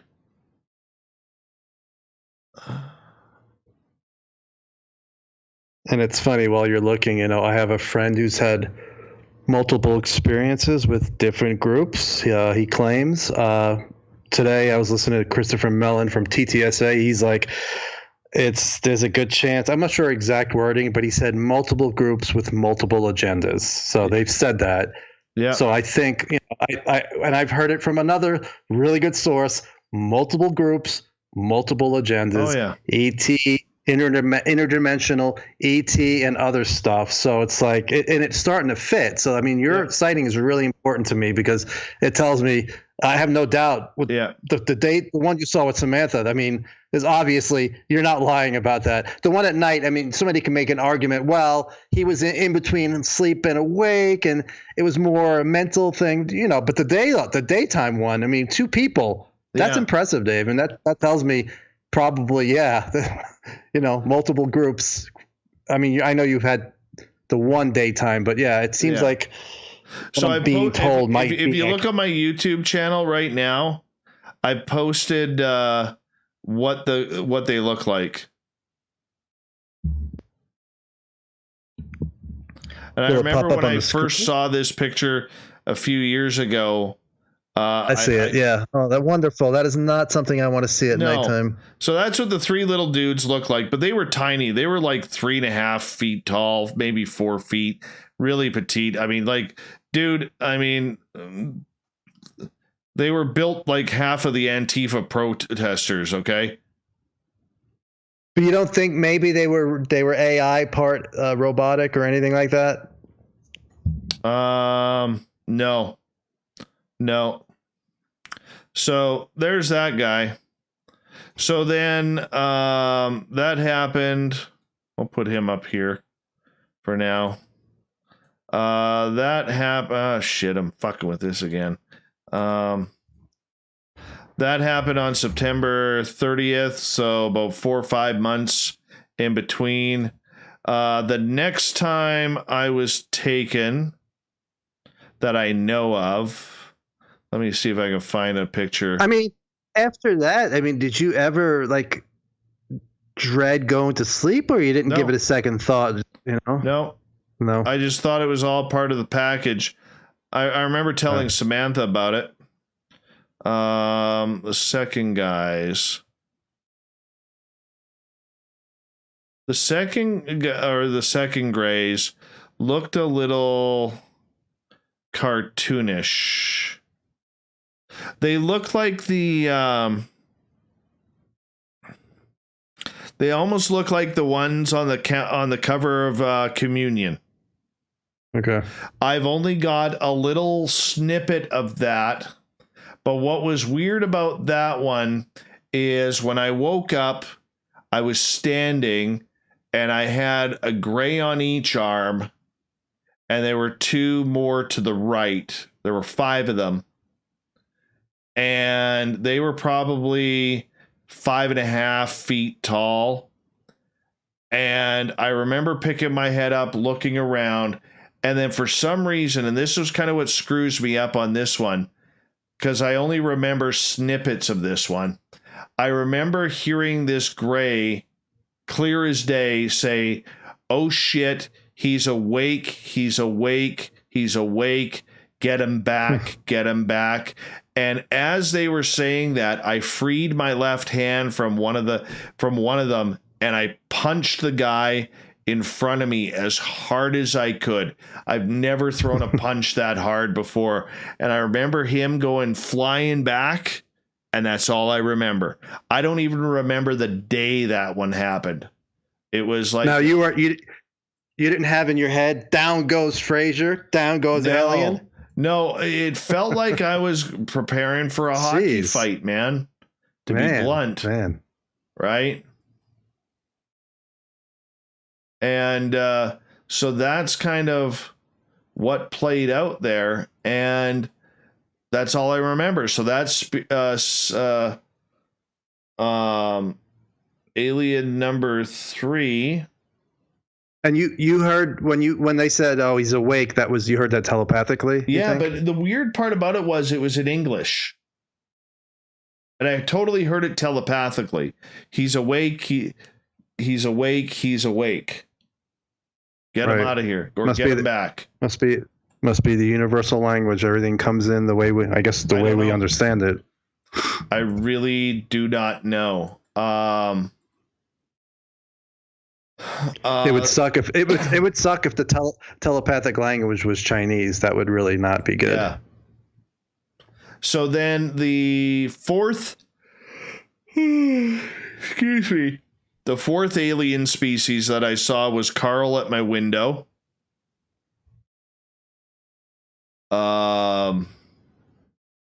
See if I can find a picture of Carl here. Have I ever showed you the picture of Carl? No, all of this is new to me, except the only other one I heard was a daytime encounter. So all of this is new to me. I'll get a picture of Carl here for a second. Why is that what he called himself, or is that what you called him? No, that's what I called him. He needed a name. Any names for the other ones? No. Carl happened on April 20th, 2015, when I was broadcasting. I was doing a show. I used to only be a 2-hour show, and I was broadcasting at 10 o'clock. My guest that night was a gentleman named Harvey Kraft, who we were talking Buddha, of all topics. And, excuse me.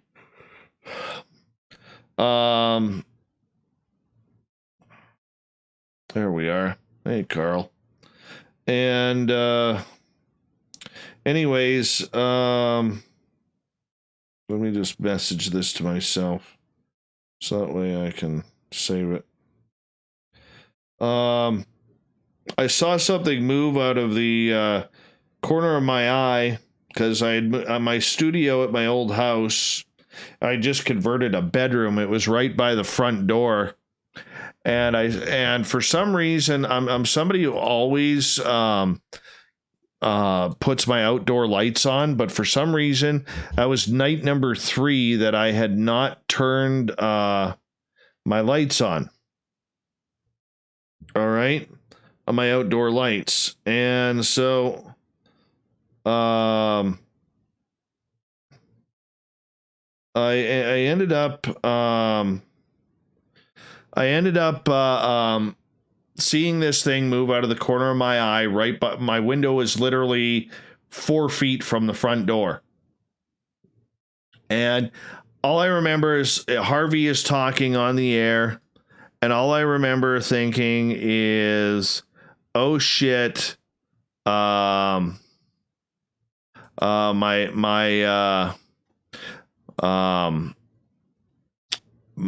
door's somebody's gonna knock on my door," because it was never an issue with people coming over at strange hours. At my house, we always had friends coming over at weird hours, and that was cool with us because we always wanted to have one of those communal type houses, not in a hippie sort of way, but just everything. So all I'm thinking is, shit, my dogs are going to bark. Somebody's going to ring the doorbell or knock. My dogs are going to bark. And I have this one dog at the time. She's now deceased. That, you know, a crosswind was 25 minutes worth of barking. You know what I'm saying? Yeah. And, yes, I do, because I have a dog like that too. And so, anyways, there was no barking. There was no barking whatsoever. And if you look at the YouTube channel, I got a picture of Carl up. It'll be there in a second. Okay. And so at about 10:17, I put my microphone on mute and swivel my chair to my left to look out the window. And when I knew there was something standing in front, kind of in the darkness on the left of the window. And when my eyes focused, I saw the two big black eyes and saw the head, and there was an alien gray standing there staring back at me. Yeah, So, I see him now. If you look at the photo here, this is the closest one I've been able to find. Okay, that's Carl. The difference between it, Carl doesn't have the penis line going through the top of his head. Okay. And Like the picture, you mean? But he had the chiseled features. He had the chiseled features around the eyes and the cheeks. Now, see how tight the eyes are? Like, if you look at the eyes are really tight towards the nose. They're really sharp, slanted. That's yes. The eye. Reverse the eyes so that sharp slant is on the outside and it's more rounded on the inside. Okay. So that's kind of the best picture that I have seen of Carl. Still would not be happy seeing that in the middle of the night anywhere. I'm sorry. I'm a chicken. So now I'm 4 aliens in now. Okay. Now the 5th alien I saw was my first time. I'll see if I can find a picture of him. I've never been successful in finding a picture of him. Are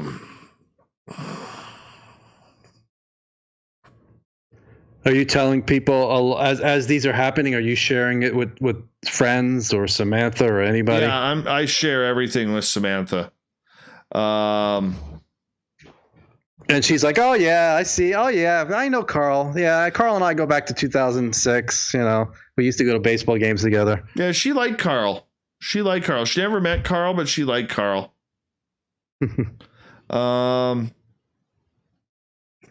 I will definitely have to check out her website and see what she has to say, because I am skeptical when somebody says they're an ET contactee, but now it's like I said in other places, the last month my mind has opened a lot, and hearing your experience really helps a lot.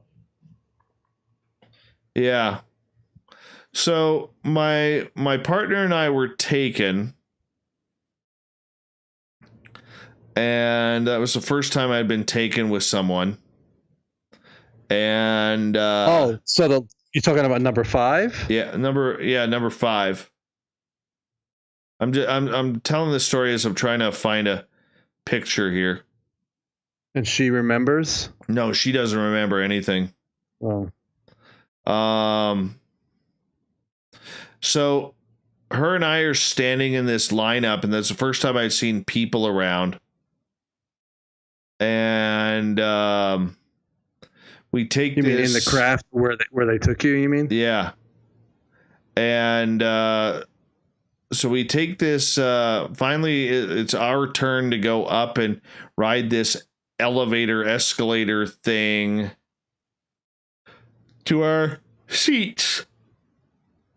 And I get off it first, and she sits on my left, and our feet are kind of sitting there dangling as we're looking down at what appears to be a stage, and there's all these pods. And there's people in each pod just like we are.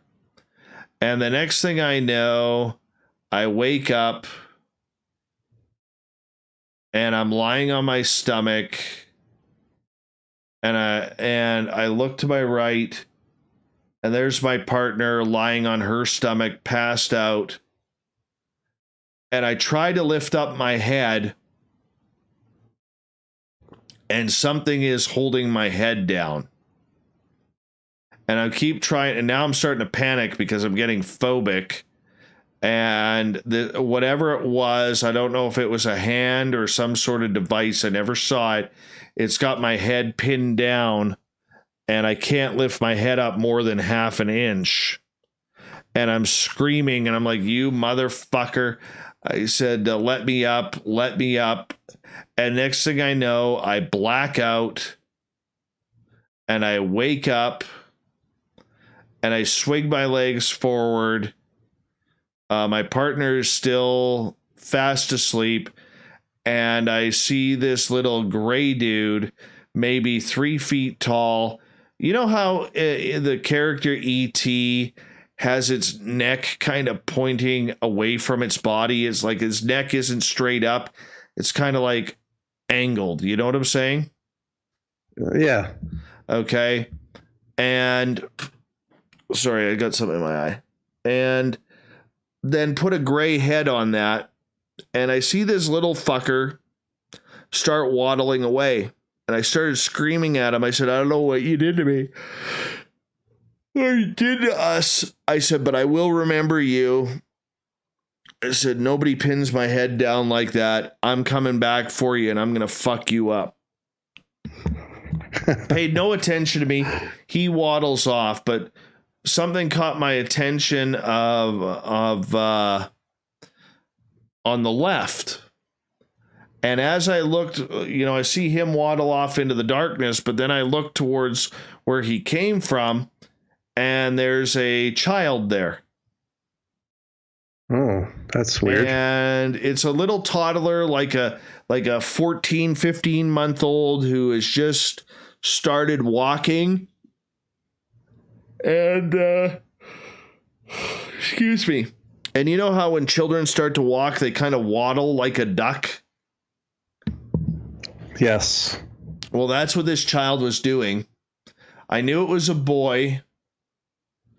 And what weirded me out was on that child was the diaper. The diaper was glowing luminescent green from the top to the bottom. And at the bottom where the genitalia would be, it was black, but emanating from that black area of the diaper, there were like black and luminescent red veins running through the diaper. Jeez. And this toddler followed that gray out. And as mad as I was in seeing at whatever that fucker did to me, immediately I felt confusion when I saw the toddler. It was like instant confusion. Yeah. And I can imagine. It really kind of messed with me. Because all of a sudden I started wondering, holy shit, is this hybrid thing true? And if it is that one of mine? Is it someone else's? Why is that child following that extraterrestrial? You know what I'm saying? That's the first thing I thought when you said there was a child there. I'm like, is that Dave's? I don't know. I do have a friend who had semen taken repeatedly, and that's been reported, but you don't have any memories of that happening, right? No, not at all. I do think, I'm not sure if that's legitimate, but if it is, it's another thing we're going to have to explain to humanity that they're going to have a problem with. Yeah. So that was the last extraterrestrial I saw, albeit it could have been a dream state. It could have been a nightmare. I don't know. But that being said, that's what I saw. So, next time I was taken, I didn't. But that last one is the only one where you thought it was dream state. Everything else you felt was a waking state? Yes. Okay. I think I call it a dream state, Joe, just for my own sensibility. Right. I understand. Yeah. So that's kind of where I get that from.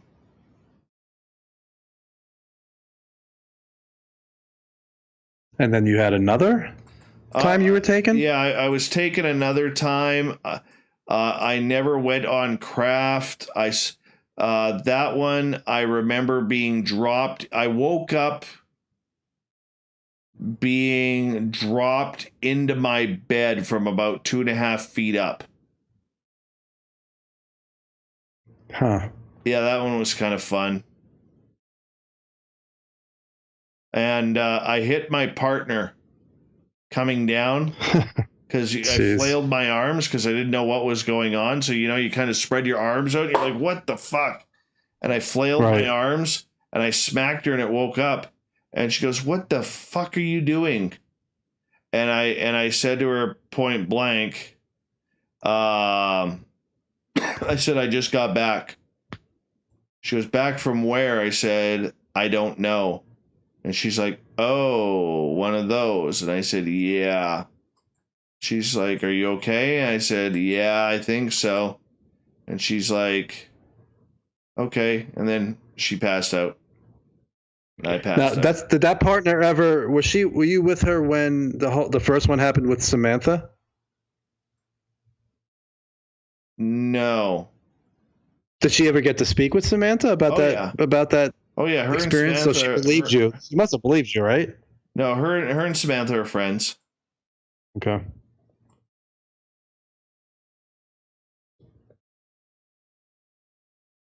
And that was the last one you remember? Yeah. I got taken one other time. I had a weird dream one other time that involved a UFO, but that story's just a little too whack, and I don't quite understand that story yet.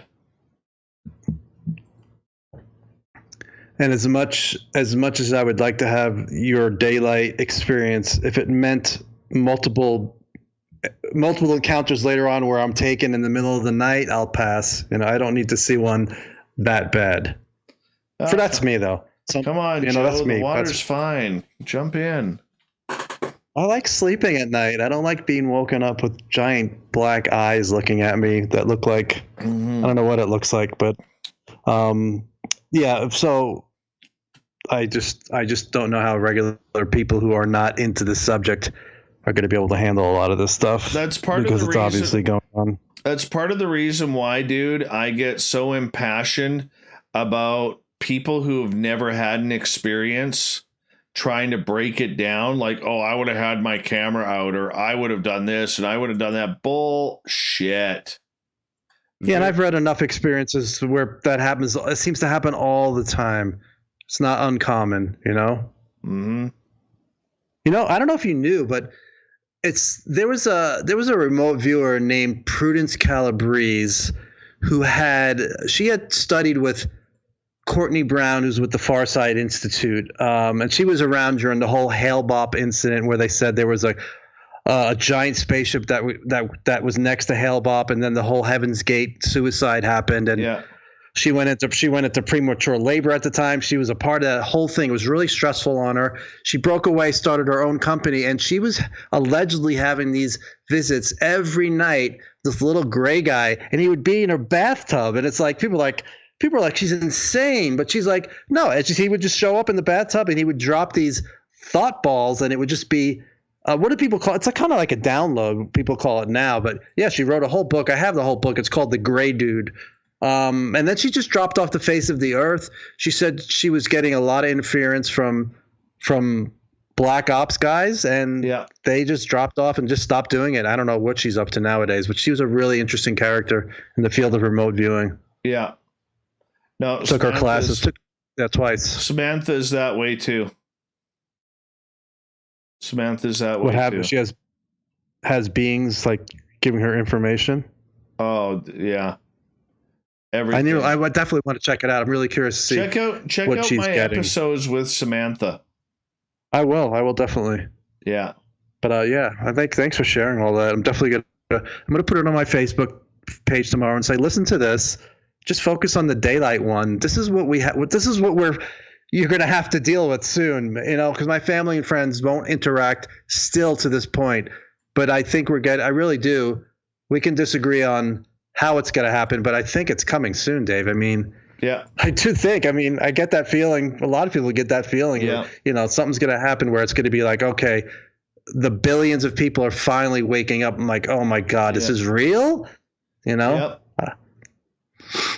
Anyways, hey Joe, you hold on a second. I gotta, in my YouTube crowd, I know you guys have been awesome tonight, but I am like literally having to go to bed here because I gotta work in the morning. I'm gonna try and get Michael W. Hall's audio fixed for Sunday. I apologize that it's been so shitty. I'll be talking to Michael about that.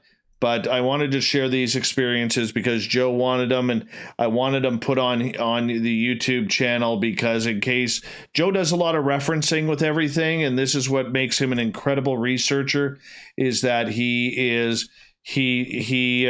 literally writes everything down, and he tries to find parallels between other cases, and that's what I really admire about him. So I'm going to let you guys go. Thank you for sticking around so we could do this.